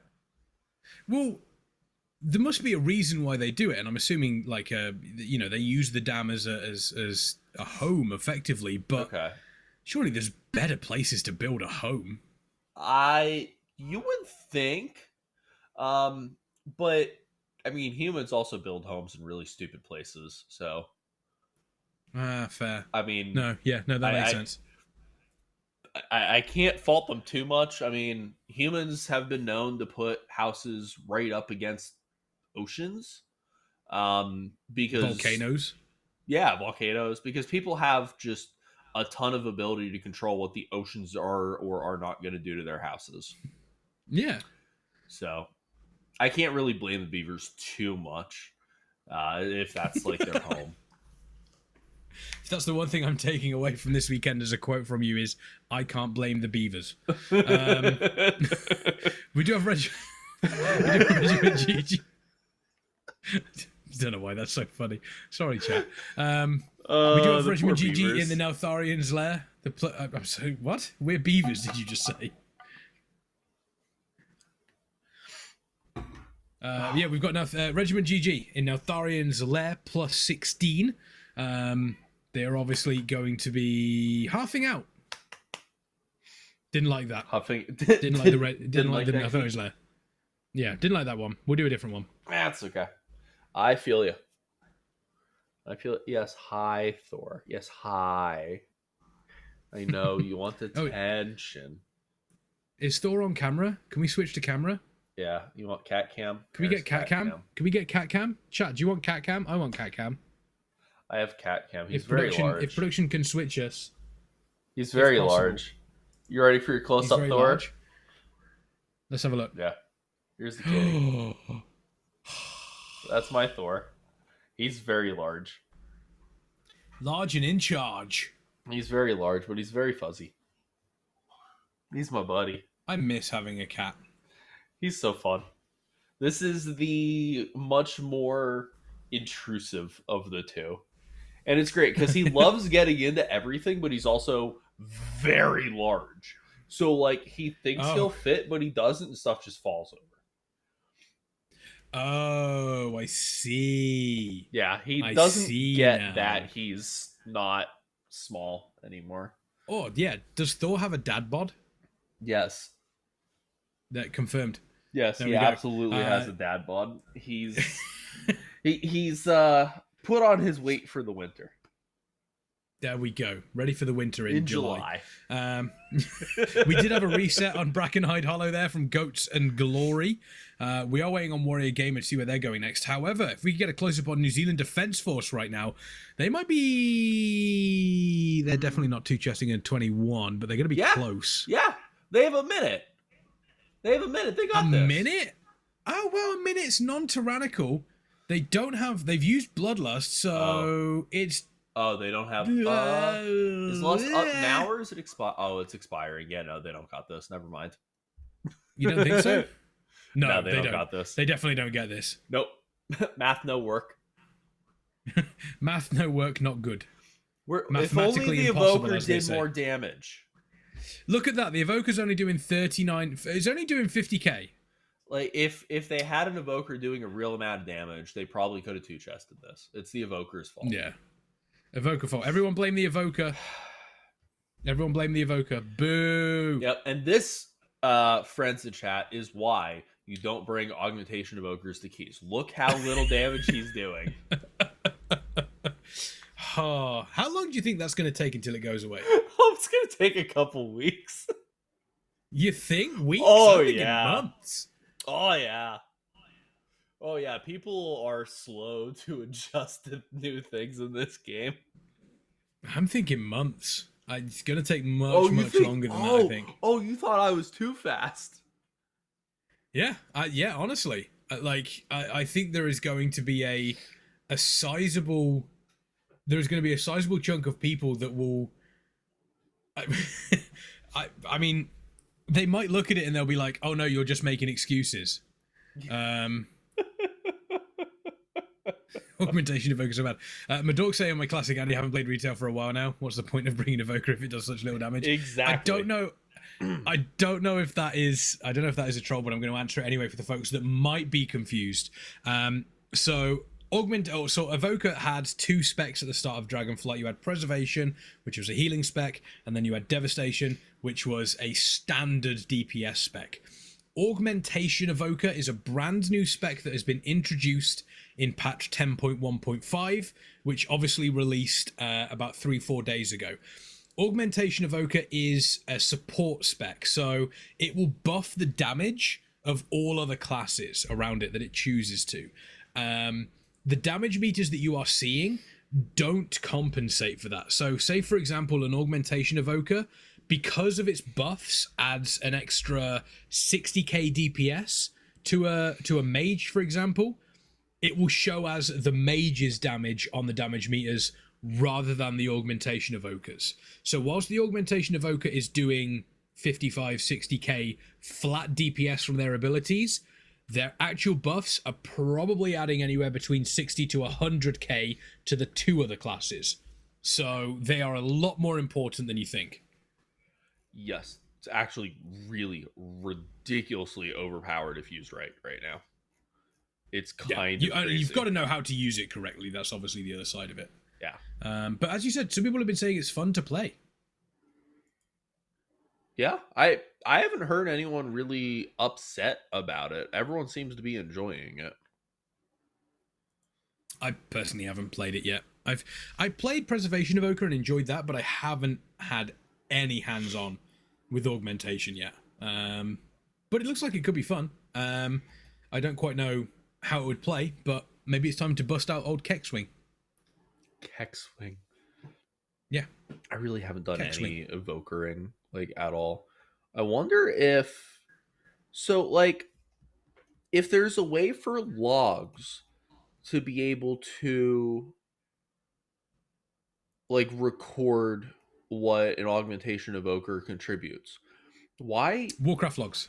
Right. If Warcraft logs is able to do it, then that means it has to be recorded in the combat log somewhere, right? Yes, but I don't know exactly how it's recorded via, obviously via the add-on that you may be using in game. I'm not sure how it's recorded through that one, but Ashen Darian here saying our Evoker is actually doing 150 to 160k when we're doing the pulls right over the whole dungeon. Yeah, and that doesn't even count because Ignite and Pets are bugged, so that's a lot of damage. That's a lot of damage. Speaking of a lot of damage, Regiment GG doing a huge pull at the start of Neltharian's Lair here on a Neltharian's Lair 16, which is not going well for them at all. They basically pulled all the mobs leading up to the first big Vileshard Hulk, which is, it's not great. It's not great for them. That's probably a little bit much. Yeah. I would break that up into 2 packs personally.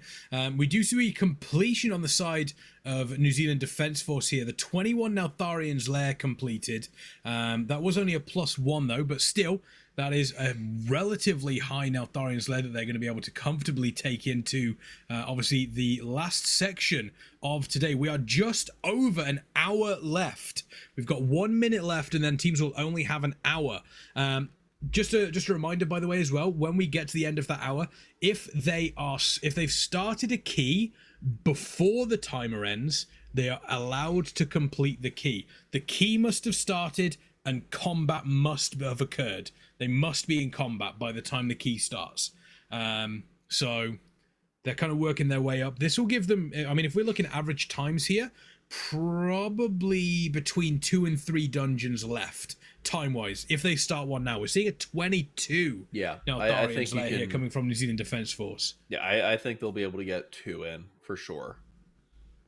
I don't think that'll be and then maybe really all that much of a problem. Another one, maybe. Yeah, We'll see. We've got Brackenhide Hollow once again coming out of Warrior Gamer.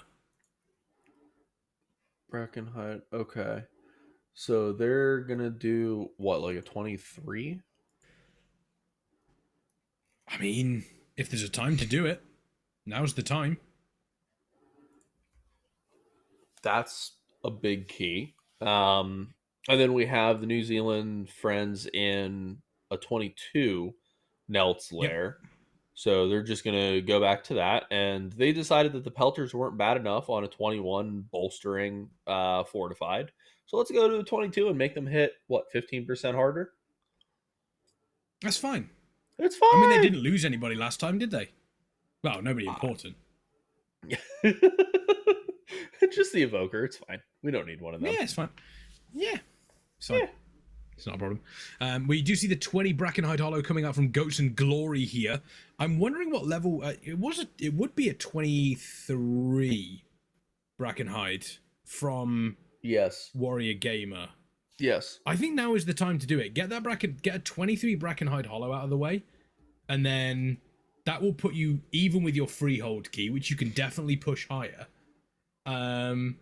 It'll put you in the lead for Brackenhide Hollow today. Even, you know, with Ghosts and Glory working, unless Ghosts and Glory are able to pull off something incredible with this. But then obviously your Notharian's Lair does also, you know, is also a 21, so you're fairly comfortable there. I think this is the best key option here, because if they complete this, let's say this takes them 30 minutes, for example. Let's say this takes them 30 minutes. They'll have half an hour left.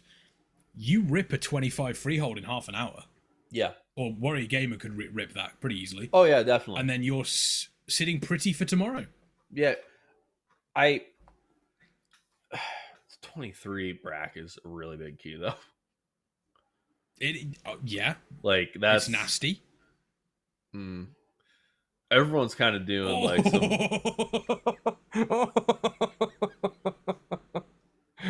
What? Sorry. What did I miss? I was watching Regiment, and they didn't kill the small ads, Oh. and they did the smash. And you just saw everybody get deleted. Yeah, that happens. That was unfortunate. Yeah, that was nobody was killing the ads, and you saw the boss jump, and it was a proper all four, with the exception of the paladin, because I'm pretty sure the paladin procced their cheat death, and you just watch everybody just go from 100 to 0. It was that was oof, ouch, their bones. That was painful. Yeah, it's unfortunate. That's unfortunate. And it's happened to all of us where something like that has happened, where you've just been going in and then all of a sudden one boss ability goes off, or you don't deal with something and you're gone. Yeah. I'm just kind of scanning through the details Discord. I guess it something in the way that they're recording it is something that doesn't seem to be able to be picked up in game. I don't know how. I'm not a programmer, so I just don't know. It looks like they're putting out some type of module that might be able to try to predict it. I don't know. Okay. Right. That could try and predict it. That is absolutely something that will break, and there'll be some be some augmentation evoker doing about 700,000 million damage or something ridiculous like that. Yeah, but if they added whatever the hooks are that they can use on logs, if they could figure out a way to make that work with the in-game add-on, that would completely fix community perception like instantly. It's the fact that the in-game add-on can't track the damage at all. So that's why you keep seeing all those ridiculous screenshots of people like, bro, I'm sorry, I gotta let you go. You're doing less than the healer. Yeah. I'm kicking you out because you've only done 30k. Meanwhile, the rest of the group are doing 150. And it's, yeah. I think it will take a while for community perception to change on that. But I think once community perception changes on it, it opens up many, many more classes to come out from that. I think it opens up for like actual bard classes and such. I think that would definitely be a thing that they could bring in. Yeah, you think? People have been asking for that for like 20 years.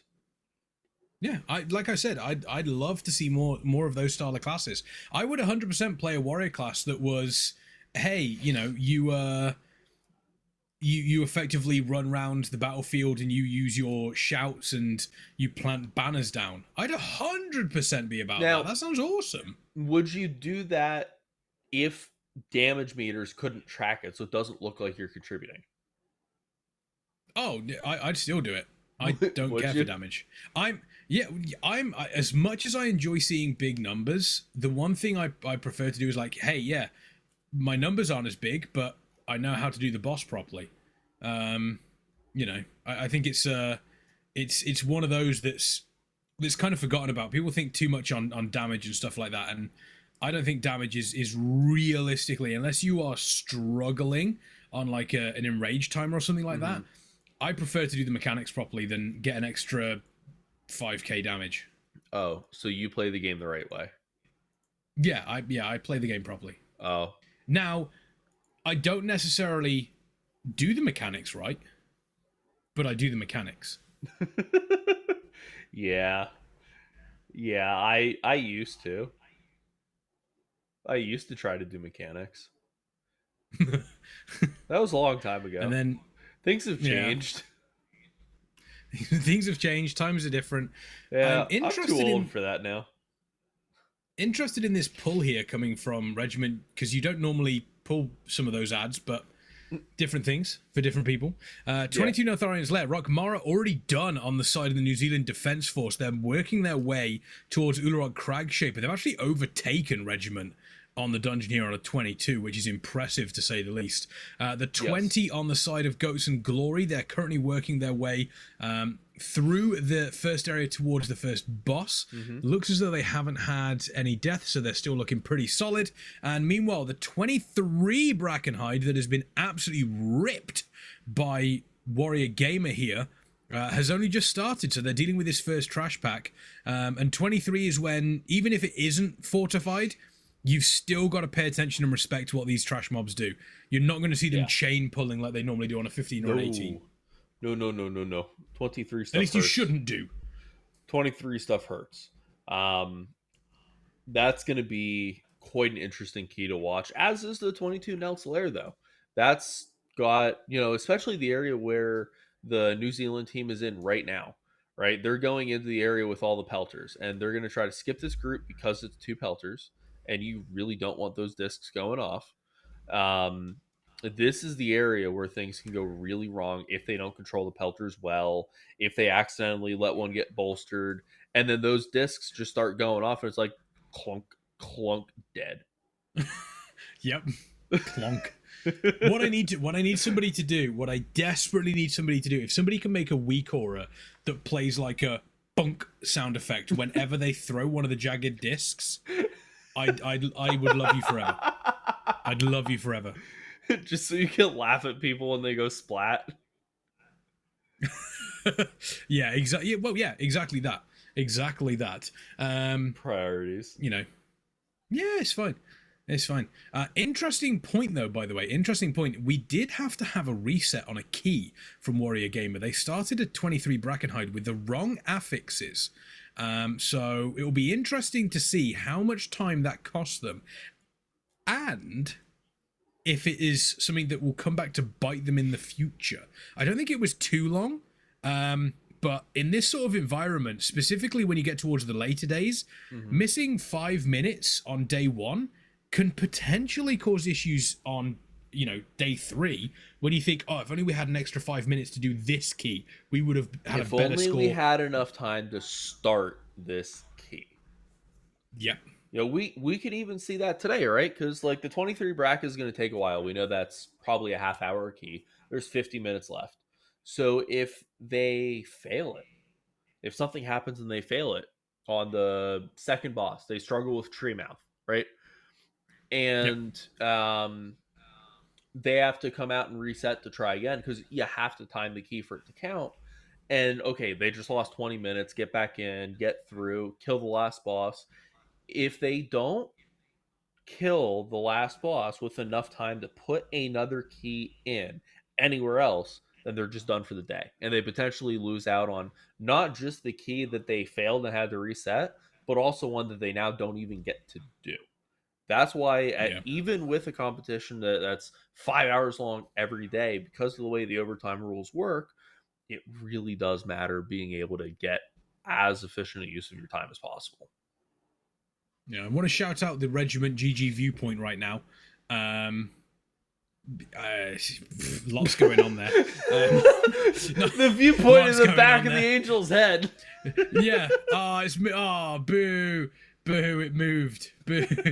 Oh, there we go. We're back. We're back. I can We're see on board. A lot of what was going on there. Yeah. I have no idea what that was. That was first person almost. Got caught in a corner there, unfortunately. It was like a GoPro behind your head, right? That would have been a good affix to have with your friends. First person. I've had to do a key first person before. It's not fun. No, I can imagine it wouldn't. I think I'd be. Could you imagine if it actually span your character when you blade stormed? If I did that, I'd be sick. Oh, We've got pelters. Are any of these? Just the blade thought storm of with that. the VR headset on. The thought of that. Oh my god! Your equilibrium would just disappear. Yeah, I'm sure in it'd seconds. be great. Oh, that actually makes me feel ill thinking about that. Just imagine how fast you would be spinning on the spot. Oh, I would actually for the most part, love to get to try WoW in VR though. oh yeah, I think it'd be cool, but not Bladestorm though. It'd be even. Actually, I think it would be better to play Arms Warrior because you wouldn't whirlwind as much. Whirlwind is like one of your filler spells as Fury, so you would whirlwind way more than you would in Arms. So that would get Fury would be much worse. Fury would be a lot worse. Although, if thinking of VR, if you could visit one zone in VR, Orgrimmar. where would it be? What, straight up Orgrimmar? Orgrimmar.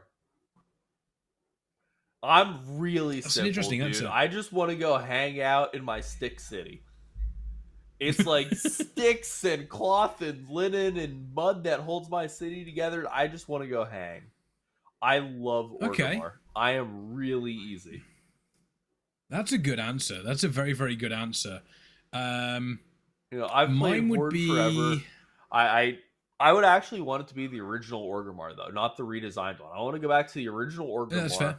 because I want to be able to walk in the front gates, the original front gates, and go right up the whole way to the very back of Orgrimmar and go say hi to Thrall. Okay, I can get behind that. I think that's pretty solid.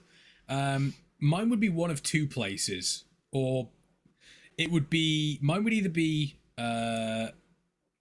Grizzly Hills Yeah. in Northrend / maybe Howling Fjord, because I love Howling Fjord.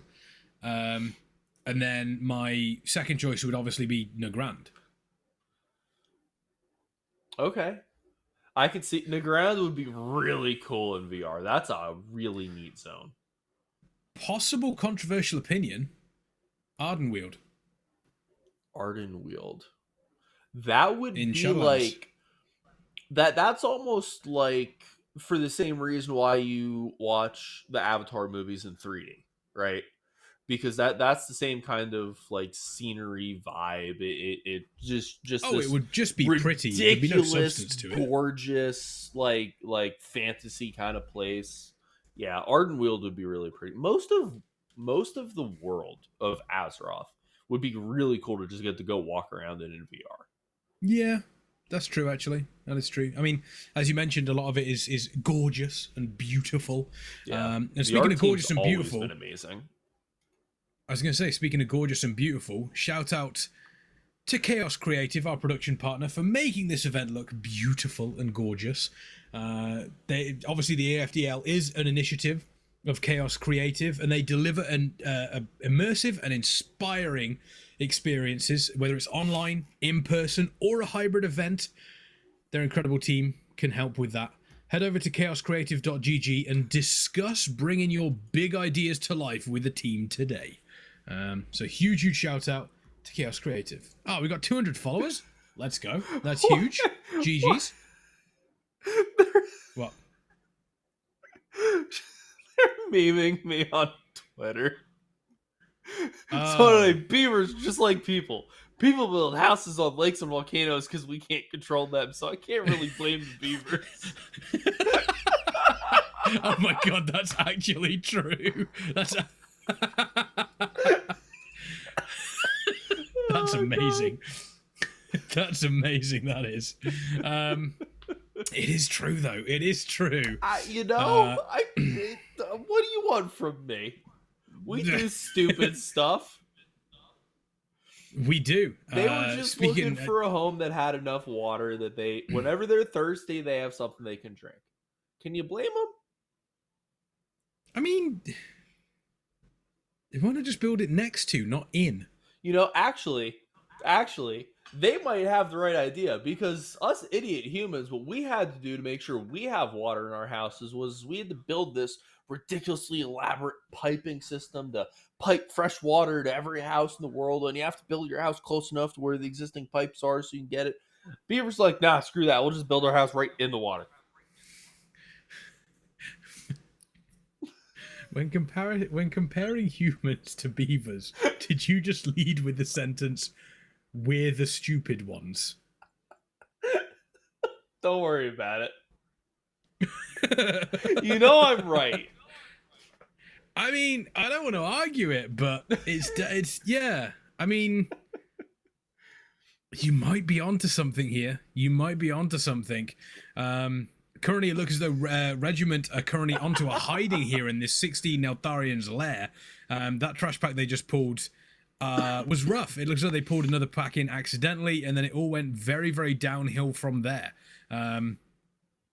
So the team is currently it's not been a great day for them, but they're still pushing. They're still going. They are still going. Yeah. So fair shout to the team at Regiment. They haven't been pushing as high, but they're still going at it, which sometimes is actually tougher than pushing these high keys. Is sticking at it, especially when you have like some of these sort of days like today where it just isn't going your way. So GG's to Regiment. GG's to Regiment. On the flip side, we have the New Zealand team and the Warrior Gamers team, both in their 22 Nelt's Lair and 23 Bracken Hide, respectively.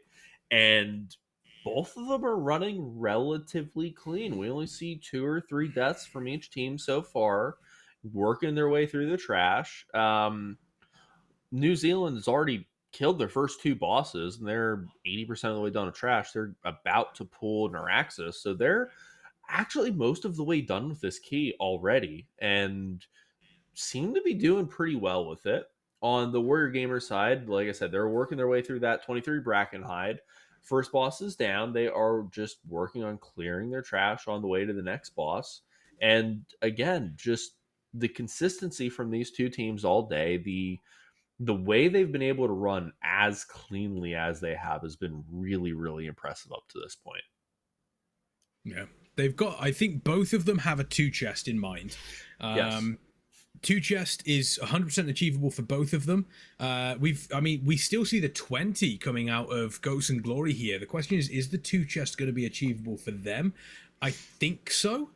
I think it is. We see them taking on Stink Breath now, the stinky man himself. Gonna get through that as quickly as they can. Let's take a look. So they've got they can 2 chest from here. They can 2 chest. It all depends on. I think it depends on 2 things. I think it is how quickly they can get past Gut Shot, and then what their count is going to look like, and what they need to do before Decatriarch. So I think that's going to be the 2 big things for them here. They are on their way over to that 3rd boss, which this is a relatively quick playthrough. Interesting. When did the Shadow Priest come into it? I don't know, but they're playing. They still don't have an Augmentation Evoker in here. They do not. They're the only team that hasn't used one at all, right? Believe that is correct. Yes. Oh, skip didn't work. Pull on the right. They weren't able to skip that one. It's not the end of the world, but it does mean. I mean, they would have wanted to skip, but it's not necessarily that bad because it means they may potentially be able to skip out on a trash pack before Decatriarch. But we'll have to wait and see on that one. I'm not 100% sure how it's going to. Not 100% sure how it is going to play out. Yeah, this is, and now here come the birds. No, the birds. Here come the birds. Well, zap them anyway. So still pulling the birds. Yeah. Do you think that you just send it right to the boss with this? Yeah, I think so. Bear bird and the boss. You send. Yeah, I would, because Gut Shot realistically, outside of the tank damage from the actual gut shot, doesn't really do anything. You know, there's the traps that come in that are very, very easily avoidable. There's the mobs that come in that are very, very easily, you know, you deal with them, you kite them, you can stun them, you can run them into traps. So many things you can do with that. So, and as I say that, we do Don Becky there, the druid, just getting deleted. I'm not sure what by. I didn't see what blew him up. They got really blew. They really blew up as well. Feral Druid, it's possible that they either stood in something or just were a little too close to a hyena and got eaten. True. Feral Druid, they might have forgotten to breathe. Let's be entirely honest here. We've obviously got them running through. We do see Deep Six Warrior dropping low as well. They're going to continue to push through Gut Shot here. They've got just under 6 minutes for the 2 chest. I don't think that's going to be enough here. That's getting tighter. Because they won't have Bloodlust for the final boss either. They won't. I think that's too much for this boss. No, they're not going to be able to do that. No. Because that's going to be too much. On Tyrannical, without Lust, the last boss is 3.5 minutes. Easy. Oh, check the achievements, yeah.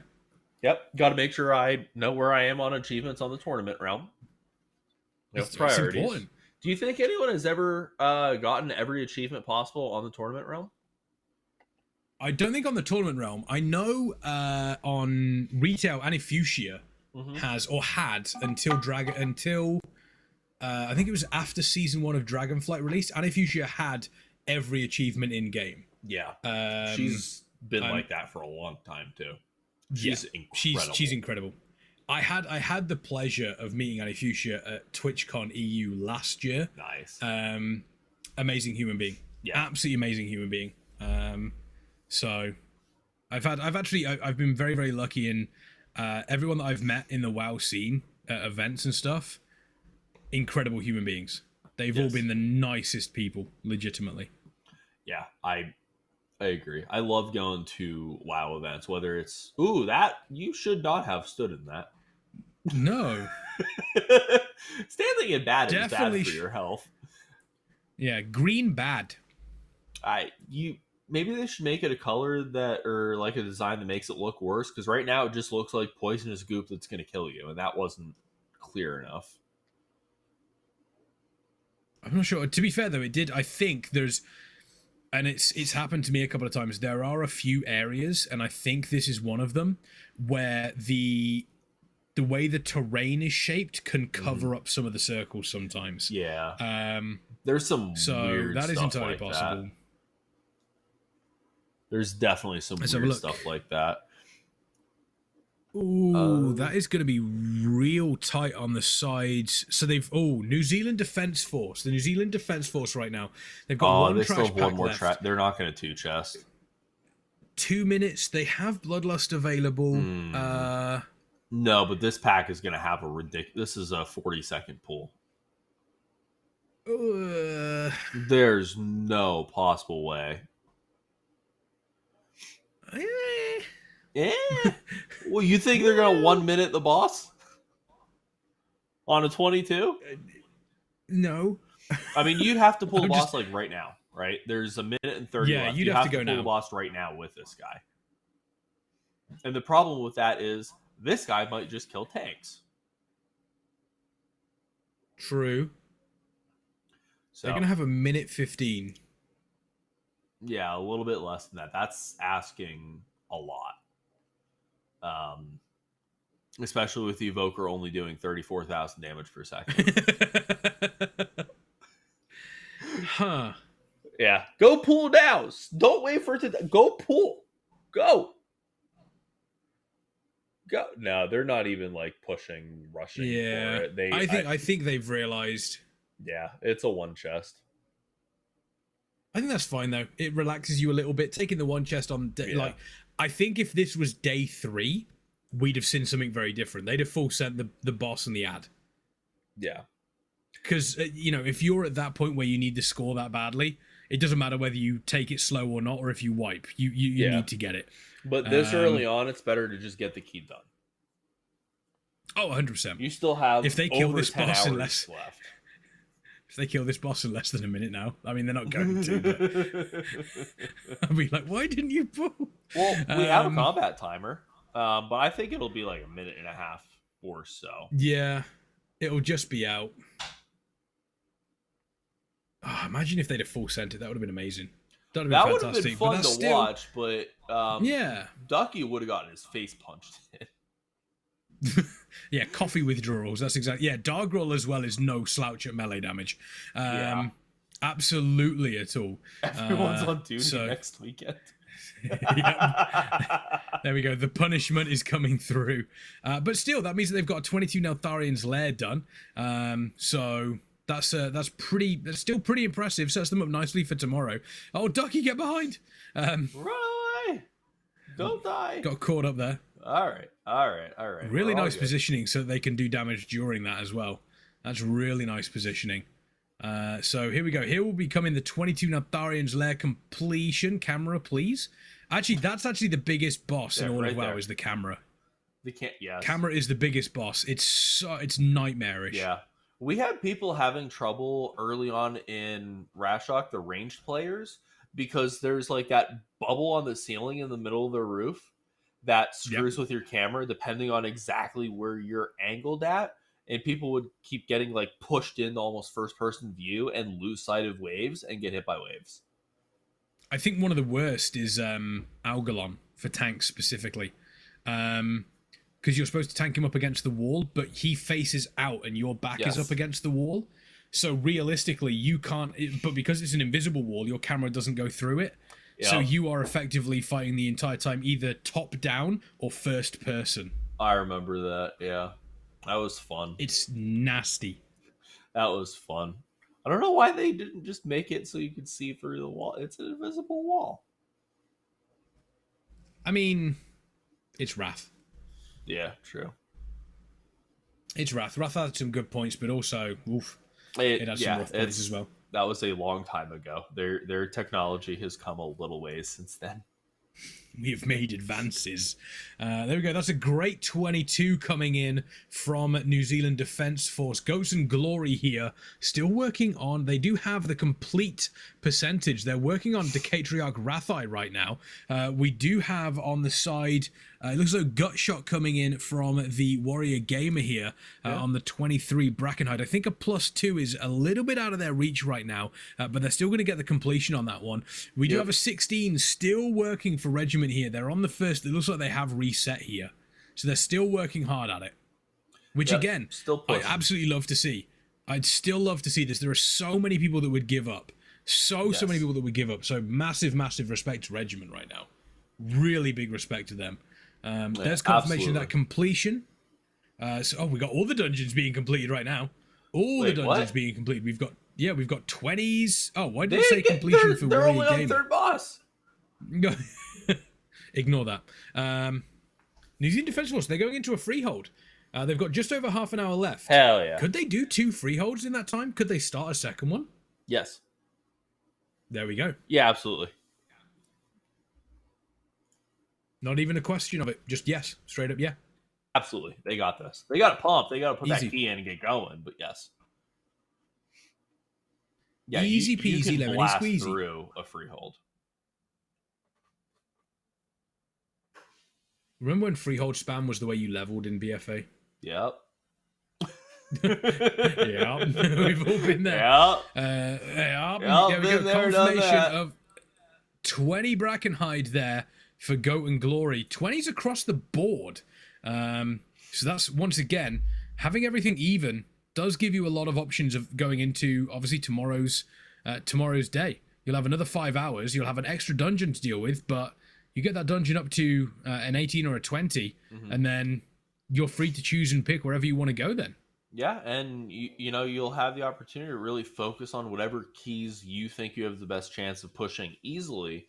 And then, let's say you decide to focus on freehold tomorrow, right? And you get your freehold from a 20 or 21, or let's say you get 22 done right now. You might be able to push that all the way up to a 25 or 26 tomorrow, spend a couple hours doing that, And then you still have 3 hours left tomorrow and 5 hours left on Sunday to keep pushing over and over on every other key. It puts you in a really good starting spot. Well, starting spot for the last 2 days. Yeah, it does set you up. I mean, I'm interested to see whether or not it would be.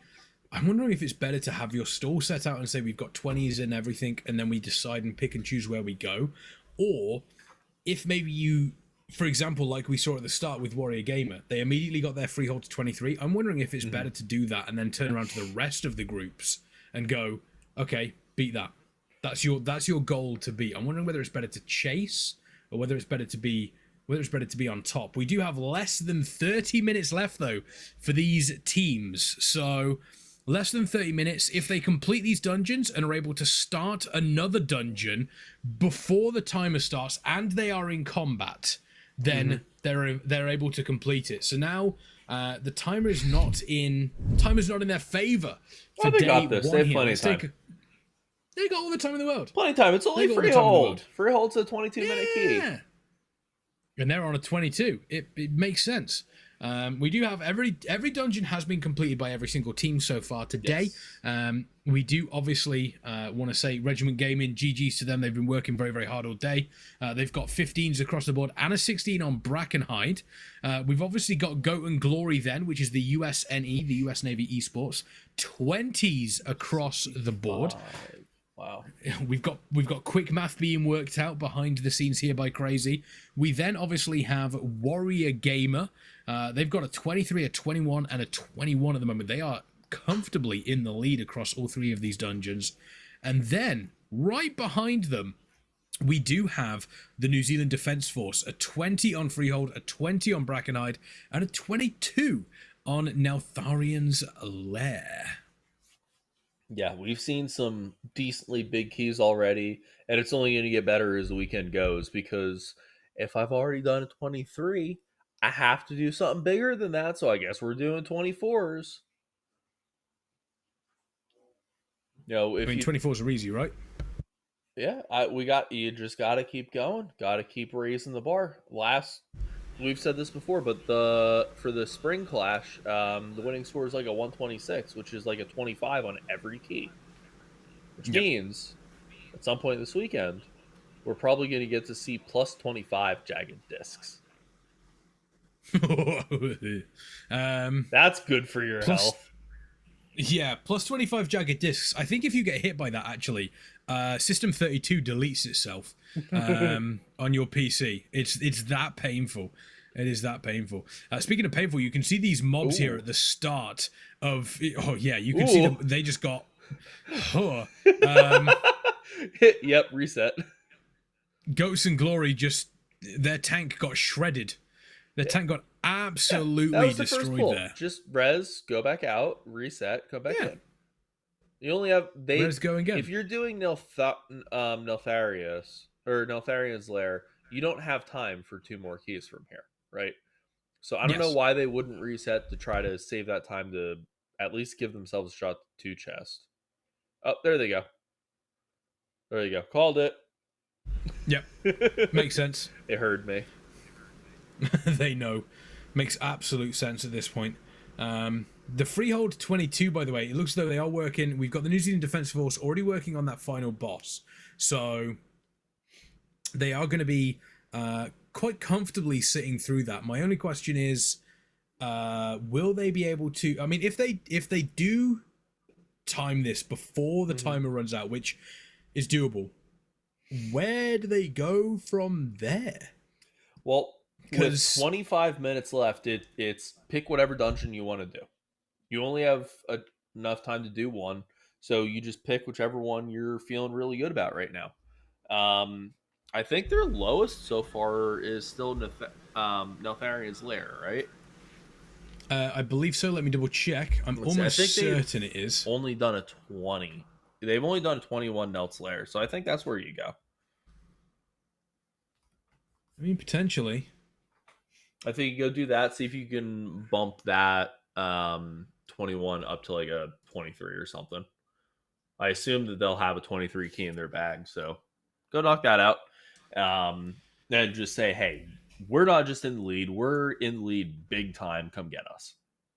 Yeah, exactly. That's what I would like to see, is a team really put their foot down and say, hey, you wanna take it? You've got to take this off us, which is really difficult to do. Yeah. Yeah, but they've been playing the way they need to. They are pounding through this Brackenhide, this 23 Brackenhide. Only 2 deaths, super, super clean so far. On the last boss is down to like 20-ish% health. Shouldn't have a problem finishing it off. And then, yeah, I mean, they're pretty solidly in the lead at this point. We've got Decatriarch Rathai on the side of Warrior Gamer here. They're on a 23 Brackenhide. There's less than 30% left here. There's less than 20% left here. I'm keeping an eye on this simply because if they slip up, there's no way to get back in time. I don't think there's a way to get back in time because they won't have Bloodlust available. So I'm hoping they don't slip up. Yeah. That Rotting Burst very nearly got off then. That was so close. Had it the whole way. No worries. Easy key. Easy. Use your beacon. Your beacon's available. The Uyghur says so. Click beacon. There we go. They are able to... Oh, they still need... they still need need trash. count, though. They need trash. I mean, they've got 4 minutes. They'll be fine. Yeah. Oh, it looks as though Ghosts and Glory having a real rough time at the start of this. The 22 Neltharian's Lair. Again. This trash just tearing. We have a them to Rep Pally shreds. currently tanking the little skitterers. Good old Rep Pallies. Yeah, there goes the trash. They're just going to burn through this super quick. This won't cause them any issues. Yep. Not a problem. As soon as this thing dies, they win. There you go. And there it is. Woohoo. There we go. So that's the 23 Brackenhide Hollow completed. Good for them. That's big. They've got 23 Freehold and a 23 Brackenhide under their belts now.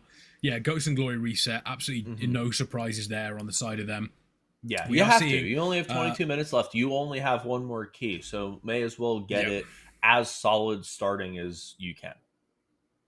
Make the most of it. Regiment Gaming still working through that 16 Neltharian's Lair. 22 Freehold on the side of New Zealand Defence Force, and it looks as though they are setting themselves up. They are currently fighting, I believe they haven't yet pulled the first boss. They've yet to pull the first boss. We do see Warrior Gamer here going into a Neltharian's Lair, so maybe they're going to get 23s across the board day one. Yep. If they do that, that'll put their score at 69. Nice. Nice. I hope they do it now. I hope they do it. Yeah, same. I kind of want to see that. Goats and Glory just starting their new 22 Neltharian's Lair, doing this same pull for the 3rd time, and hoping the tank doesn't go splat this time. Although the Evoker almost goes splat instead, which would be equally as bad. It happens. Just Evoker life. That's all it is. All right. All right. Look at the damage. Heal the tank. Yep. Look at that damage. Yeah, keep healing your tank, friend. No, don't. That is a... Keep. You, Whoa, bing bang. The way the tank's health is just seesawing from like 100 to 20. Yep. Just bouncing all over the place. Just bouncing. Up, down, up, down. Yep. You think they're playing a blood DK? Because that's basically, blood DKs are kind of like that. Well, yeah, that's how prop alleys usually are too. Yeah, I suppose. We have obviously so Neltharian's Lair is going to be for so Neltharian's Lair will probably is going to be the last key for Warrior Gamer. Yeah. I think Regiment Gaming are probably going to be in this Neltharian's Lair. I don't know whether they're going to have time to finish this key before they start the next one. No, 20 minutes. Yeah, there's 20 minutes left. Yeah, that's not going to happen. And this Neltharian's Lair will probably be the last key for Goats and Glory. Unless they decide to switch it up and go for something different. Well, they keep wiping. Yep, and they're resetting again. It's that first area that's just... Yeah, it's just stomping them. Which I'm not surprised, because it is very, very painful. Very painful for them. So, at the moment, the only team really that's making some progress is New Zealand Defence Force on this 22 Freehold. looks like they're clearing a bunch of the trash before the second boss here. They've only had the one death. They're probably still on time for a 2 chest if they push, but it's going to be close. They would have to pick up the pace here on trash just a little bit if they want a 2 chest. They're on pace to time just fine, obviously, but 2 chesting is a little tighter. Well, you've got to say the boss will probably take 2 minutes, and then you've got at least 5 minutes of trash plus boss with Ring of Booty. I think it all depends on how quickly if they're able to delete Counselor Captains, they might be able to push it hard. Yeah, hopefully the Evoker does more than 30k, and maybe they can do it. Fingers crossed. Fingers crossed. So, we're looking at seeing exactly how this plays out for them. Teams are currently, the countdown must have reached 0 on the timer for the dungeon to make sure that they've started it before. Obviously, if they want to get into that overtime, the countdown timer must have reached 0. Yeah, so you have to put the key in, and the countdown must have hit 0, so the key itself actually starts, like the dungeon actually starts. Once the door opens, when Warcraft log, you're good. That's when effectively the combat logging does start. Yep. So that's what they need to be aiming for, and we're obviously aiming to get as much as we possibly can for charity during this event. For the winning team, they select a charity from Activision Endowment, and the prize money from this event will be donated on behalf of the AFDL. And if you'd like to help support the AFDL, the fundraiser is open over on our GoFundMe. If you type !charity in chat and follow the link, and everything that is given is your generosity is so appreciated by us. It really, really is. So once again, !charity in chat, and you can follow the link there. So thank you to everybody that has given. Thank you to everybody that gives in the future. Once again, greatly appreciated. Goats and Glory, they're staring at that Nartharian's lair, and they're probably thinking to themselves, what do we need to do here? Because our tank keeps getting slapped. They should go watch what Warrior Gamer is doing, because they're doing that same pool except on a 23. They just went all the way to the Hulk in that first area and popped Bloodlust, committed everything, and said, we're going to do this pool. Or die Warrior trying. Tank. Warrior Tank built different. I mean, the Warrior Tank's doing 400k, was doing 400k, so... Yeah. Which is half what the other DPS were doing, except, of course, the Evoker. I wonder what the actual damage for the Evoker here is, because the increases on everyone else are just complete insanity. You're probably looking at least 200k each. Yeah. So an extra 400k onto Firehouse's damage. Yeah, no biggie. Easily. Yeah, no biggie. Huge pull. Yeah, that worked out remarkably well for them. That's 20% of the forces as well done. That's a big old chunk for them to take up. Big old chunk. Do you think Goats of Glory was watching that and taking notes? Probably not. I think Goats and Glory have said, here, take 5. Yeah. We've already started, we've got time to start a key. Take 5, stretch your legs, maybe get a drink, bit of a toilet break. Step away for a little while, and then come back in, start the key. We can at least get this timed before the day is over, before our days are over here. Yeah, I think they can do it if they get past that first area. So, I think that's probably the honestly, there are some nasty, like you've got the pelters coming up. I think that is probably the roughest area. Yeah. That first grouping. The first grouping is just a ridiculous amount of damage, and then the pelter area is just the pelters, right? Those are really the hard parts of that place. And then you get to the end, the Scorpions can almost one-shot your tank, and the boss can almost destroy your tank. Dungeon That's sucks. Fine. Dungeon sucks. Why do we go here? Yeah, why are we even here? It's just terrible across the board. Yeah. On the flip side, our friends from New Zealand are easily handling through their 22 freehold. They're making their way to the Ring of Booty. They took a little bit of an interesting route, I think. It looked like they kind of It sounds super interesting for you, yeah. well, this was weird. They went to the left, but oh no, I guess that just is what it looks like when you go to the left, because you have to go under that one staircase, right? Maybe. I think that, honestly, I think they're saying that they know that for them, I think even now, for them to complete this before the end it's 100%, unless something terribly goes wrong. Yeah. 14 minutes from here until the last boss is doable. Oh yeah, no. The they don't question have is any if problem.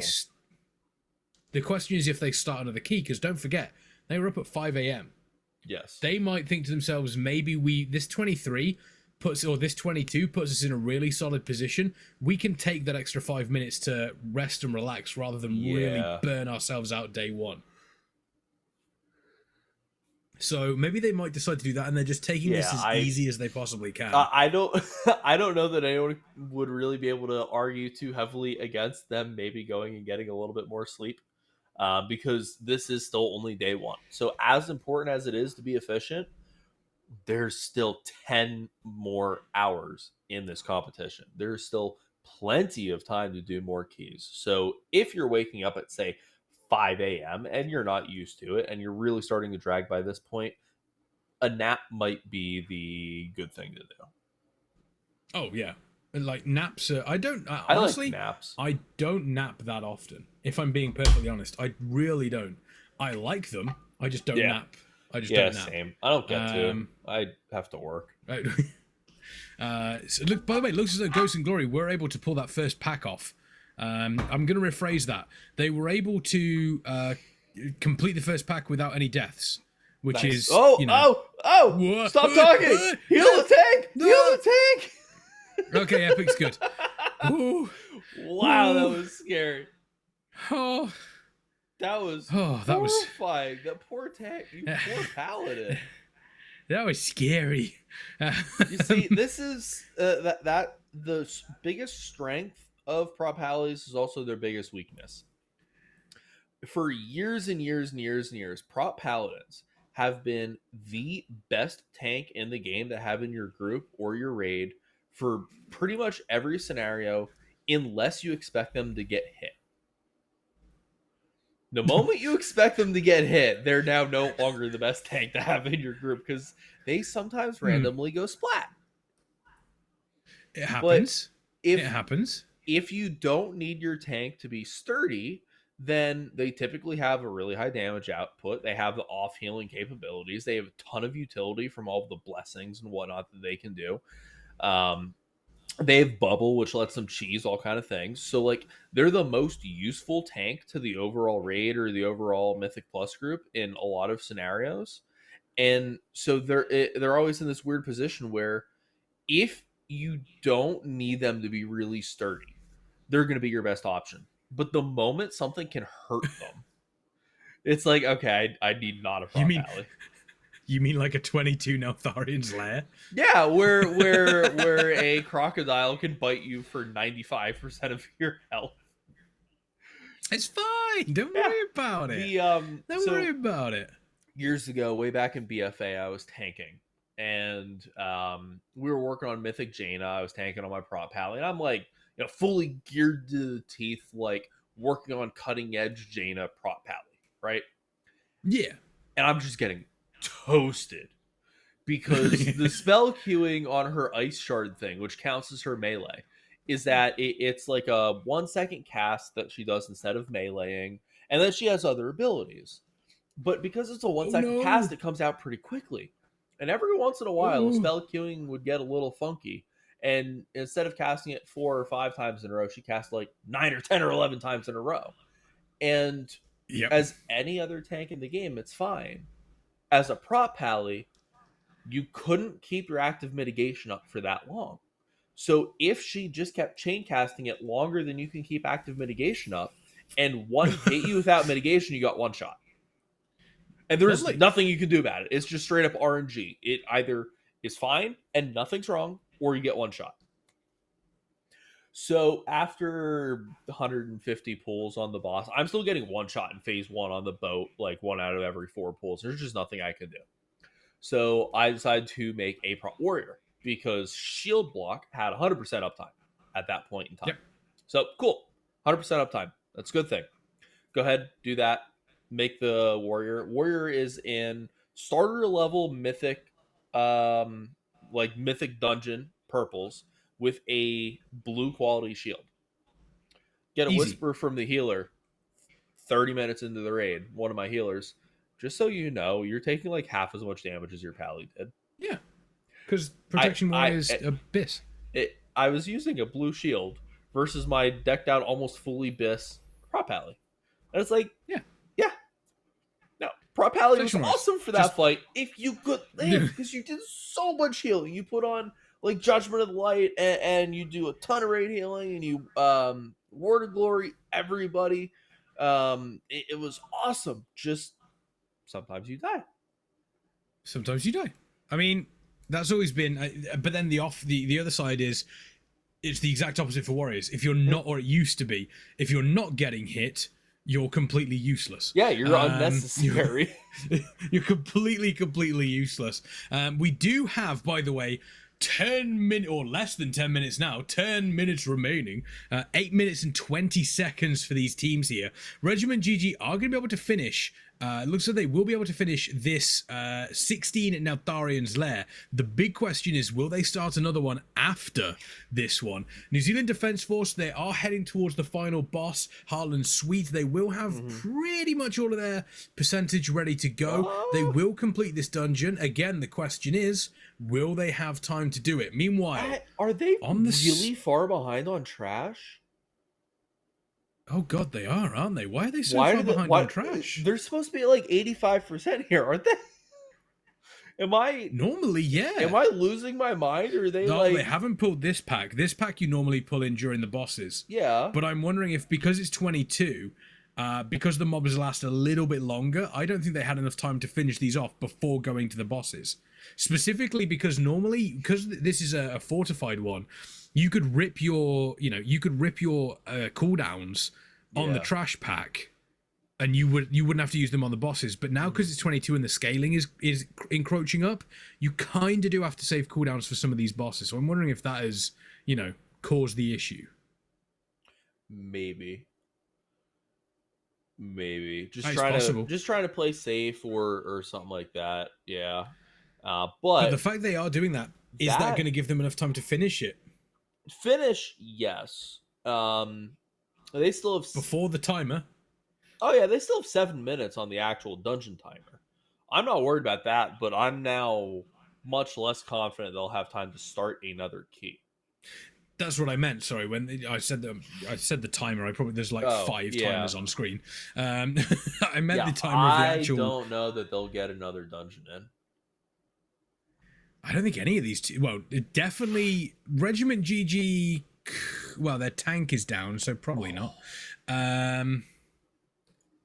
The tank is down. That's gonna. I mean, the question is, are they going to even be able to finish that key, let alone finish it before and start a new one? I don't think they can.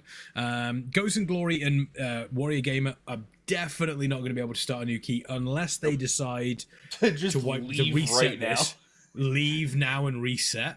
But there's no reason for that. Like, Warrior Gamer is having a decently clean run against these pelters. Right now, they took down the pelter. It was going zing, zing, zing. And easy. Yeah, they're already at the second boss with 65% try. They're actually having a really good run here. Like, they're making great time through this place for a 23.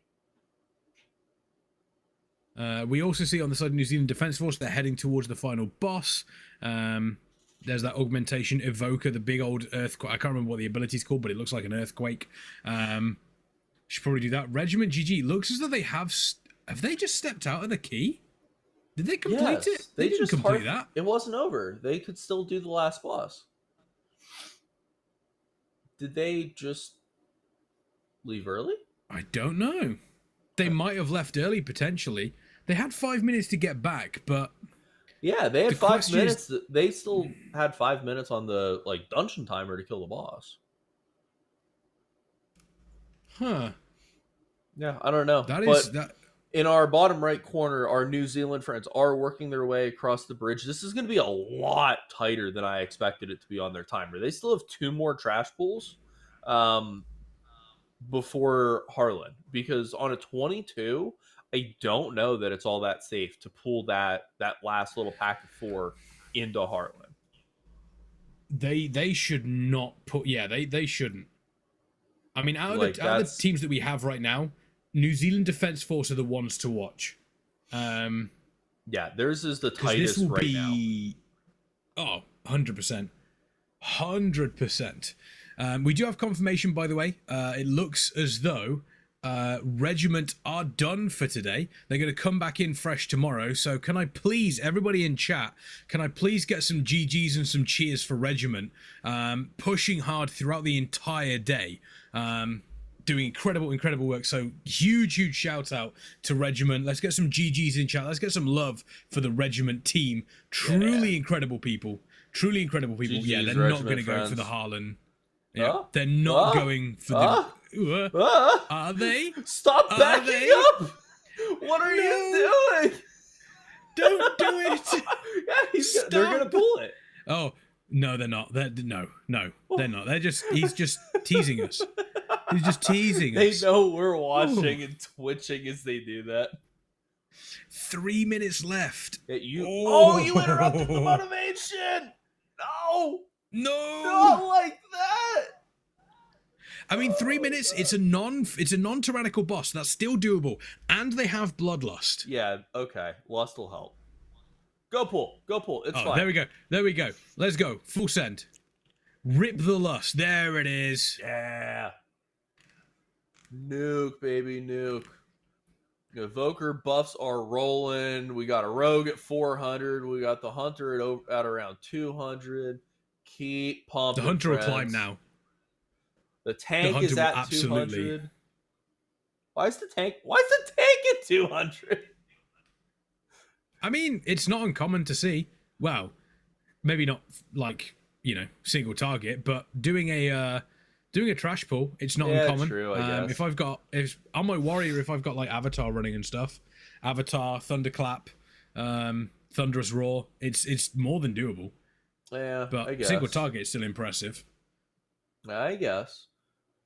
But let's see, 2 minutes left. 6. Yeah, they're more than fine on this because at the 30% mark, the boss just melts, right? Yeah, they should have this barring anything going wrong, which can still happen. You still have cannon barrages. Yeah. From 60%, you get the cannon barrage on everyone, and that can get spicy. I mean, 1 minute 45. This is still going to be close, I think. They're got doing 30%. Well, maybe not. Come on. It's all going to... I think it will all depend on how quickly they can get to the 50%. So 50%, that took them about... The Evoker! No! He jumped out to avoid and pulled the trash in.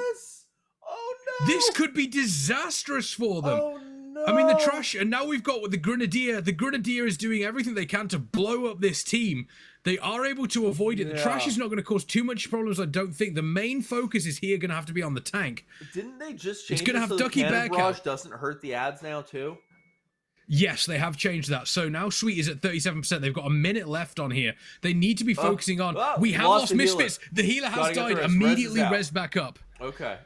Stabilize. Immediately. Off literally everything. 3 more % until we get the loaded dice thing.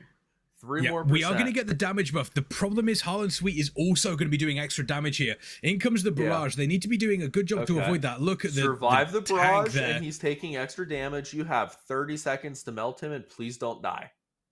Yep, they do have to avoid all of these. It looks as though everybody is doing a great job avoiding it. All of the ads are basically dead, and this actually might have worked out in their favor because it would have given the rogue an opportunity to do a bunch of extra cleave damage. So I'm wondering, they've been able to funnel. We have lost Jagsy the rogue here. 8% left on the boss, though. They do have 2 seconds. 1 second. There it is. They ended it. They weren't able to do it. They weren't able to do it. The ads being pulled in and losing the healer and Jagsy there does mean that they lose out. They are 8 seconds over. No. Oh, That feels is so super bad. unfortunate. And we did just get confirmation from the tournament administrators. We have hit our time limit today, so no new keys may be started. So they are done for the day, and unfortunately, they don't get credit for that 22. They have to come back in tomorrow and do that key all over again. That is a huge, huge time loss for them. That feels bad. Oh man. That is super painful. And I'm wondering if come Sunday, we are sat here and asking the question, what if? Yeah.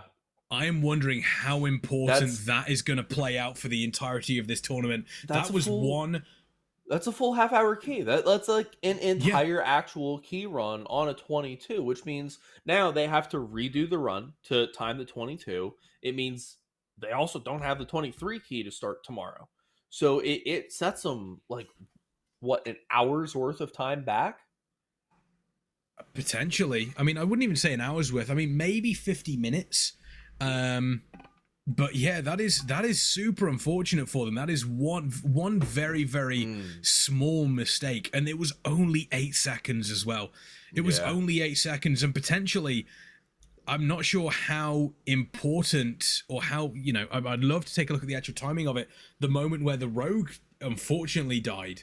I'm wondering if the Rogue was available, that 8 seconds wouldn't, they'd have been able to have pumped a little bit of extra damage. But that one mistake from the Evoker, jumping out to avoid, obviously the barrage and pulling the trash in. Oh man, that's effectively what's cost them the key there. That is unfortunate. I wonder what their main class is, because if you're not used to having a jump like that, whether it's the Evoker hover thing or Demon Hunter Fell Rush or even like a disengage, if you're not used to having something like that, it's really easy to accidentally fling yourself where you're not supposed to be. That's like a thing. Like, it takes forever to learn how to properly control some of that stuff. So if that's an alt, if they're not used to playing Evoker and they're only doing it for the tournament, and I totally see how that mistake gets made. Yeah, it's super painful to see. Super painful. Oh, no, that's a really good point. That Warrior is my main, only picked up Evoker last night. Yup. So, there it is. Yep, not used to having a hover. I totally get it. Even if they'd have pulled, I just realized something crazy. Even if they'd have pulled that trash pack in, if everyone would have survived, they'd have timed it. Yep. Because the extra 2 deaths added 10 seconds. That is really, really unfortunate. Yep. Really unfortunate. Either one of those deaths not happening means not only do you not lose the 5 seconds, you also don't lose downtime from both the person not being alive and the time taken to cast the battle res. But that gives us confirmation. That is the end of the day for New Zealand Defence Force. Chat, can I get some GGs? Can I get some love in chat for New Zealand Defence Force? An incredible run from them today. Y'all 20, played a 20, amazing. and a 22. They played out of their skins. Absolutely amazing. I can't wait to see this weekend. I'm looking forward to what the next dungeon is going to be tomorrow. That's going to be really exciting. I do also want to give, you're probably sat here, folks that are wondering, saying, well, the timer's at 0. How can we still have 2 teams pushing their keys? They started before the timer hit 0. As long as your key has officially started, the countdown has hit 0, and you are able to enter into the Mythic Plus dungeon, then you are able to complete the dungeon. They do have this overtime available. If they are unable to time it, that's it. It doesn't matter. They are not allowed to start a new one. So now we have Goats and Glory on a 22, and we have Warrior Gamer on a 23. Warrior Gamer getting super close to that end though. They've got 10 minutes left on the timer, which with the single trash more pack, than fine, unless something goes wrong. They're fine. Which on a 23. How long on Lust? I don't know. If we could get a full screen on Warrior Gamer production, that'd be fantastic. I think they have 6 minutes. Okay, yeah. I was gonna say, if they have Lust, pull this into the boss. They have time to 2 chest it. Potentially. But I wouldn't risk it personally. Nah, it's fine. I don't think there's any reason for them to risk it now, This because this poor would give them Belter. 23s across the board, wouldn't it? Yes, this gives them 23s across the board, which gives them a total score for the day of 69 points. Nice. Nice. That's the hope. That's the belief. That is if the tank stays alive. That's the big one. Tank's fine. It's a warrior. Warriors don't die. Trying to see what talents they're running. Okay, so they're running pretty standard Mythic Plus talents. Yeah, pretty standard. I'm always interested to see how other people's UIs look, and I'm just keeping an eye on like where. Pretty much base Blizzard UI. Yeah, I'm trying to see where the shield block tracker is. That's a much better UI. Thank you. I can see things now. There's I a lot like going there on in this being UI. more stuff because I want to see where everything is. They have 2 minutes to kill this boss. To 2 chests, a 23 melt slayer. Interrupt that thing in the back. Interrupt him. Oh, Is that a scare beast?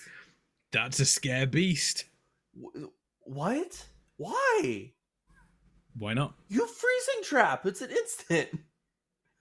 Scare beast is a cast. I think they used freezing trap on the other one.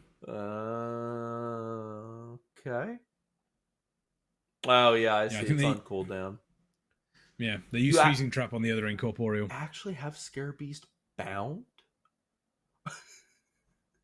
I mean, maybe.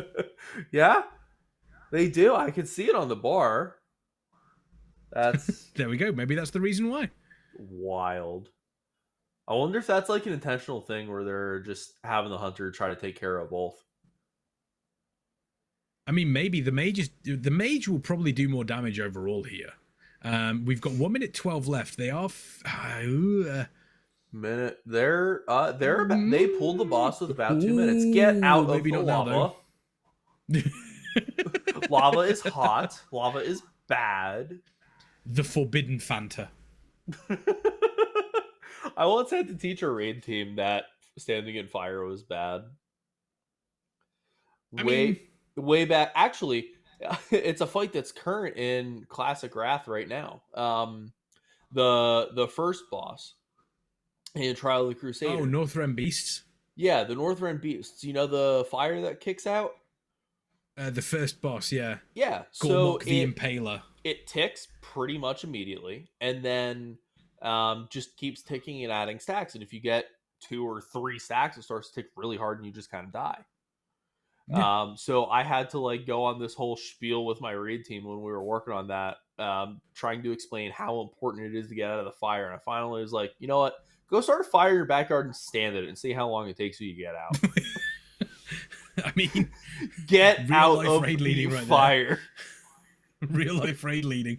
We didn't get the +2 on the 23, but they're playing it very, very safe now. We are going to get, barring any horrific mistakes, we are going to get, obviously, the 23 done in time, which is, you know, really good for them going into day 2. Finish off the ad. Ad's done. 12% on boss.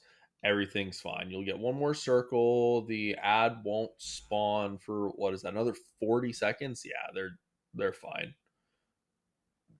Probably hide. Yeah, they should. Probably still. That is, you made that way harder on yourself than you needed to be.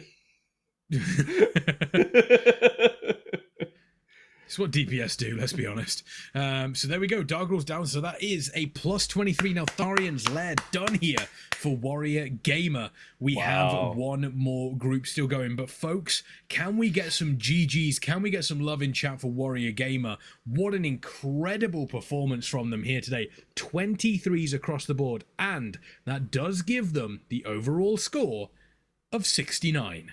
Nice. We have 1 team left. Goats and Glory are in their 22 Neltharian's Lair and seem to be having a decent run so far. Can we get them full screen? Let's see where we're at. There we go. All right. They have 13 deaths, so not quite as clean.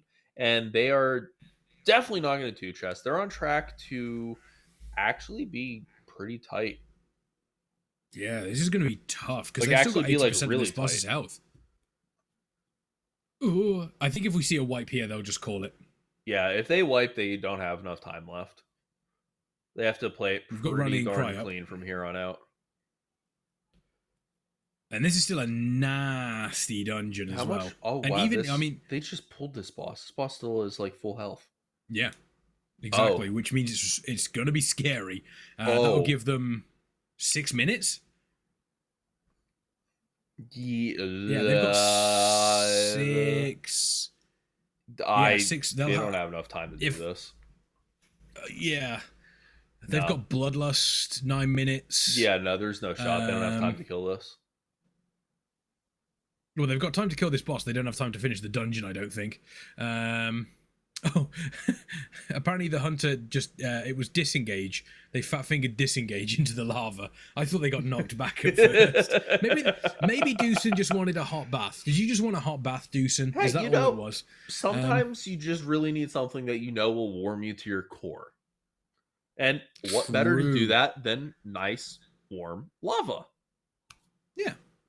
I don't know of any warmer substances than lava that are, just readily available in WoW.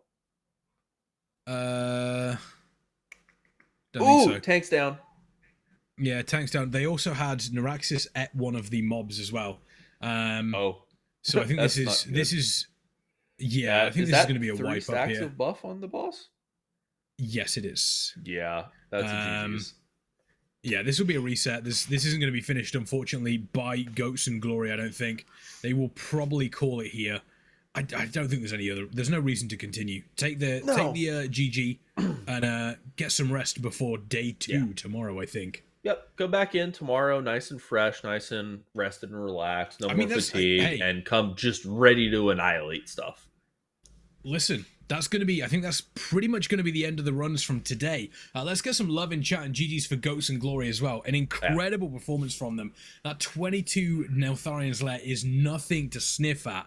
And they put in an incredible performance throughout this entire weekend, as did every team, realistically. Yeah, really good day today. And, the top of the leaderboard, the top 3 teams are actually a lot closer than it seems.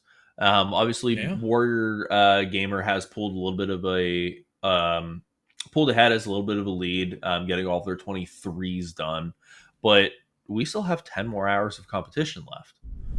You can end up seeing a team get hard stuck on, whatever key XYZ 24, and just for whatever reason, just keep making little mistakes as we get to 24s and 25s and 26s.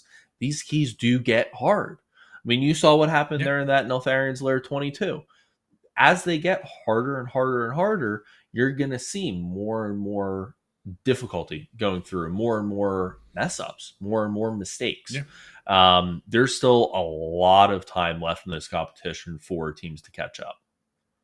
Oh, yeah. I mean, you mentioned, I think you touched upon it there, as you mentioned, mistakes happening, on those higher key levels. If you do it on a 15, it's not too bad. You do it on a 15, and it's like, okay, we can kind of recover from that.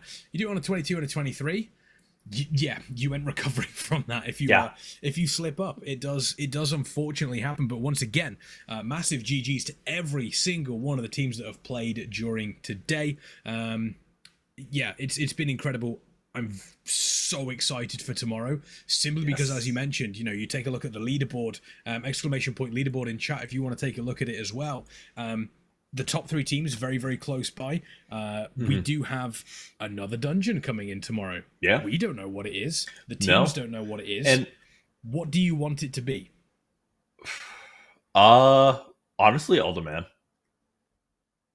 Yes. I want to see it be. I want to see Uldaman this weekend, just because it does have a pretty good element of difficulty to it. It's a longer dungeon, so it's exactly what makes this kind of competition difficult to plan for strategically, because it's such a long dungeon. It takes so much time. And okay, I got to do the 15, I got to do the 18, I got to do the 20. And how much time do you vote to pushing that versus everything else? It really forces the teams to think about how they're going to use their time. So I think that would be a really good one to show up either tomorrow or Sunday. What about you? I think what I want to see is, I want to see a gut punch tomorrow with something like a tyrannical alderman, something that they can really get their teeth into, and then throw them a curveball on the Sunday, and then do something that I wouldn't even do Mega Dungeon. I'd do something like, I'd do something really, really crazy. Like, here, do a, we want you to push a. Trying to think. We want you to push a dungeon that hasn't been in for a long time without affixes. What was the BFA one? Not the King's Rest, but the other one that was in there that had the T-Rex on the bottom. Oh, what was that place? Make them do that one. Yeah. Wasn't Go it do Taldazar? Taldazar. Yeah. But I would love... No, Taldazar I think is the capital name, but I know exactly which dungeon you're on about. I can't remember exactly. But I would love it. Yeah. Oh, no, it was a Taldazar. Yeah. I would make them do a dungeon that has no affixes. Like, it has fortified and tyrannical, and that's it. And then just send. Yeah, I would like that too. That'd be we have something beefy tomorrow, and then something for a curveball on Sunday. Yeah. Please and thank you, team. Please and thank you. Well, let's do fun stuff. Exactly. Speaking of teams, I do want to give a huge shout out to our teams today. Obviously, Goats and Glory, part of the US Navy Esports program. Absolutely incredible group that have done brilliant things today. The New Zealand Defence Force, once again, coming at us from a 5 a.m. start for them, which was, mind-blowing that they were able to perform as well as they actually did. Regiment Gaming keeping on. They weren't giving up in any way, shape or form. America's largest military gaming community as well. Regiment Gaming, incredible. And Warrior Gamer as well. Coming in, they practiced a bunch on the tournament round leading up to this, and it shows. It is absolutely paying off for them. Chat, get some love. You can really tell. In for them. Also, a huge shout out to our partners. Obviously, Raider.io, a name that is synonymous in the PvE scene in World of Warcraft. They are the go-to PvE platform for Mythic Plus players. Go and check them out. Raider.io. Truly incredible people. And our production partner, Chaos Creative. Obviously, the AFDL is an initiative of Chaos Creative. They make this look good. They make us look good. Crazy. With all these fancy graphics and everything. They are truly brilliant. And speaking of brilliant, my co-caster, Crazy. A truly great human being. Thank you so much for joining me here today. You're obviously... We're here all weekend. Yeah, we'll be back tomorrow. Today was huge. For the folks that have been obviously watching this and they want more Crazy in their life, where do they need to go? I don't know. Follow me on Twitter. That's probably the best way to find me. That works. I'm simple. I'm just here. Don't follow you in real life. Please don't. That's weird. That's just weird. That's really weird. But don't ever randomly follow creators no. No, we don't do that. That is weird. But !casters in the chat. You'll learn more about myself and Crazy. We will be back tomorrow. Same time, same place for day 2 of the Summer Clash here from AFDL events. You are not going to want to miss out on a single moment of that, because then we are truly going to find out who might take the crown at day 3. Day 2 is going to be huge. Don't miss it. We'll be back tomorrow, same time, same place. Yep. See you tomorrow, guys.